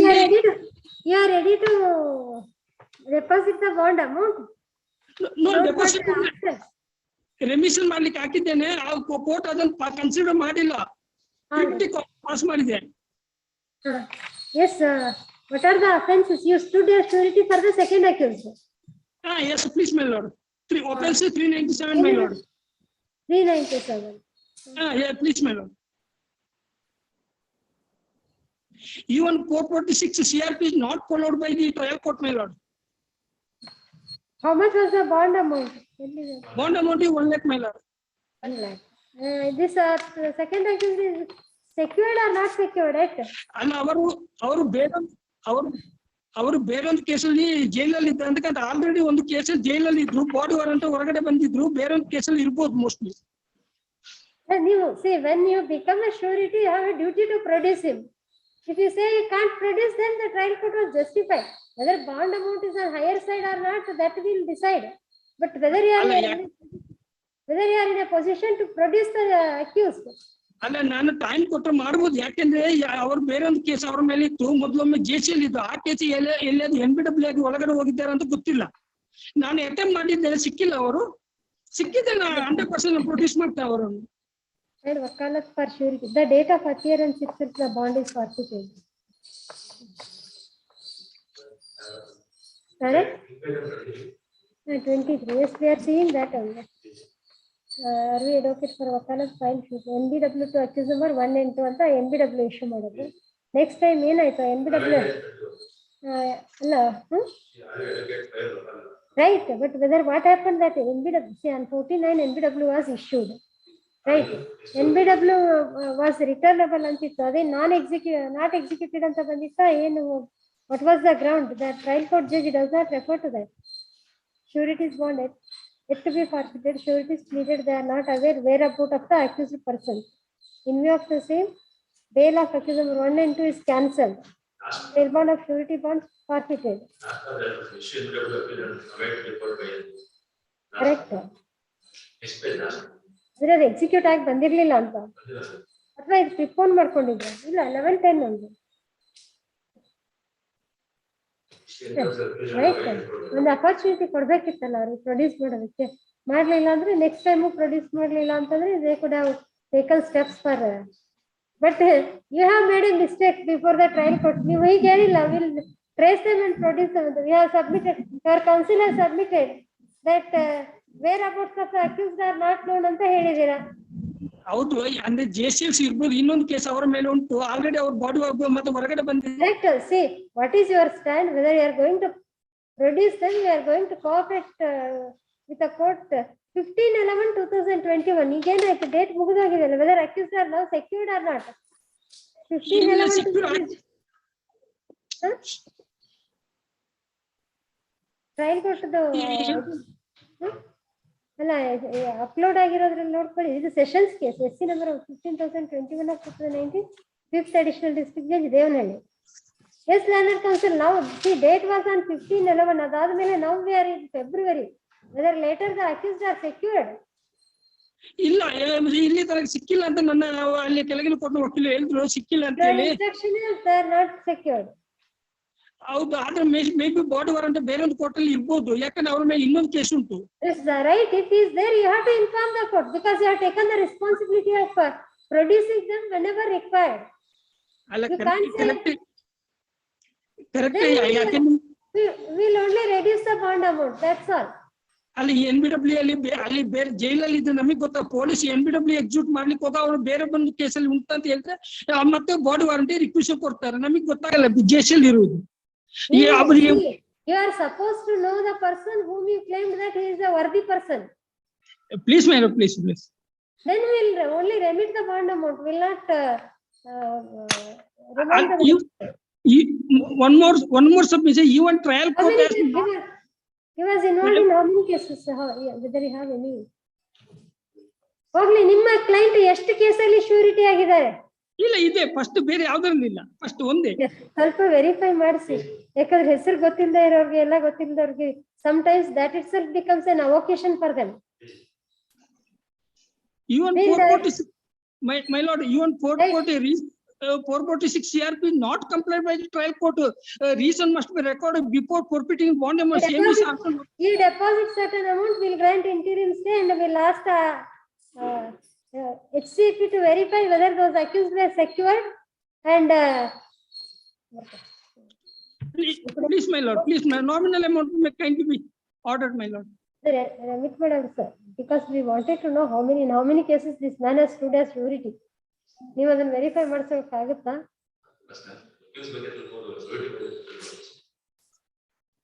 ಯಾಕಂದ್ರೆ ಅವ್ರು ಇಲ್ಲ ಅಂತ ಹೇಳ್ಬಿಡ್ತಾರೆ. In some stations it become a business for them. ಒಂದು RTC ಹಿಡ್ಕೊಂಡು 10 ಜನರಿಗೆ surety ಹಾಕ್ತಾರೆ.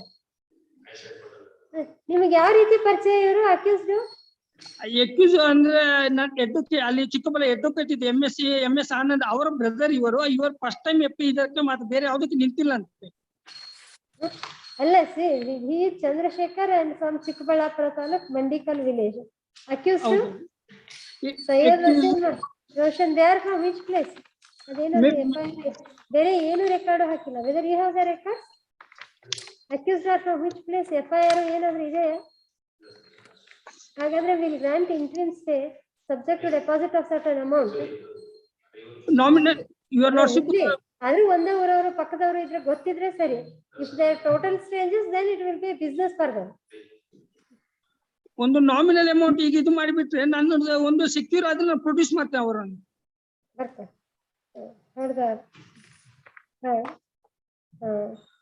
Interim stay of the impugned order subject to the appellant depositing 25,000 ಒಂದು ಮೈ ಲಾರ್ಡ್ ಒಂದು 10,000 ಮಾಡಿ ಬಿಟ್ರೆ ಒಂದು ಸಿಕ್ಕಿದ್ರೆ ನಾನು ಪ್ರೊಡ್ಯೂಸ್ ಮಾಡ್ತೇನೆ ಅವರನ್ನು. ಓಕೆ, ಯಾಕೆ ಆಗ್ಬೇಕ್ರಿ ಇಂಥವ್ರಿಗೆಲ್ಲ ಶ್ಯೂರಿಟಿ? ಅಲ್ಲ, ಅದು ನಾನು ಹೇಳ್ದೆ ಗೊತ್ತಿಲ್ಲ ನಿಲ್ಬೇಡ, ನಾನು ವಾರ್ನಿಂಗ್ ಕೊಟ್ಟೆ ಅವರಿಗೆ, ವಕೀಲರಿಗೆ. Subject to the 1 lakh, subject to the appellant depositing rupees 10,000 before the trial court within 10 days from the date of this order. Please, my lord, please, my lord.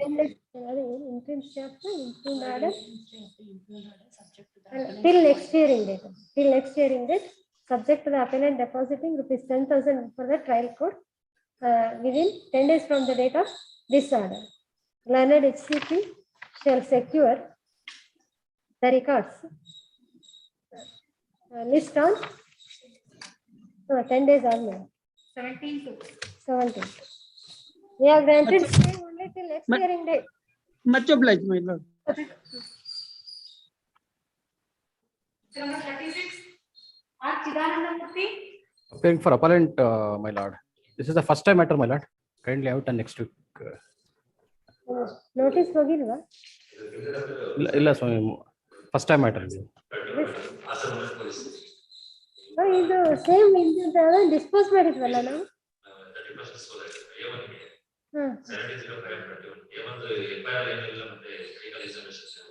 A1ಗೆ notice ಹೋಗಿತ್ತಾ ಇದರಲ್ಲಿ? issue notice to the second respondent. Learned HCP accepts notice for the first respondent. Issue notice to the second respondent. IO shall serve the copy on the notice on the second respondent and submit his report by 14. ಇನ್ನೊಂದು connected ಇದೆ, ಅದಕ್ಕೆ copy ಕೊಟ್ಟಿದ್ದು number ಹೇಳಿ ತೆಗೆದು ಹಾಕಿ.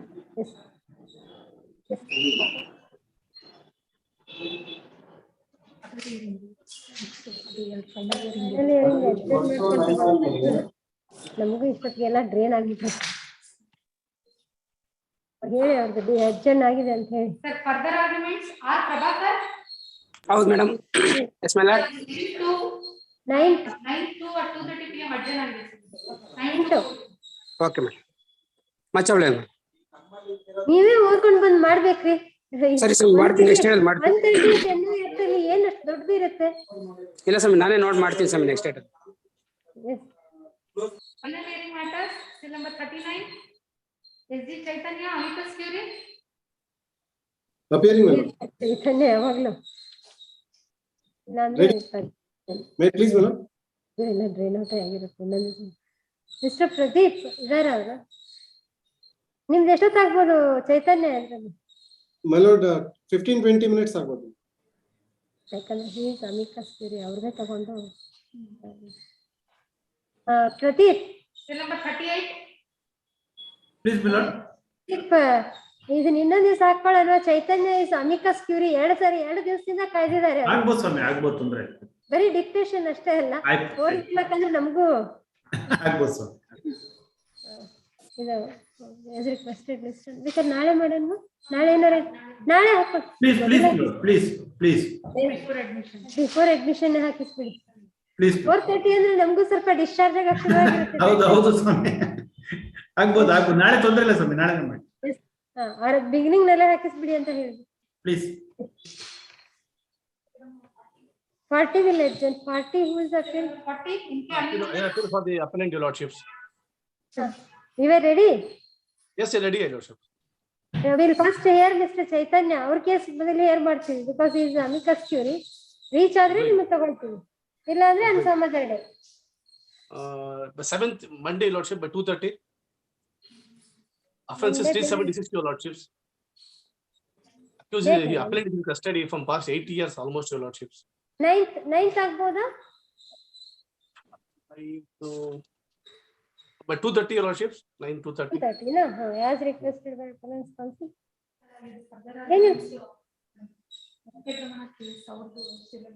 ಅದೇ 2:30 ಹಾಕಿದೀವಾ?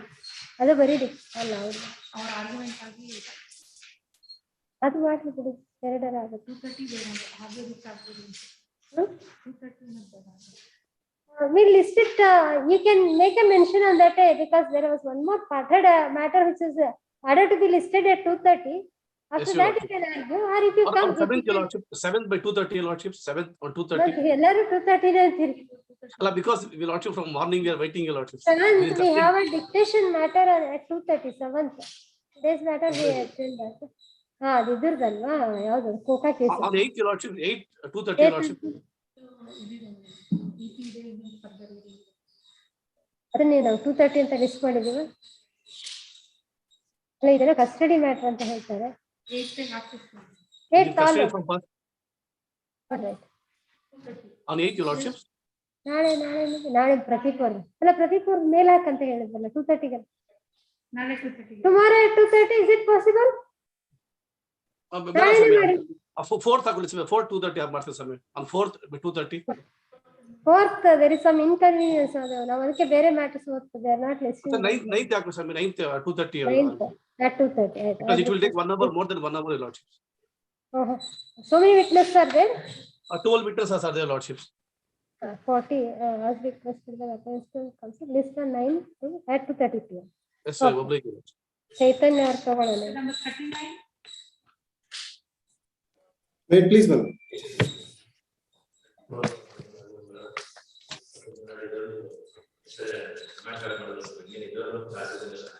ಇದರಲ್ಲೂ examination ಆಗಿಲ್ವಾ? ಯಾವ್ದೋ ಸಿಮಿಲರ್ ಮ್ಯಾಟರ್ ಎಲ್ಲಿದೆ ಕೊಡಿ. Witnesses were not cross-examined.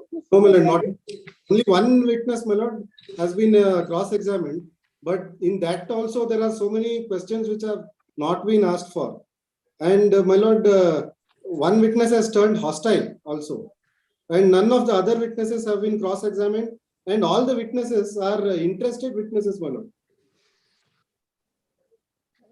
First, where the depositions are at page number 37 to 37. Now here victim is PW1. Victim is PW2, ma'am.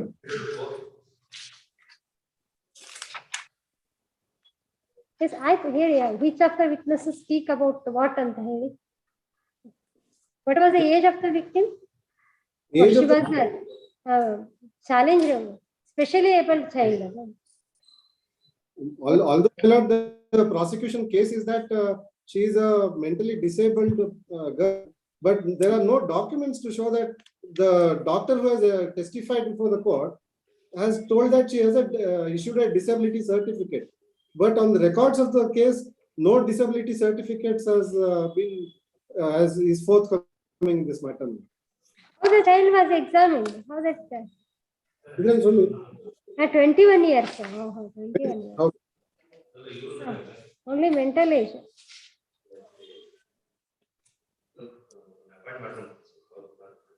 ಏನು ನಾವು ಹಿಂದೆ ಯಾವಾಗ ನೋಡ್ದಂಗಿದೆ ಇಲ್ಲ. Some expert was 164 statement.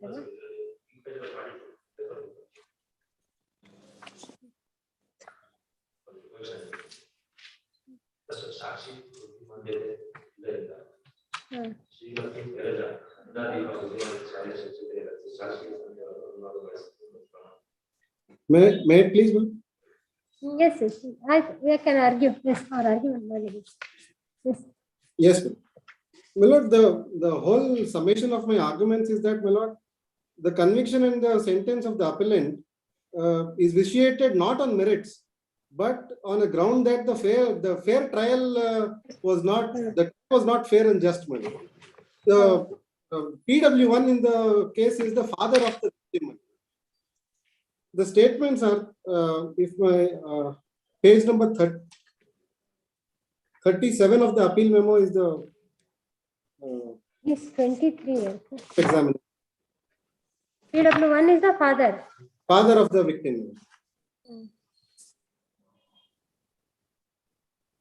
Victim was examined as PW4. Yes, you are referring to his deposition. His deposition, ma'am. Yes, ma'am. Page number? Page number 37 of the appeal memo, my lord. 37 of the paper book. Yes. Paper. My lord, I'll read from the second paragraph. ಸುಮಾರು 1 ಮುಕ್ಕಾಲು ಹಿಂದೆ ನಾವು ಮಾಲೂರಿನಲ್ಲಿ ವಾಸ ಇದ್ದು ನಾನು ಕೂಲಿ ಕೆಲಸಕ್ಕೆ ಹೋಗಿದ್ದೆ. ನನ್ನ ತಾಯಿ ಸೊಪ್ಪು ತರಲು ಮನೆ ಬೀಗ ಹಾಕಿಕೊಂಡು ತನ್ನ ಮಗಳನ್ನು ಮನೆಯ ಹತ್ತಿರನೇ ಇರುವುದಕ್ಕೆ ಹೇಳಿ ಹೋಗಿದ್ದರು. ಆ ಸಮಯದಲ್ಲಿ ನಮ್ಮ ಪಕ್ಕದ ಮನೆ ವಾಸಿ ಆರೋಪಿ ನಾಗರಾಜ್ ಮತ್ತು ಮನೆಯ ಹತ್ತಿರ ಸುಮಾರು 12 ಗಂಟೆಗೆ ಬಂದು ನನ್ನ ಮಗಳು ಮನೆಯ ಬಾಗಿಲ ಹತ್ತಿರ ಮಲಗಿದ್ದಾಗ ಅವಳ ಬಾಯನ್ನು ಮುಚ್ಚಿ ಆರೋಪಿಯು ಎಳೆದುಕೊಂಡು ಹೋಗಿ ನಮ್ಮ ಪಕ್ಕದ ಮನೆಯ ಒಂದು ಮೂಲೆಯಲ್ಲಿ ನನ್ನ ಮಗಳ ಮೇಲೆ ಅತ್ಯಾಚಾರ ಎಸಗಿದ್ದಾನೆ.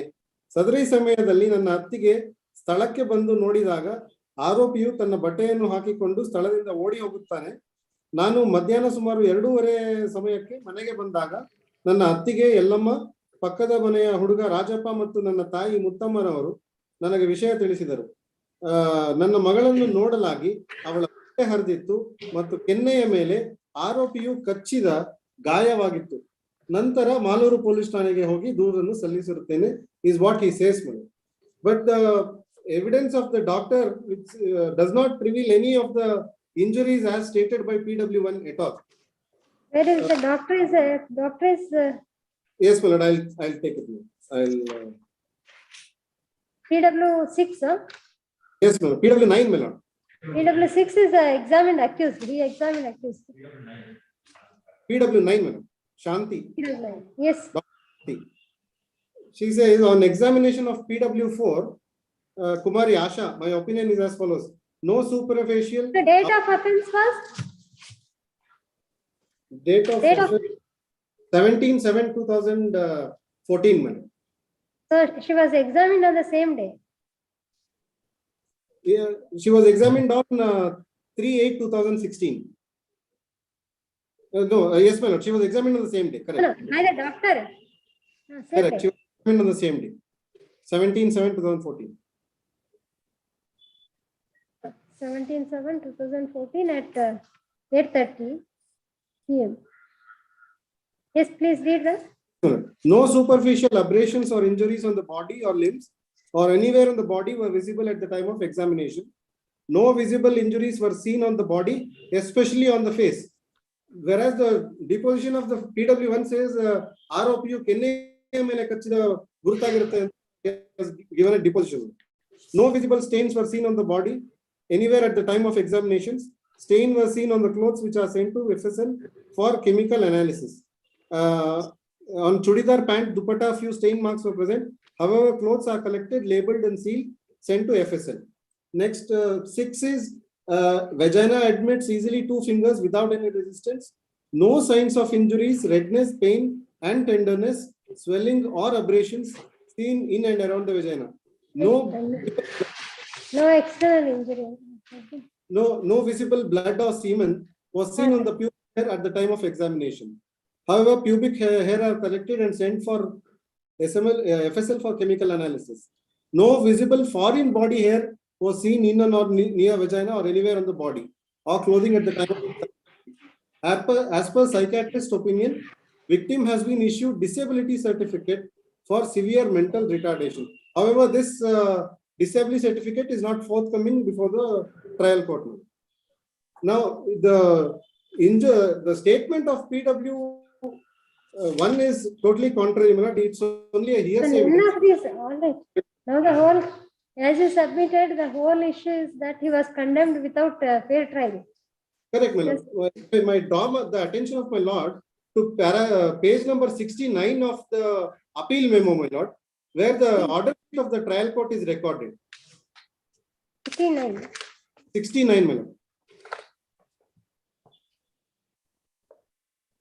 I do not know why the judges are doing like this. They have to refer the matter to the district legal service authority for reading. At least public prosecutor should tell that. And yesterday we disposed of similar matter. Yes. Page 60? 69, my lord. Appeal memo paper. Sir, paper book.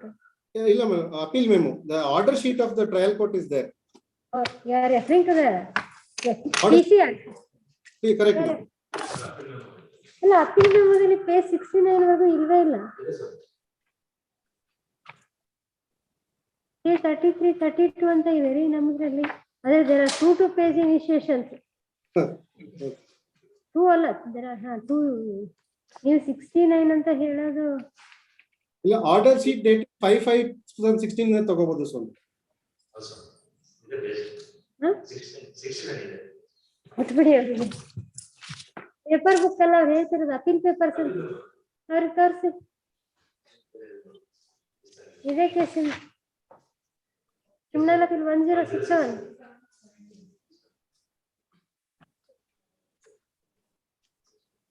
ಅಲ್ಲ internal page ಏನದು what is the document order sheet ಮೇಲೆ order sheet ಅದ್ರಲ್ಲಿ ಇಲ್ಲ ನಮ್ಮ record it is probably you have shared with each other. We do not have any page number 69 or any order sheet in appeal papers. Certified copy of the judgment, memo of appearance, IA for delay and memorandum of fact, IA for stay. Yes. My lord, Stay ಬರುತ್ತೆ, stay. order sheet dated 5/5/2016 in the notice. 5/5/2016. 5/5/2016.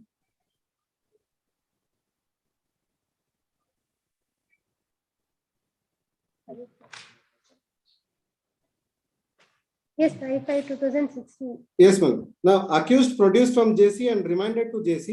CW1, CW3, CW4 examined as PW1 to PW3.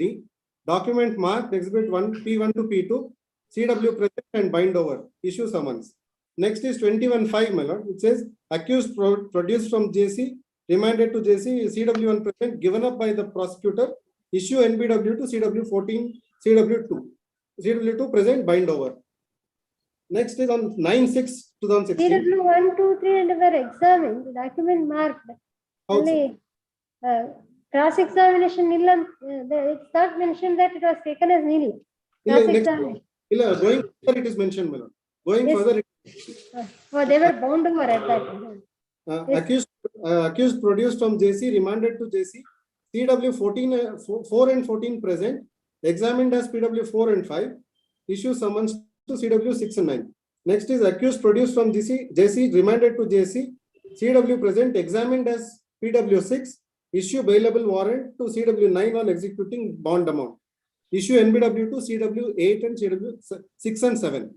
Next is accused produced from JC, extended, JC extended, CW 6 and CW 9 present and examined as PW 7 and 8. Exhibit P4 mark. Application filed under section 311. Recall PW1 to 5. Application was allowed, subject to payment of cost of rupees 250. And a summons was issued to PW1 to PW5. Next is accused produced from JC, issue NBW to PW1 to PW4. Bailable warrants were issued. Then on 21/7, accused was again produced, PW1 to PW5 present. Counsel for accused is not present before the court, hence taken as no cross. Issue summons on to CW7 and CW10. Well, this is 21/7. It's hardly 1 month. Next is 31/3 is CW10 present and examined as PW8. Exhibit P5 mark. NBW issued on bond. Again, several other witnesses were also examined on 10/8. Next, my lord, I'll take the relevant dates, my lord. It is a 19/8, my lord. 19/8. 7 to P10 mark. Reissue bailable warrant. Next is accused present from JC. Again examined. Prosecution side is closed, my lord. Now on 27/8, the evidences of the prosecution was closed. And for 313 statement was posted on 8/9. 24/9. Again 313 statement has been recorded and for arguments. My lord, 5/11 order is also very important, my lord. Accused produced from JC heard arguments of the prosecutor and the counsel for the accused submits that his argument may be taken as heard. My lord, that is, he has chosen not to argue the case at all, my lord. He is abandoned before this court also. After filing appeal, his advocate did not appear here. Yes, my lord. This is injustice to both parties because again summoning them, again examining, it's a trial for them also, witnesses. No, my lord, the Supreme Court is of different opinion that now that already 7 years have been passed, my lord, he is in prison. Now, that's why, my lord, in the beginning, I said the summation is that the conviction order is not vitiated upon merits, but because he did not get a fair trial, which was just in the eyes of law. There is a clear-cut direction by the Supreme Court, my lord, that legal aid services should be provided to the accused if at all counsel on record abandons the matter. But in the present case, it has not been followed at all, and therefore his convictions may be set aside, not on merits, my lord, but on the fact that the trial has not been fair and just. And he is just 28 years of age today, and my lord, another 3 years of sentence is all that he has to undergo, and therefore, my lord. Sir, but his conviction, which is that judgment that was totally set aside or remanded? No, my lord. The first judgment, my lord, I have submitted to the Honorable Court. Mohammad Hussain versus State of Delhi. The accused in this case was alleged of offense under the Explosive Act.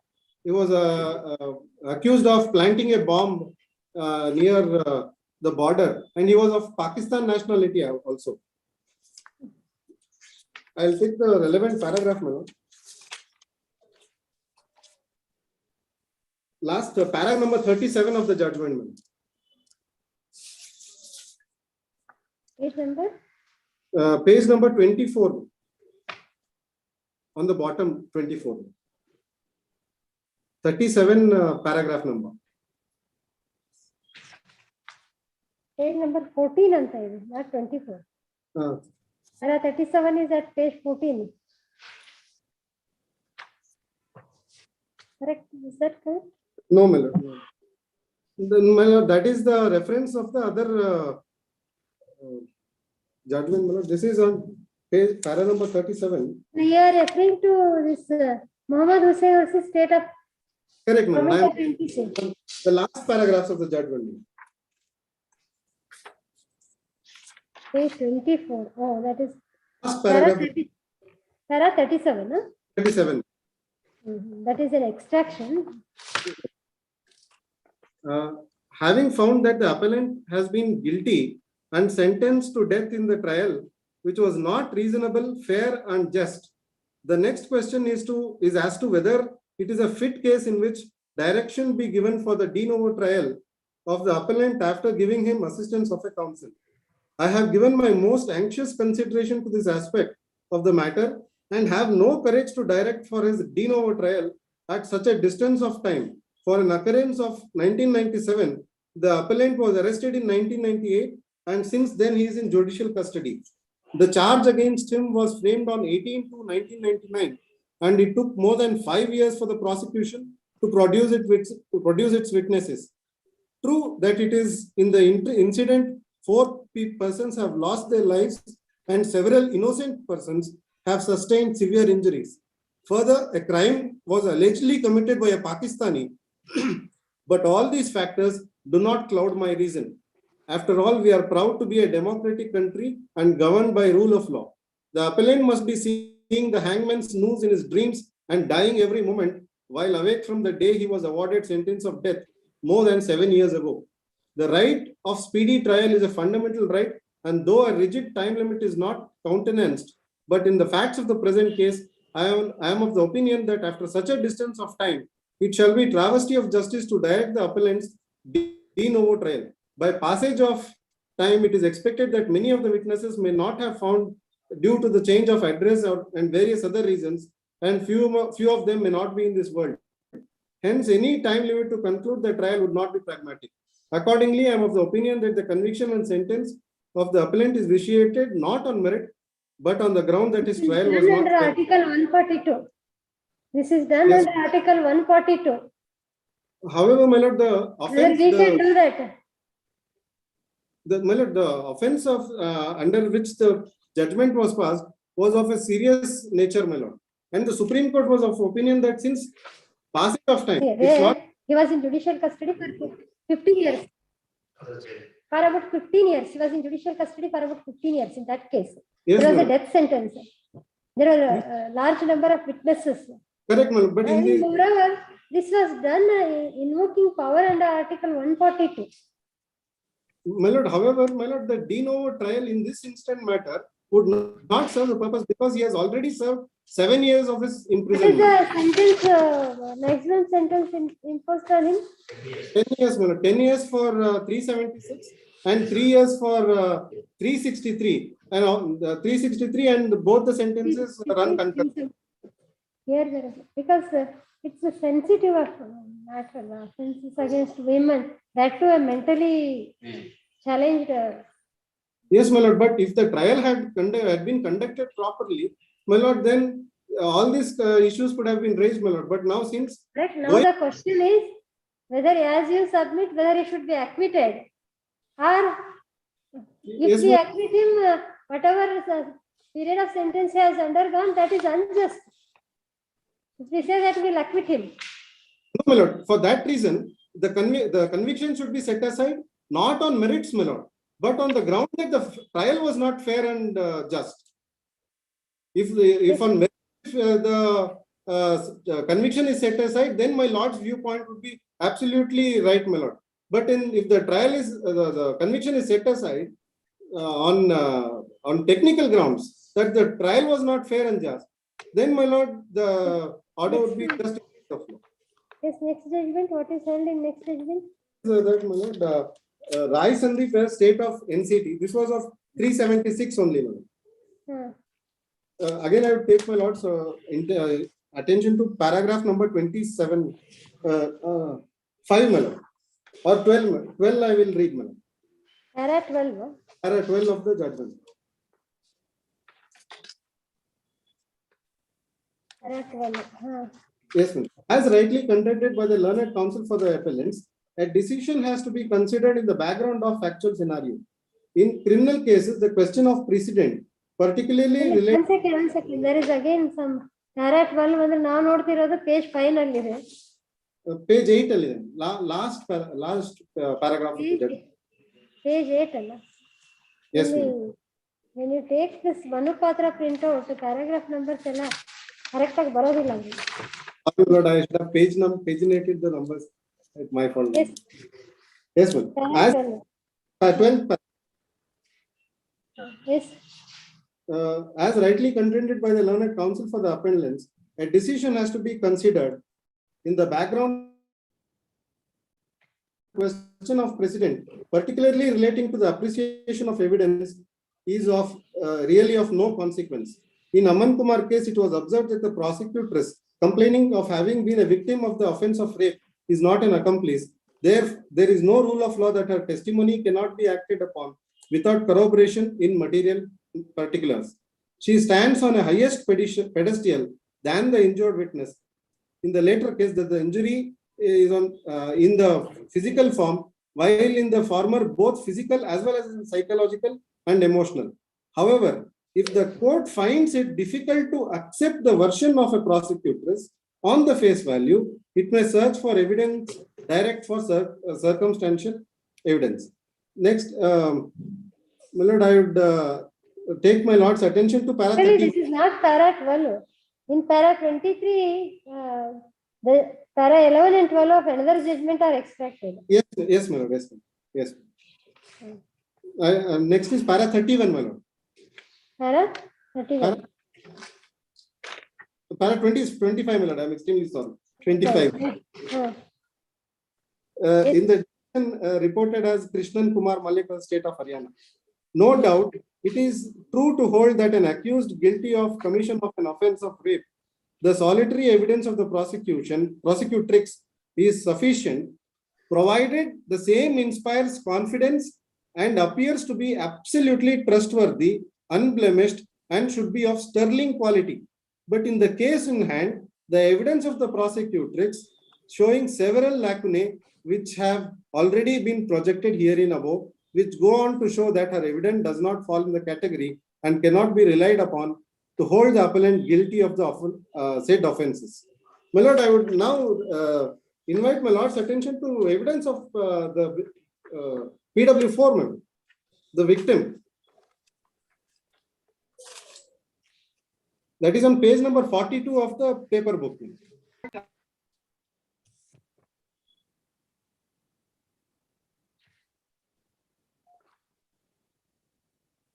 Yes. Page 42, madam. Yes. ಸಾಕ್ಷಿ ಬುದ್ಧಿಮಾಂದ್ಯತೆ ಇದ್ದರಿಂದ ಶ್ರೀಮತಿ ಶೈಲಜಾ ನಂದಾದೀಪ ಬುದ್ಧಿಮಾಂದ್ಯತೆ ಶಾಲೆಯ ಶಿಕ್ಷಕಿಯನ್ನು ಕರೆಸಿ ಸಾಕ್ಷಿಯ ಸನ್ನೆಗಳನ್ನು ಅನುವಾದ ಮಾಡಿಸಲಾಯಿತು ಮತ್ತು ಪ್ರಮಾಣ ವಚನ ಮಾಡಿಸಲಾಯಿತು. ಆರೋಪಿ ನನಗೆ ಗೊತ್ತು. ಆರೋಪಿ ಹೆಸರು ನಾಗರಾಜ್, ನನ್ನ ಹೆಸರು ಆಶಾ. ನಮ್ಮ ಮನೆಯಲ್ಲಿ ಯಾರೂ ಇಲ್ಲದ ಸಮಯದಲ್ಲಿ ಆರೋಪಿ ನಾಗರಾಜ್ ನನ್ನ ಕೆನ್ನೆಯನ್ನು ತನ್ನ ಕೈಯಲ್ಲಿ ಮುಟ್ಟಿರುತ್ತಾನೆ.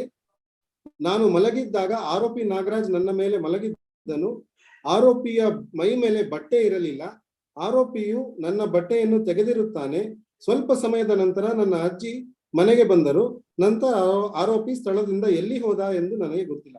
There is no allegation of 363 here at all, my lord. There is no narration of whether 363 would attract here, because she is the Sterling. According to them, she is a mentally challenged woman. Correct, my lord. I totally understand. But the evidence of the prosecutrix should be of sterling quality to convict the accused. But in the instant case, since he is already undergone a sentence of 7 years, now, my lord, another 3 years is all that is left, my lord, for the accused to serve. He is also a young person and he has aged parents to look after, my lord. And therefore, it would not be unjust if the court sets aside the conviction of the trial court, not on merits, my lord, but on the fact that the trial was not conducted properly and justly. There are several lacunas, my lord, in the other witnesses also. PW2 says that she came and saw that the accused was running away. PW3 also comes and says she also saw that the accused was putting his pants and running away. But neither of them tell that they saw each other at the time of when they saw the accused fleeing away from the place. Therefore, none of the witnesses have been cross-examined and fair trial has not been given to the accused, my lord. And therefore, again, de novo trial would again consume a lot of time, money, and a burden on the government's exchequer also, my lord. Therefore, it would not be unjust if the sentence is set aside. Who spoke about her disability? Disability PW9. PW9. Interesting witness as BW5. She is a translator. Yes. Like her about her mental state. What was her mental age? Whether there is any evidence? No. About her mental age? BW9.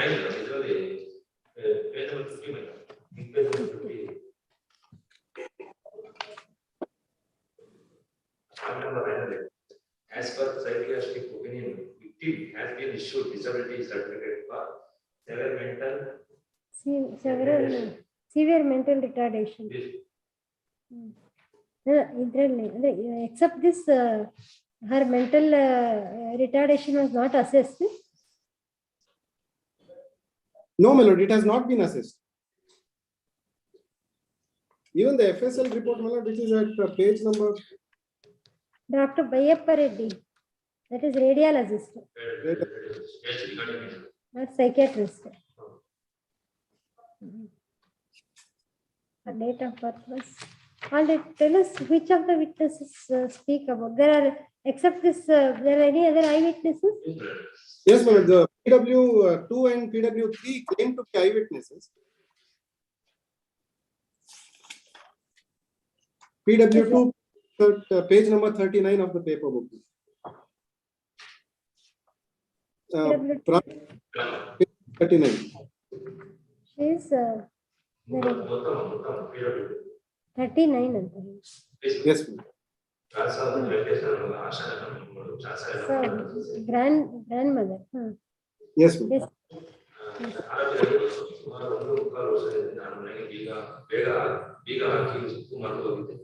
ಆಶಾ ಮನೆ ಮುಂದೆ ಭಾಗವಹಿಸಿಕೊಂಡು ಆ ಸಮಯದಲ್ಲಿ ಒಂದು ಮನೆಗೆ ಎಳ್ಕೊಂಡು ಹೋಗಿ register ಮಾಡಿದ್ದಾರೆ. ನಾನು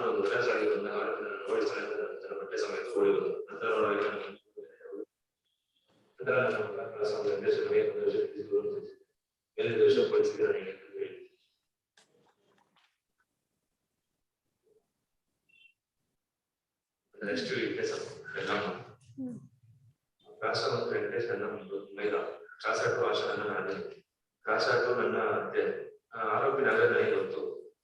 ಸುಮಾರು 1.25 ವರ್ಷದಿಂದ ನಾನು ಪೊಲೀಸ್ ಹೋಗಿ ಸುಮಾರು 12 ಗಂಟೆ ಸಮಯಕ್ಕೆ ನನ್ನ ಅತ್ತೆ ಮನೆಗೆ ಎಂದು ಕೇಳಬಹುದಿದೆ. ಆ ಸಮಯದಲ್ಲಿ ನನ್ನ ಅತ್ತೆ ತಮ್ಮ ಮನೆಯಲ್ಲಿ ಆರೋಪಿ ಪಕ್ಕದ ಮನೆ ಸಂಜೆಯಲ್ಲಿ ಆಶಾ ಅತ್ಯಾಚಾರ ಮಾಡುತ್ತಿದ್ದಾರೆ. ನಾನು ನೋಡಿ ಸ್ಥಳದಿಂದ ಓಡಿ ಹೋದನು. ಇದೇ ಸಮಯದಲ್ಲಿ ಮುಖಂ ಸ್ಥಳಕ್ಕೆ ಬಂದನು. ಆಶಾ ಕಣ್ಣಿನಿಂದ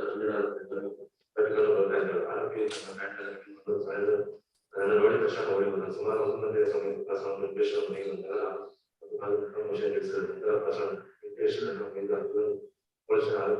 So PW3 is the aunt.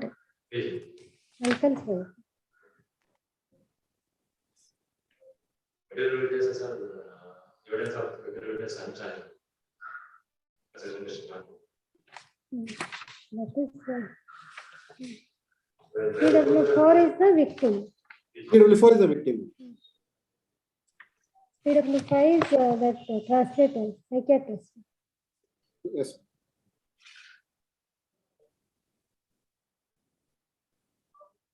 PW6 examines the accused, huh? Dr. Srinivas. Yes, ma'am.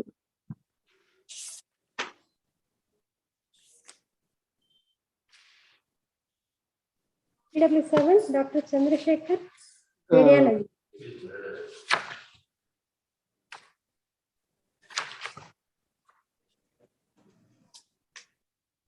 PW7.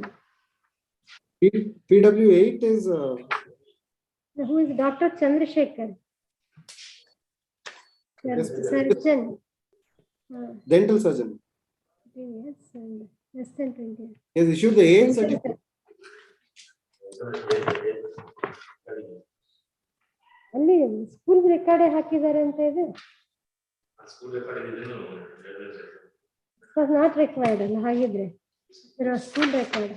Now only question was her mental ways was to be assessed. That they have not done. PW8. He has turned hostile.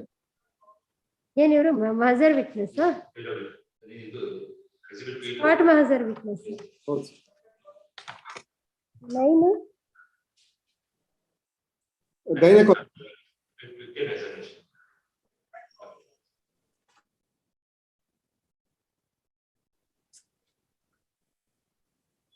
PW9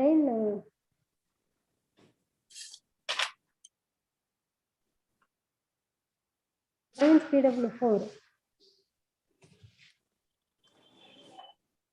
Which certificate she has given?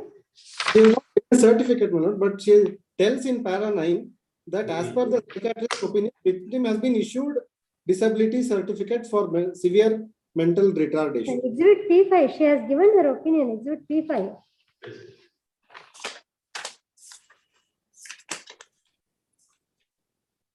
Yes. PW10, Dr. Bayappa Reddy, radiologist. ಇಷ್ಟೆಲ್ಲ ಮಾಡಿಸಿದ್ದಾರೆ ಅವ್ರಿಗೆ psychiatrist ಮಾಡಿಸಿಲ್ಲ assessment radiologist PW9 but ಅದಕ್ಕೊಂದು procedure ಇರುತ್ತೆ procedure to assess the mental disability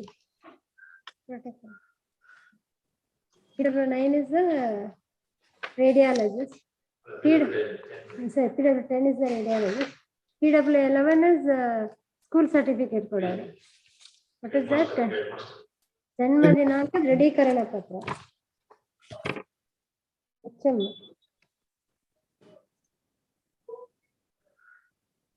Date of birth certificate. That is exhibit E7. PW12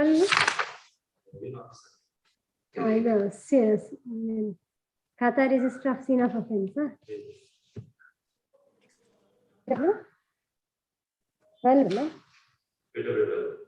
Khata extract ಕೊಟ್ಟರು.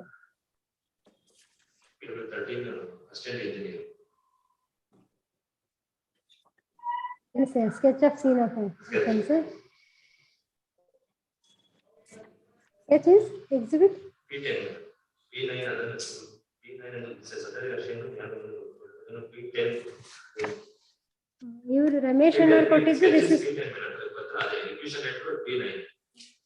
P8 is the khata expert, na? P10 is the this is IO, na? PW14. He registers FIR and hands over further investigation to PW. So he only registers FIR. You know, Mazar Yadena Mariga.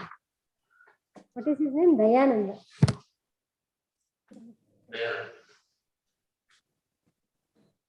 FIR is exhibit.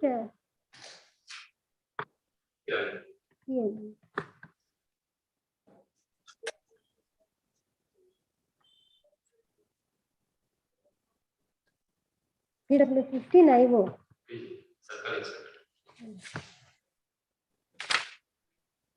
So up to PW14 or cross examination ಮಾಡಿಲ್ವಾ? ಯಾರು ಮಾಡಿಲ್ಲ? I1 ಮಾತ್ರ cross examination ಮಾಡಿದ್ದಾರೆ ಅಂತ ಕಾಣಿಸುತ್ತೆ. ಯಾಕಂದ್ರೆ they are not cross examined this PW14 ಮಾಡಿಲ್ಲ. PW6 ಒಬ್ಬರಿಗೆ ಮಾತ್ರ ಮಾಡಿದ್ದಾರೆ. PW6 accused examination. That is very real. That is, see, probably he is examined to prove his potency. Then the material, because it's 21 years disability. Now the question is whether it should be remanded or. Yes. The other day we did a similar matter with cast judgment there on Supreme Court judgment was cited and our own High Court judgment. Yes, ma'am. Not have the copy of that now. Innu ready agide alva. ಅಲ್ಲ ಅದರಲ್ಲಿ supreme court judgment ಎಲ್ಲ ಆಗಿದೆ.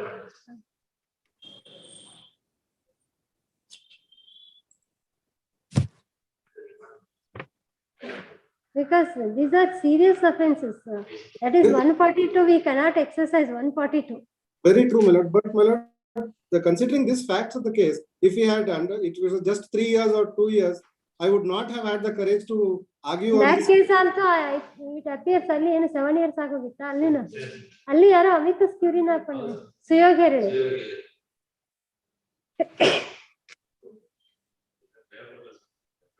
We saw one judgment there, our own High Court judgment, and where the Supreme Court judgment was remanded.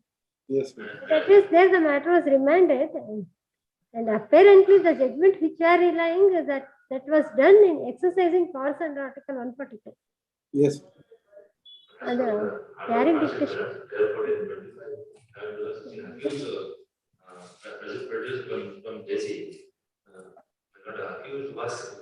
Over and again asked, informing him that is considered neither cross examination nor address argument.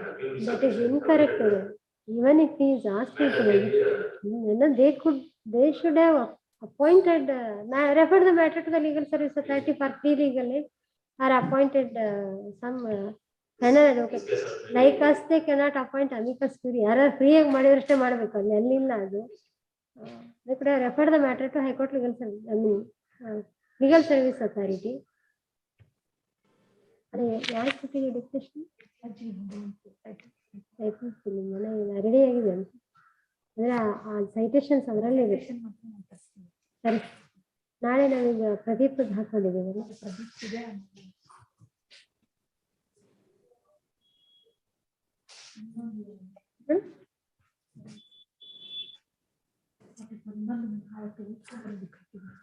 ಅದು ಎಲ್ಲ ready ಇದೆ. ಇದು 138 ಅದೇ ಎರಡು judgment ಅದನ್ನು verify will find out those judgements also. Tomorrow we have already listed 2 discussion matters almost. ಇನ್ನೊಂದು ಸಾಕು ಅವತ್ತು ಹಾಕೊಳ್ಳೋಣ, ಬೆಳಿಗ್ಗೆ ಏನಾರು ಮಾಡೋದು ಫ್ರೈಡೆ ಹೇಳಿ ಫೋರ್ಟ್ ಅಲ್ಲ, ಫೋರ್ಟುನೇ ಮತ್ತೆ ಅವತ್ತು ಮೀಟಿಂಗ್ ಅಂತ ಬೇರೆ ಹೇಳ್ತಾರೆ. Monday not possible.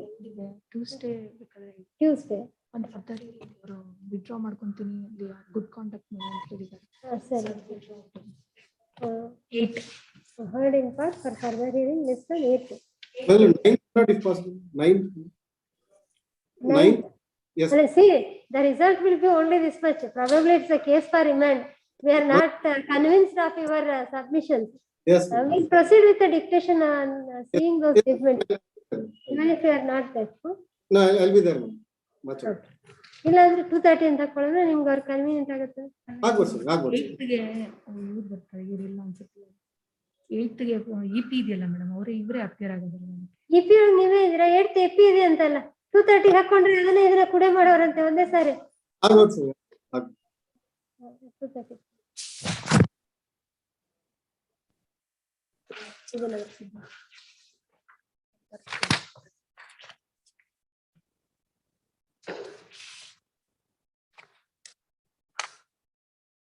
They are not able to conduct ಅವ್ರಿಗೆ ಹೇಳ್ಬಿಡ್ಬೇಕು, ಜಡ್ಜಸ್ಗೆ ಆಗೋದಿಲ್ಲ ಅನ್ನೋ instruction, or we have some difficulty appoint legal service authority advocate ಇದ್ದಾವೆ. ಅಡ್ವೊಕೇಟ್ಸ್ ಇದ್ದವರು ಹೇಳ್ಬೇಕು. ಇಲ್ಲ ಅಂತಂದ್ರೆ ರೆಕಾರ್ಡ್ಸ್ ನೋಡ್ಕೊಂಡು ಕೇಸ್ ಕಂಡಕ್ಟ್ ಮಾಡಿ. See, when we were advocates, we were conducting so many cases. Judges used to call us and give us conduct this case ಅಂತ ನಾವೇನು expect ಮಾಡಿ. Not that we were very well off. Yes, ma'am. Judge ಕರೆದು case ಕೊಡ್ತಾರೆ ಅಂತಂದ್ರೆ ಮಾಡೋದು ಅದೇ ಒಂದು honour ಅಂತ ಅನ್ಕೊಳ್ತಾ ಇದ್ವಿ. Very true, ma'am. Very true, ma'am. Very.